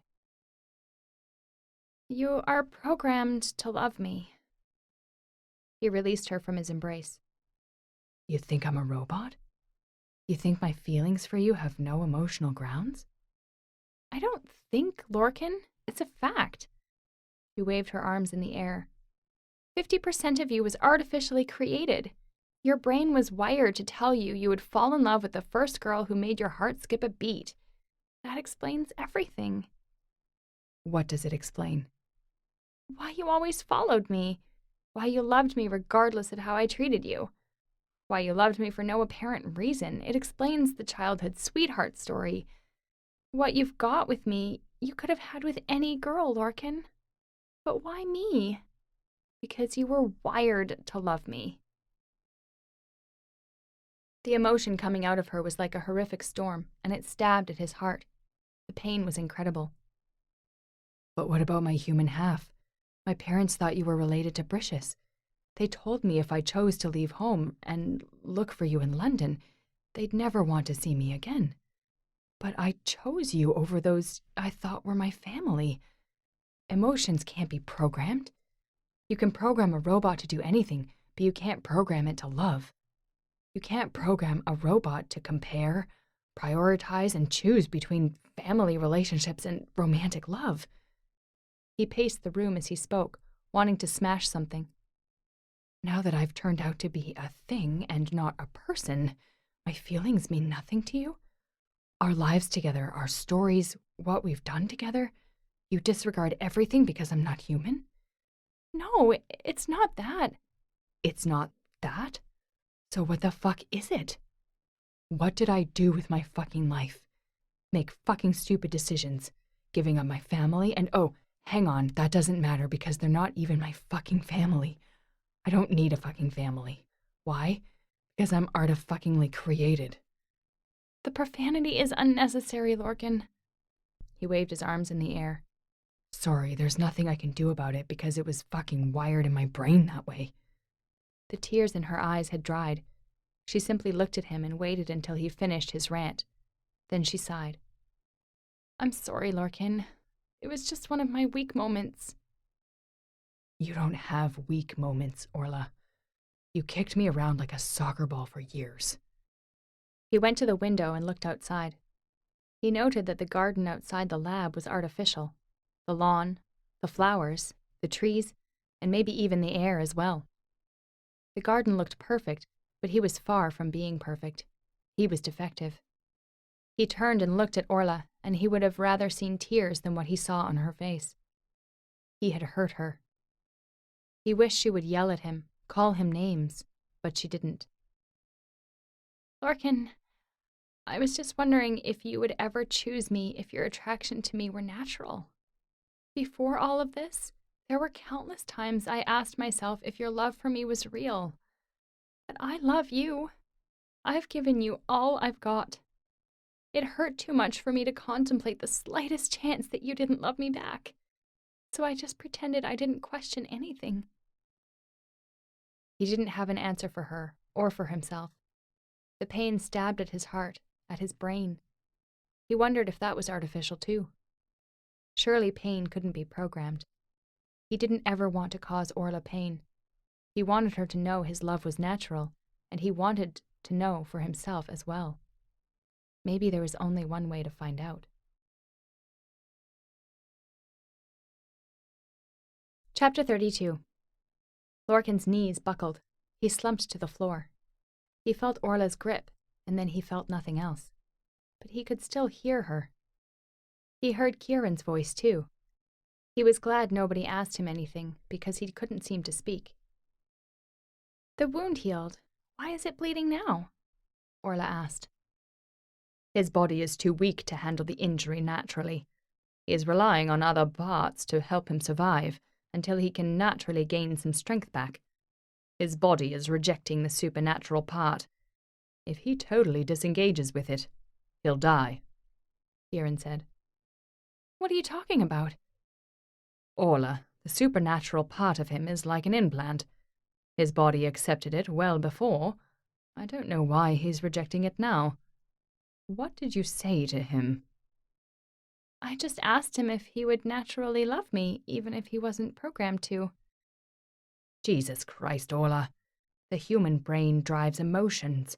It can't be programmed. Love is not in DNA, it's in the heart and soul. You guys are soulmates, and if you can't see that, there's nothing I can do to help you. Or him. It's my fault, Orla cried. Beat yourself up later. Grab that machine. I need to resuscitate him.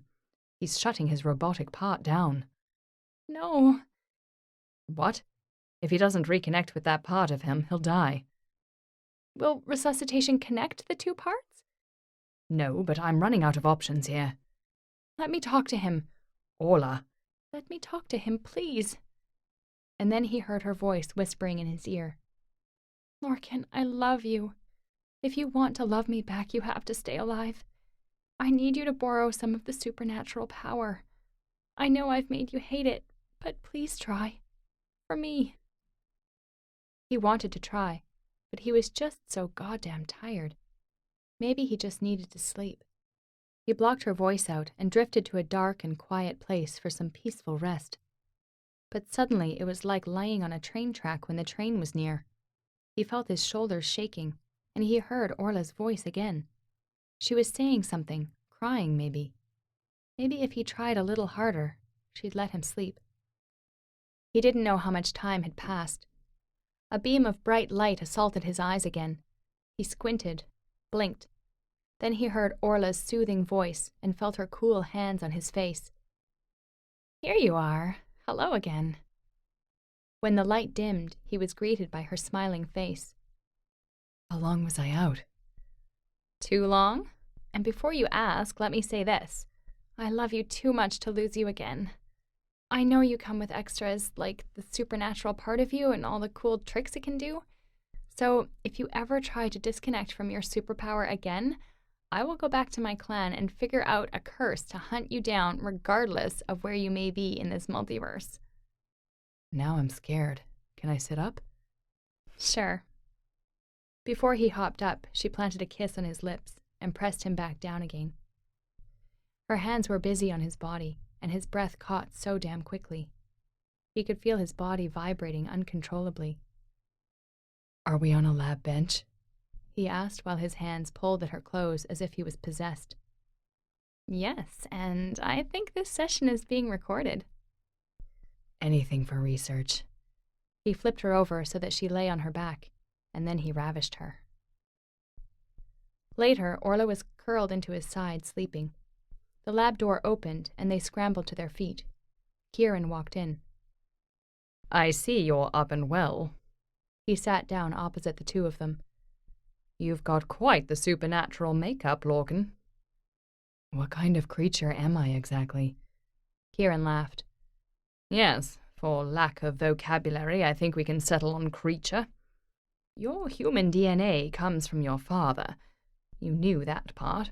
But your emotional and psychological profile comes from your mother. And that fascinates me, because you're the perfect combination of nature and nurture. Lorcan scowled. I'm not your lab rat. Certainly not. But you're somebody's. And I happen to know the person who created you and what she tried to accomplish. When will you give me that information? I can't tell you about your maker, but I can let you know everything about yourself, when you're ready. Lorcan nodded and raked his hands through his hair. We have to go back to Ireland to finish our business there. Then I'll be ready. How long has it been since we left? Kieran stood. A couple of days at the most. Do you need my help this time? Lorcan nodded. Not you personally, but we'll definitely need people. Kieran smiled. I'll see what I can do. Chapter 33. Tonight was the night. Orla gazed at the altar in the temple from a distance. The doors of the temple were open, and a large group of people gathered outside. In front of the altar, Braden stood in his ceremonial robe. The senior members of the family flanked his sides. They were waiting for the magical moment. Outside the temple was a raised platform, set up so that the new leader could receive the energy from the moon. There was no sign of Maeve. Orla knew her friend wouldn't be anywhere near this place during this moment. She would be crying her eyes out somewhere in the woods. She felt a tug at her arms and felt Lorcan's warm hands holding her. We will stop all of the suffering. Do you trust me? He asked. I do. They heard the chanting sound of praying from the temple and saw that the moon had come into position. Braden left the temple and went outside. He walked to the raised platform and looked up to the moon. He was quite a formidable figure and would make a good leader, if not for the dark magic, Orla thought. Among the senior people of the family, Alana stood solemnly. There she is. Orla pointed. Lorcan nodded. What do you think she'll do? I'm not sure yet. None of them know she's a traitor and a shapeshifter. I can't see how she could take the leadership naturally while Braden is alive. After he absorbs that energy from the moon, there will be nothing anyone can do to remove it. Can she use black magic to kill him? No, there are so many senior people around, she'd get caught. Plus, he could shield himself from the energy and magic. The crowd had finished their praying and started to cheer as the magical moment crept closer. She signaled. Did you see that? Orla asked. Yes, Lorcan responded as Alana twirled her hair and angled the ring she was wearing to the sky. He saw it let out a faint spark. Lorcan adjusted his wrist unit to signal his people. Braden winced and touched the back of his neck. They shot him, Orla said, and jumped out of their hiding place. Lorcan pulled her back. We have to wait, Orla. Don't ruin the plan.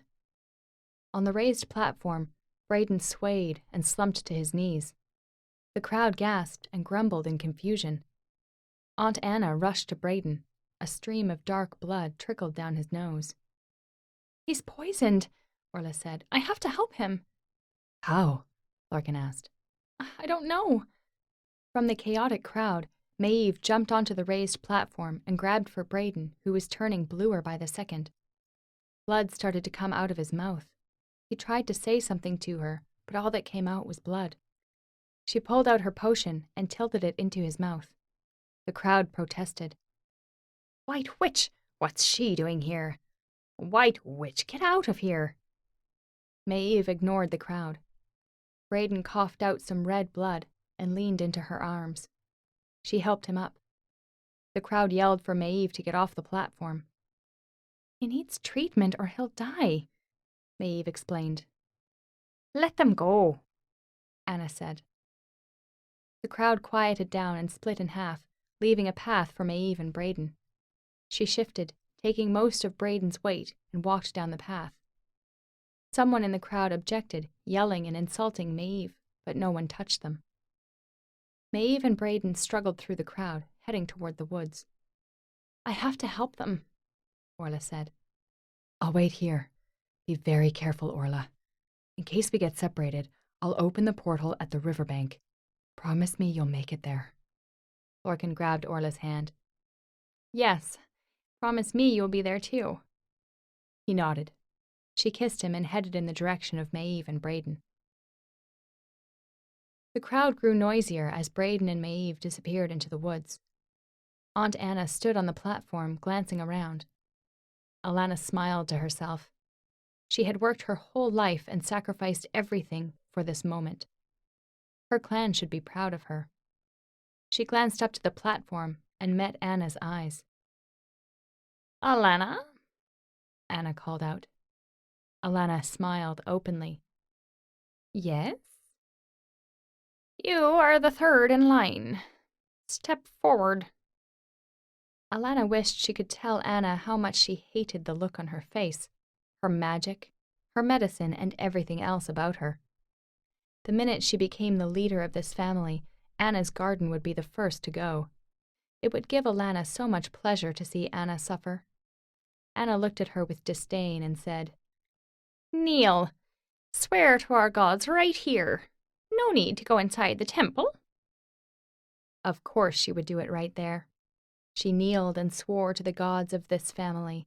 She would do whatever it took to take this clan over, and then to wipe it out and grind it into dust to make them all pay for her pain.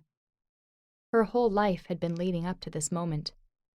Swear in, become the leader, take the power from the gods, Alana thought. Then she would release the bad news with pleasure. The power would not be distributed to their clan, but to her shapeshifter family. She would enjoy that moment much more than this ceremony. Bricious had to be proud of her, wherever he was. Alana wanted to laugh out loud. She hated this clan so much she could eat them alive right now. Alana, Anna scolded. Yes? Are you done? Yes, of course. She stood and looked up to the moon. It was almost time.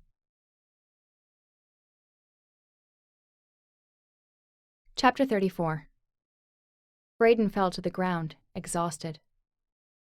Leave me here, Maeve. Go back to the ceremony. Whoever wanted me dead is causing trouble there. Alana is third in line, but I'm not sure she's up to the task. Wake up, Braden.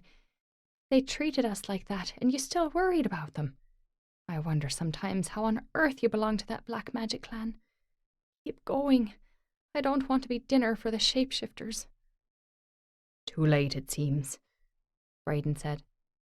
With the strength he had left, he lifted Maeve up, and she grabbed a tree branch and hopped up onto it. They heard the movements of several animals accompanied by deep growls. Maeve reached down to help Braden climb up, but he didn't take her hand. Instead, he drew out a pair of hunting knives. 3 leopards leapt out from the bush. Maeve had to admit that Braden was quick as lightning.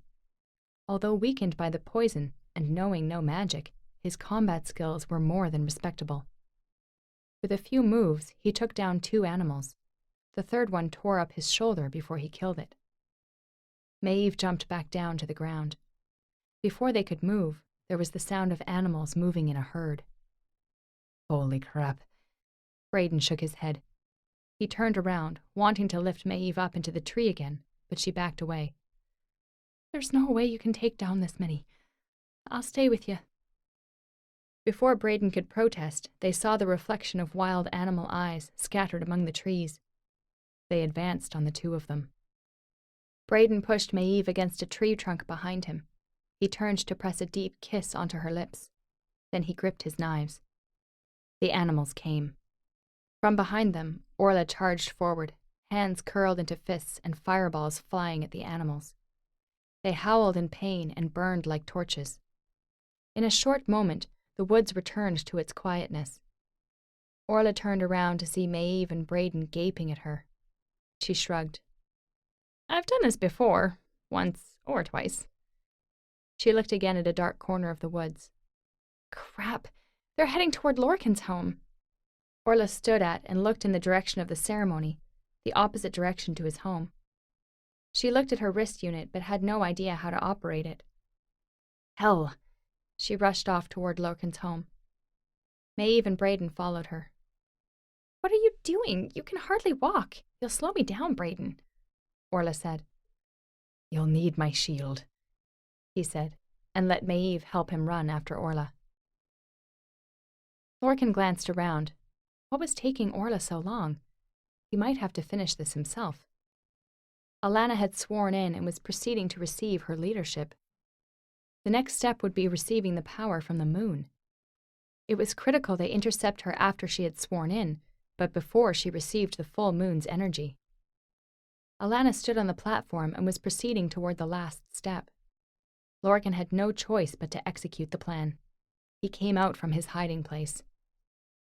Stop, he said. On the platform, Alana turned to look at him. Her expression was priceless. What? It was a growl loaded with tons of explosive fury from Alana.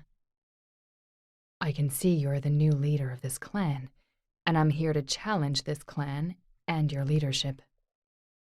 You want to do what? Alana roared. I challenge your leadership, Lorcan repeated. You wouldn't dare. Alana whirled, her eyes bloodshot and beads of sweat running down her forehead. She adjusted her stance, and her eyes went blank. Lorcan knew black magic was coming his way. He concentrated and shot an electric wave at the platform right in front of Alana. It dug a large hole and cracked the surface. The crowd withdrew. Alana jumped down to the ground. Now we're on a level playing field. Lorcan smiled. You look like you'd like to use magic on me. That's not an appropriate response to an outsider's challenge of the leadership. If you are too new to the position to know, this is your second chance to respond properly. Alana smirked. Do you know what will happen if you lose? I don't plan to lose, but yes, I know the consequences. Alana smiled. All right. To win this challenge, you have to burn our energy source. I do indeed. Lorcan looked at the crowd, which had backed several feet away. Even the senior clan members stood at a distance. Alana and Lorcan circled, looking at each other like predator and prey. Lorcan smiled. He glanced at the crowd and then concentrated. He turned his face up to the moon, gazed at it, and shot a large wave of electric current into the air. He used so much energy that it sent him staggering backward. A funnel of smoke appeared, twirled, and flew straight at the moon. He heard a clashing sound, and the image of the moon cracked and shook. There were sparks, and each spark of purple light sent the crowd staggering back further. Lightning stretched across the sky straight to the moon. Explosion after explosion burst blood red in the dark sky. The moon caught on fire. The round shape of the moon became redder by the second. The heat of the fire burned the trees around them. They could smell the smoke and feel the heat. People in the crowd cried out, tears in their eyes. They slumped to their knees and started praying. Lorcan cast a dismissive glance at Alana, who looked as if she would set him on fire if she could. The moon still glowed red. Lorcan had burned the moon, the source of the clan's energy. You tricked me. You must be cheating. This isn't possible, Alana roared. The entire clan was on their knees. They don't think I'm cheating. Lorcan gestured at the crowd. Liar. You have to be. Alana advanced and raised her arms, ready to perform magic. Lorcan shot another electric wave at her. She jumped and rolled on the ground to avoid it. All senior members of the clan approached Lorcan. Anna stepped forward. You have won the leadership challenge. What would you like to do? I want Alana out of the clan. I want Maeve to be leader. If she doesn't accept, then I want Braden. All rules of the clan that restrict positive emotions and relationships are to be abolished. New rules will be formed, and it will be up to the new leader, either Braden or Maeve. No! Alana roared and charged at Lorcan. Anna swung her arm, and a stream of fire shot at Alana. Alana twirled to avoid the burst of fire. Her body stretched out, and she grew to 20 feet, her arms becoming gigantic claws. Lorcan looked up and wasn't surprised at all to see a hideous version of the woman at the riverbank. Her long, sharp claws stretched out like iron snakes. They pierced Anna and lifted her off the ground. Blood rained down on the people as Alana laughed. People trampled each other, running to get away. This is the price for stopping me from getting what I want. Do you like this, Lorcan? Give up, Alana. You've lost, Lorcan said. Over my dead body. I am the leader of this clan. It's mine. Alana screamed and shot fire at Lorcan. The force lifted him up and threw him into a tree. From the corner of his eyes, he saw Riley running toward him. Lorcan smiled and glanced up at Alana. This is your last chance, Alana. Give up your leadership. Go away. Orla ran as fast as she could. The air vibrated with the energy of the coming shapeshifters. Maeve and Braden trailed right behind. Orla worked her head frantically, searching for the information Kieran had gathered about Lorcan and his parents. Why were they attacking Lorcan's home? If Alana was the key to their plan, and she was to get them the power, what would attacking Lorcan's home give them? She kept running. When she got a glimpse of a small group of shapeshifters, she charged straight at them and let her fireballs fly. She took them down quickly, too quickly for her liking. She was missing something. She kept running toward Lorcan's home. She could see the entrance from the distance. She skidded to a halt, and Maeve slammed straight into her.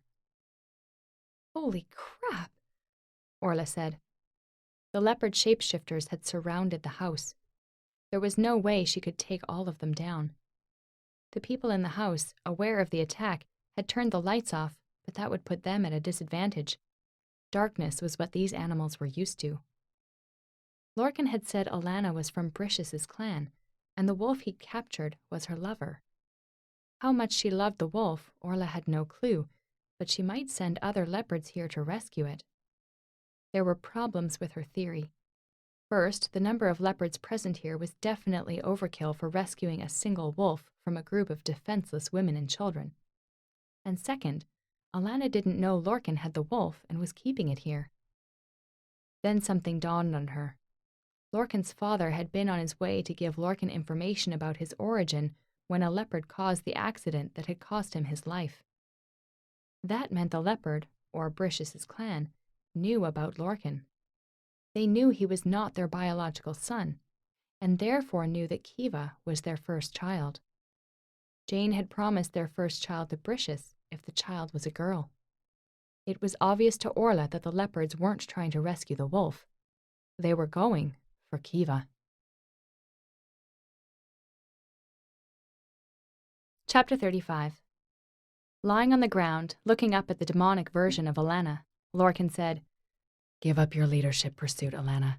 I know you've worked your whole life for this, but it's over. I want to spare your life." Alana laughed. "How kind of you, thinking about sparing my life while I'm kicking your ass." She laughed again, but the laugh grew bitter. Lorcan saw a broken soul beneath the evil facade. At the riverbank, he knew she had meant some of what she'd said. She'd used magic to read his mind and had stumbled upon the memories of him stalking Orla during his childhood. She'd tapped into it, and it had chewed up her subconscious and had become her own memories. When she'd said she wanted a taste of him, what she had meant was she had wanted a taste of true love, and not with him, but with someone special in her life. Alana didn't have many choices. Lorcan pitied her. "You're outnumbered, Alana.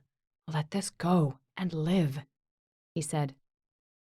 "Do you think I'm stupid enough to fight this whole clan by myself?" She snapped her fingers, and herds of pumas and leopards emerged from the depths of the darkness, stealthily walking around and closing everyone in. "This is my true family," she said. "I'll let this clan live, but they will live the way I want them to. As for you, Lorcan, you destroyed the source of energy I've worked years to get. I can't forgive you for that." Lorcan stood up slowly and glared at the animals. "Sorry, Lorcan," Alana said, and signaled. 2 pumas jumped at him. He stepped back, fixed his stance, and shot a large electronic wave at them. They howled, dropped to the ground, and disintegrated. Alana smiled and raised her arms. She was ready to call the group of them to attack Lorcan. But just then they heard a loud, haunting howl. The shadow of a warrior and an army of wolves appeared. Lorcan smiled. They had made it in time. It was his friend Roy, a half-wolf, half-fox were-creature. Obviously, Kieran had given him an army of creatures to lead. And they weren't ordinary werewolves. They were super-powerful space were-creatures. The shapeshifter leopards and pumas cringed and shrunk into disorganized small groups.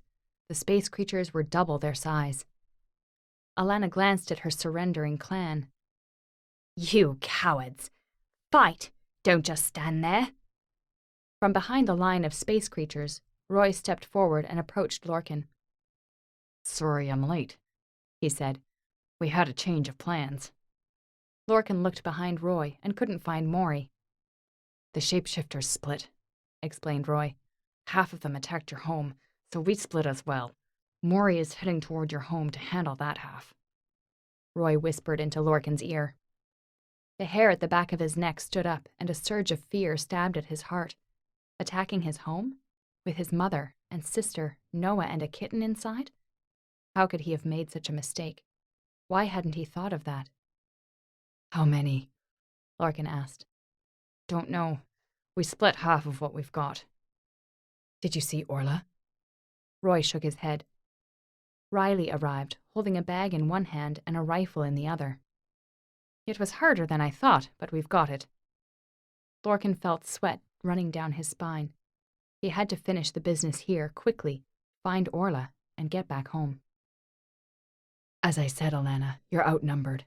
I've given you a chance to withdraw, and you didn't take it, so I guess you'd rather die," Lorcan said.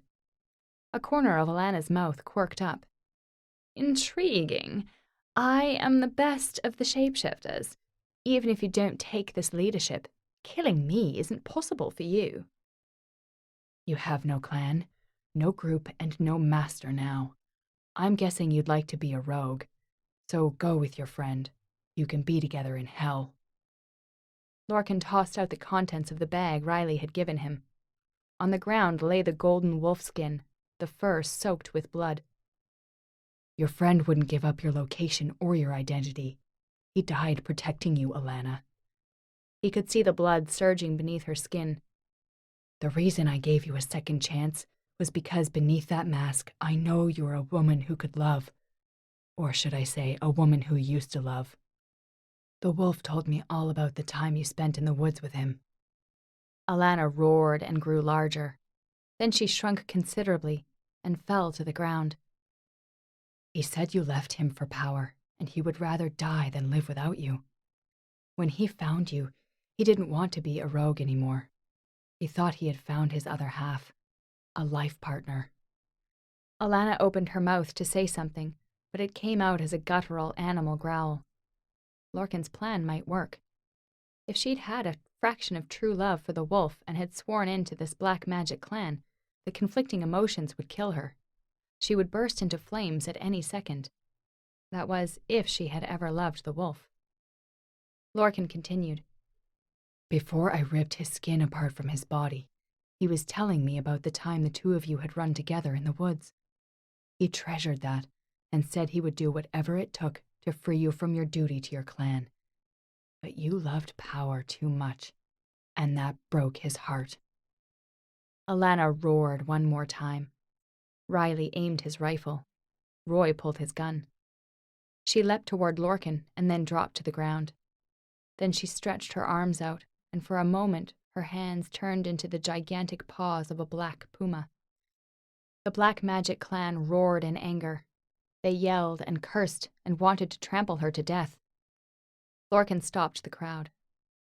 She'll die soon by herself because of her own curse and her betrayal to her true love.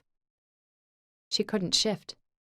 The paws turned back into human hands, and she turned back into a beautiful and dying Alana. She lay on the ground, tears pouring from eyes that had begun to burn with fire. She didn't beg. She didn't talk. She just waited for her death. Lorcan crouched next to her. Why did you send your clan to my home? I didn't. They found out about your make, and how they want Kiva. I am not that important to them. I'm just a pawn. His heart skipped several beats. His little sister was what they wanted. Lorcan turned to Riley, who had no idea what was going on back at home. Lorcan could feel the heat seeping out from every pore in Alana's body. She was going to burst into flames. They still had the wolf locked up. The fur had just been a decoy. I won the challenge. Is there anything I can do to help you? Lorcan asked. Tears rolled down her face. Did he really think I left him for power? Lorcan couldn't lie to the dying woman. No, he loves you. Alana nodded. Thank you. And she closed her eyes. They heard a low growl and saw a shadow fly out from the woods.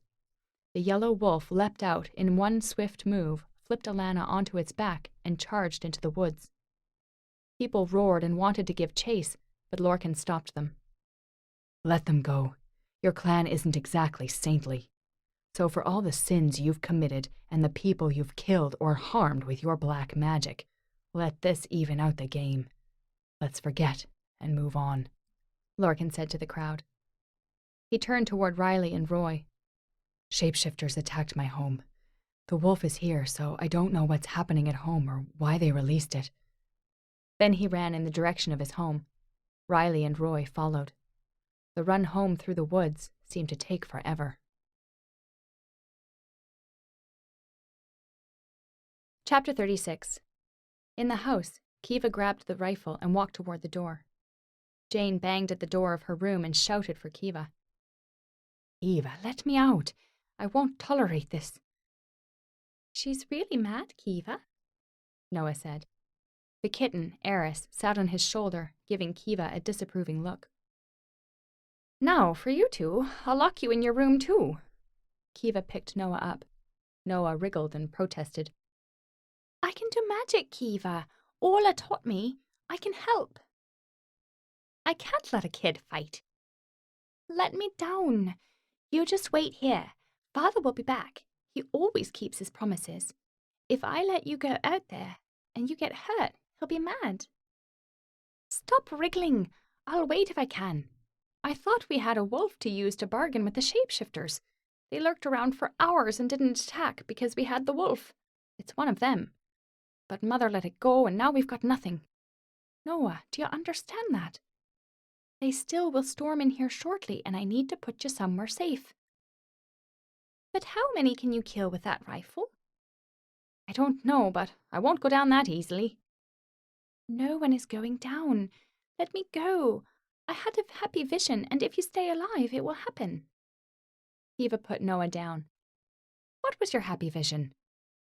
You and Father, me and Eris, we were having a picnic at the riverbank. Kiva looked into Noah's eyes. That's a happy thought, but no one is having a picnic at the riverbank in the middle of winter. You're making this up, aren't you? Kiva tilted Noah's chin up and looked into his eyes. Noah pouted and tears threatened. You promised my mother. I didn't promise anyone anything. You promised you'd take care of me and Father. Please, just stay in here and wait. They heard a crash. The side window broke, and a gigantic shadow leapt in, landing smoothly and quietly on the floor. Kiva raised the rifle, aiming at the creature. In front of them was a magnificent leopard with glowing green eyes. Kiva held the rifle firmly. I never harm animals, but I'll make an exception this time. You're not just an animal, and I have a kid to protect. The leopard whirled around stealthily. Then his fur glowed for a second before it turned into a man, tall, lean, and young with striking green eyes.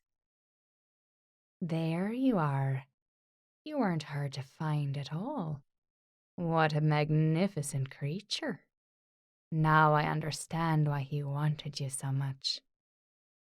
He looked Kiva up and down. Who? Our late leader. Don't worry. We'll treat you well. Thank you very much, but I'm the one with the gun, and I am not in the mood to treat anyone well at the moment. What do you want? You, of course. The man nodded at Kiva. Well, you're not going to get me. Aside from me shooting you, what can I do to get you out of my home? In the blink of an eye, the man shifted back into leopard form and leapt at Kiva. Without hesitation, she pulled the trigger. Chapter 37. The sound of the bullet terrified the wild animals in the woods as much as the shapeshifters around the house. The shapeshifters closed in, howling, barking, and roaring to intimidate. From behind the shapeshifter lines, Orla, Maeve, and Braden rushed in. Orla threw fireballs at them non-stop, one after another. As the ones in the back howled in pain and burned like torches, the front line turned around. They ran in circles to surround Orla, Maeve, and Braden. From this end of the woods, the moon was full, bright yellow and clear, shedding enough light for Orla to see that they were outnumbered by the were-creatures. She kept hurling her fireballs, but she wasn't sure how long they could hold on. They stood, their backs toward one another, while the animals ran circles around them. The animals closed the circles tighter by the minute. They were so close she could hear them breathe. Behind me, Orla said. Braden and Maeve could fight with magic, but when the animals commenced a physical attack, there was nothing much they could do except engaging in hand-to-hand combat. Orla threw more fireballs to the front of her. At the back, Maeve and Braden fought some shapeshifters off when they got close. Orla turned to throw a couple of fireballs and heard a growl at her back. A puma's paw slapped at her shoulder, throwing her a few feet away. She scrambled to her feet and tossed more balls of fire in the directions of her attackers. Maeve and Braden stood back to back. They wouldn't be able to hang on for long. The door of the house opened, and Kiva yelled, "In here!" Orla, Maeve, and Braden raced inside. Before Kiva could close the door, A smaller puma leapt toward it. It was too fast for Kiva to use her rifle. Orla was running in and didn't see it. They saw a small fireball, the size of a tennis ball, hit the puma right between the eyes. He howled and ran away. Kiva slammed the door closed and saw Noah behind her, hands still curled into fists. "The fire was small, but it did the job," Noah said when Kiva glared at him. Kiva pointed to the broken window. "The others are secured with thick wooden doors. That's the only window broken." They guarded the one window, hitting any shapeshifters that attempted to enter with a fireball or a bullet. The animals seemed to understand the risks. Eventually, none tried to invade through that window. Orla saw the leopard, now a man, tied to a chair. "He thought I wouldn't shoot him, so I got him in the leg," Kiva said. "You're a hell of a shot, Kiva. Ask Lorcan to shoot an elephant at 2 feet. He'd miss, I'd guarantee it," Orla said. Kiva laughed. "I'm glad there's something I can do that's better than him. Now that he's turning supernatural and all that, he'll be unbearable. No one can compete with you in being his sister, Kiva. You and your mother are the 2 most important women in Lorcan's world. Trust me." "What about you?" Orla merely smiled and said nothing. Lorcan and she were soulmates. There was no need for reassurance. "Your shoulder is soaked in blood, Orla," Maeve said. Orla looked at her injury, realizing she couldn't heal as fast as Lorcan did. "I'm okay. Where's Jane?" Orla asked Kiva. "She released the wolf. Kiva got mad and locked her in her room," Noah said. "Thank you, Noah. I guess I'm not able to speak for myself," Kiva said, and pinched Noah's nose lightly. Orla peeked through the window and looked outside. The shapeshifters were lurking around, waiting for an opportunity to attack. "Brayden and Maeve, could you watch the window?" "Sure," Brayden said. "I need to talk to Jane. Can you keep an eye on Noah?" Orla asked Kiva. Kiva nodded. "Mother is in the room at the end of the corridor on the left." Orla went to Jane's room. She knocked and removed the chair Kiva had used to jam the door from the outside. Orla entered and found Jane sitting at the side of her bed. It wasn't just a room, it was a Grand Master suite. The room was elegantly decorated, and there wasn't a single wrinkle on the bed linens, not a single thing out of place. From years working as a high-end antique thief, Orla knew exactly how women in upper-class families behaved, reacted, and dealt with life. She knew how they handled pain, loss, happiness, family, lifestyle, and, in rare instances, maintained their sanity. The room in front of her was an example of how much pain this woman had suffered and how much control she had. Jane was a role model for controlling emotions. Jane stood when she saw Orla. Her movements were gracious, but Orla knew there was a storm of turmoil inside her. Not exactly the ideal situation to be introduced to a mother-in-law. She cleared her throat and spoke. "I'm Orla." Jane smiled. "I know. I've seen your pictures." Orla nodded. "I shouldn't be so naive as to think that you didn't keep tabs on Lorcan's life." "Not as much as I would have liked to." "The shapeshifters are surrounding us. I think we should get everyone out of here. If they decide to attack us all at once, we'll be trapped inside the house. If we are outside, at least we can run." Jane looked Orla squarely in the eyes. She was much smaller than Orla, but her inner strength made Orla squirm a bit. "Why did you come here?" Jane asked with a voice as cool as water. "I saw the shapeshifters moving in this direction. I didn't have time to get to Lorcan, so I came straight here. This is Lorcan's home, and I'll help him protect it as much as I can." "But he left this home for you." Orla looked straight into Jane's eyes. "We are soulmates, Jane.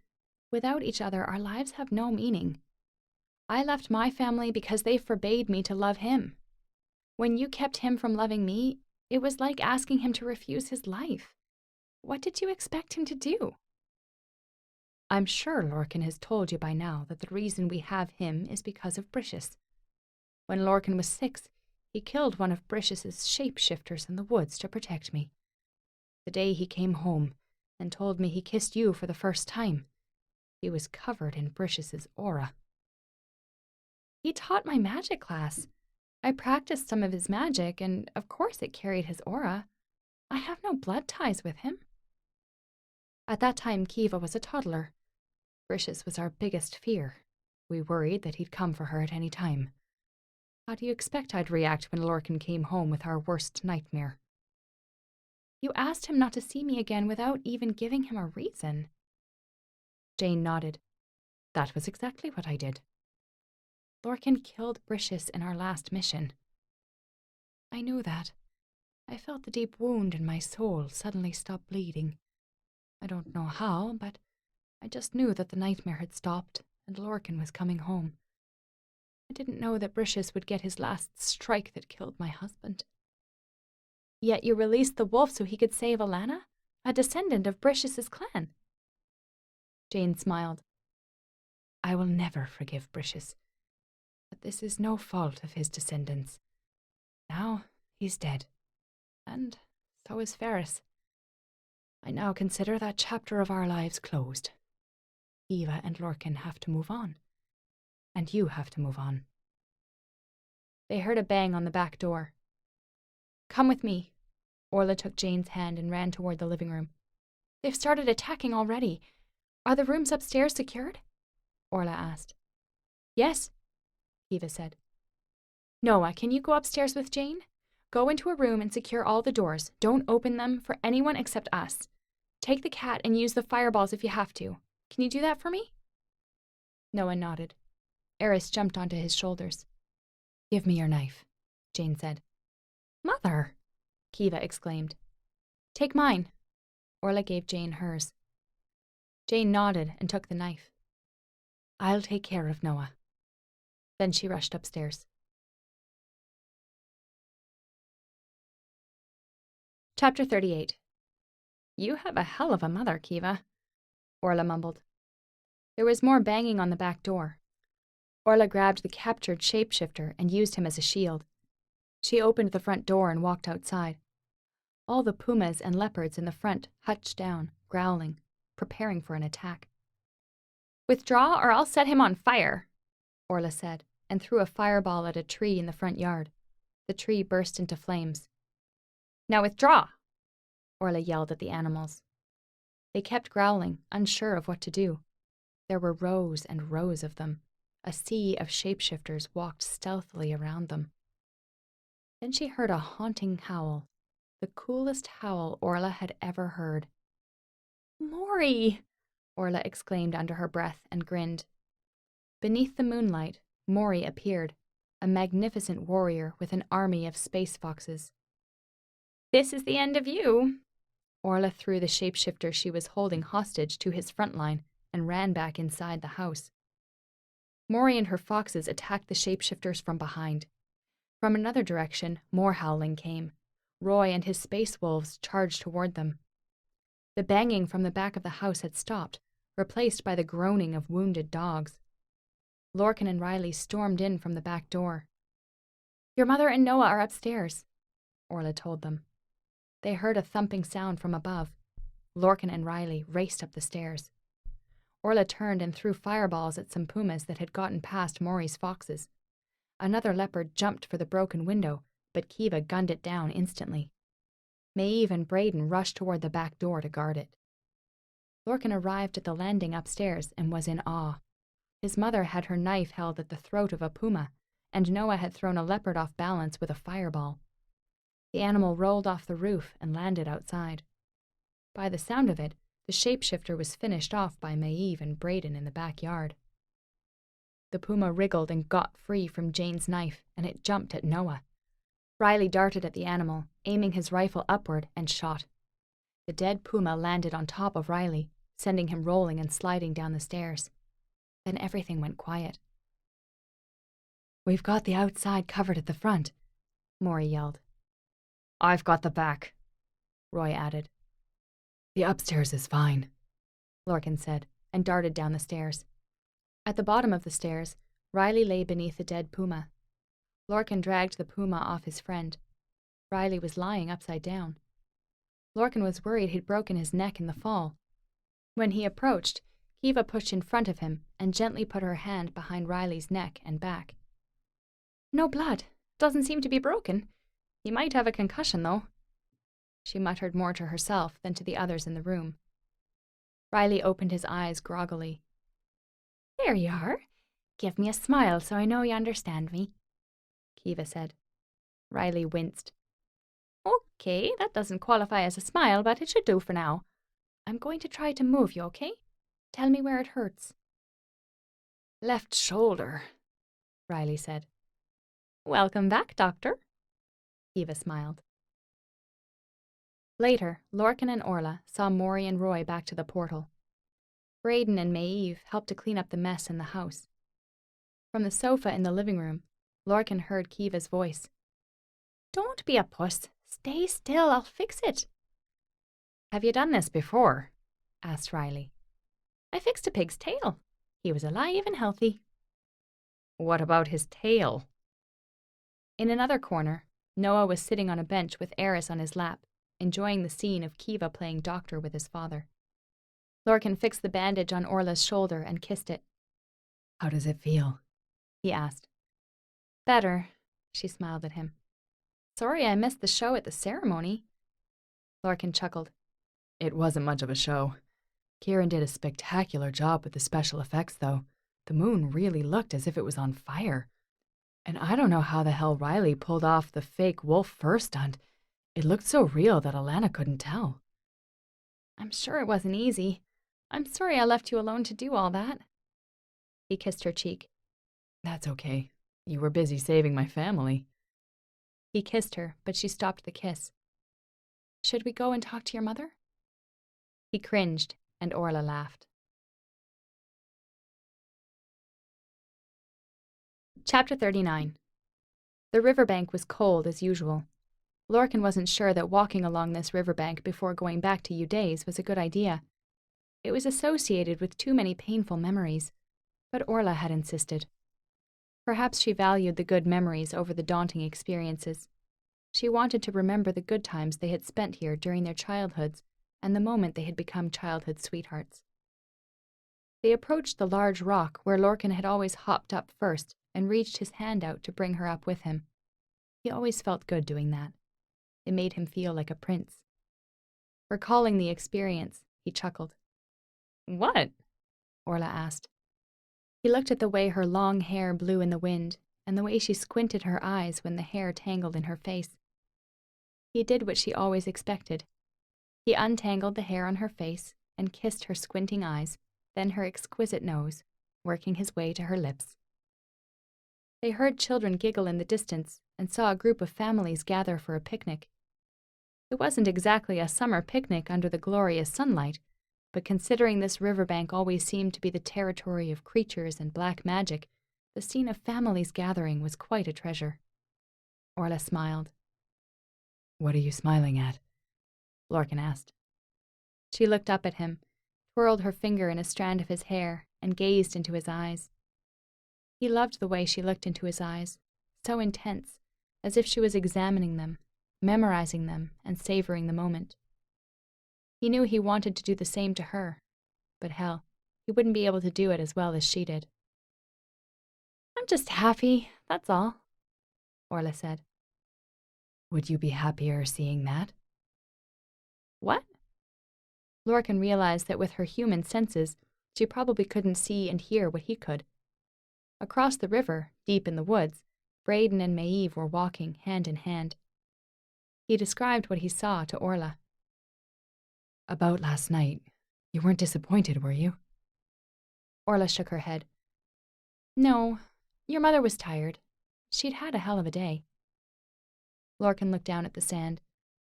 Still, I'd love to see you two talk before we leave. No, you wouldn't. You squirmed when I suggested it. I did not. Lorcan laughed as Orla punched him lightly in the chest. Then the smile faded on Orla's face. Lorcan turned to see his mother approaching.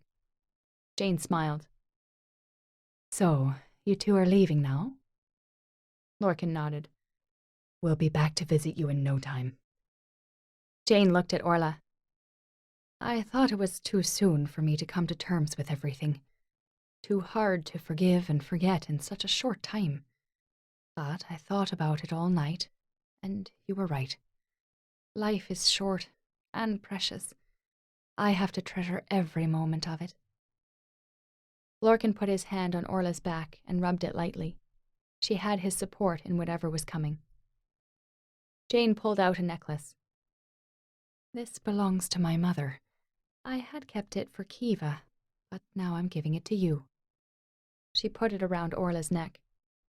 Kiva will always have me, but you don't have anyone. You can take care of each other. But when you are out there, I want you to know that you always have my love and my blessing. Orla embraced Jane. Lorcan raised his hand to wipe a tear rolling down Orla's face, but the tear and the scene Orla and his mother holding each other was too beautiful for him to disturb. He was glad they had come back to Ireland, and thankful that they had worked things out. The riverbank was now at peace.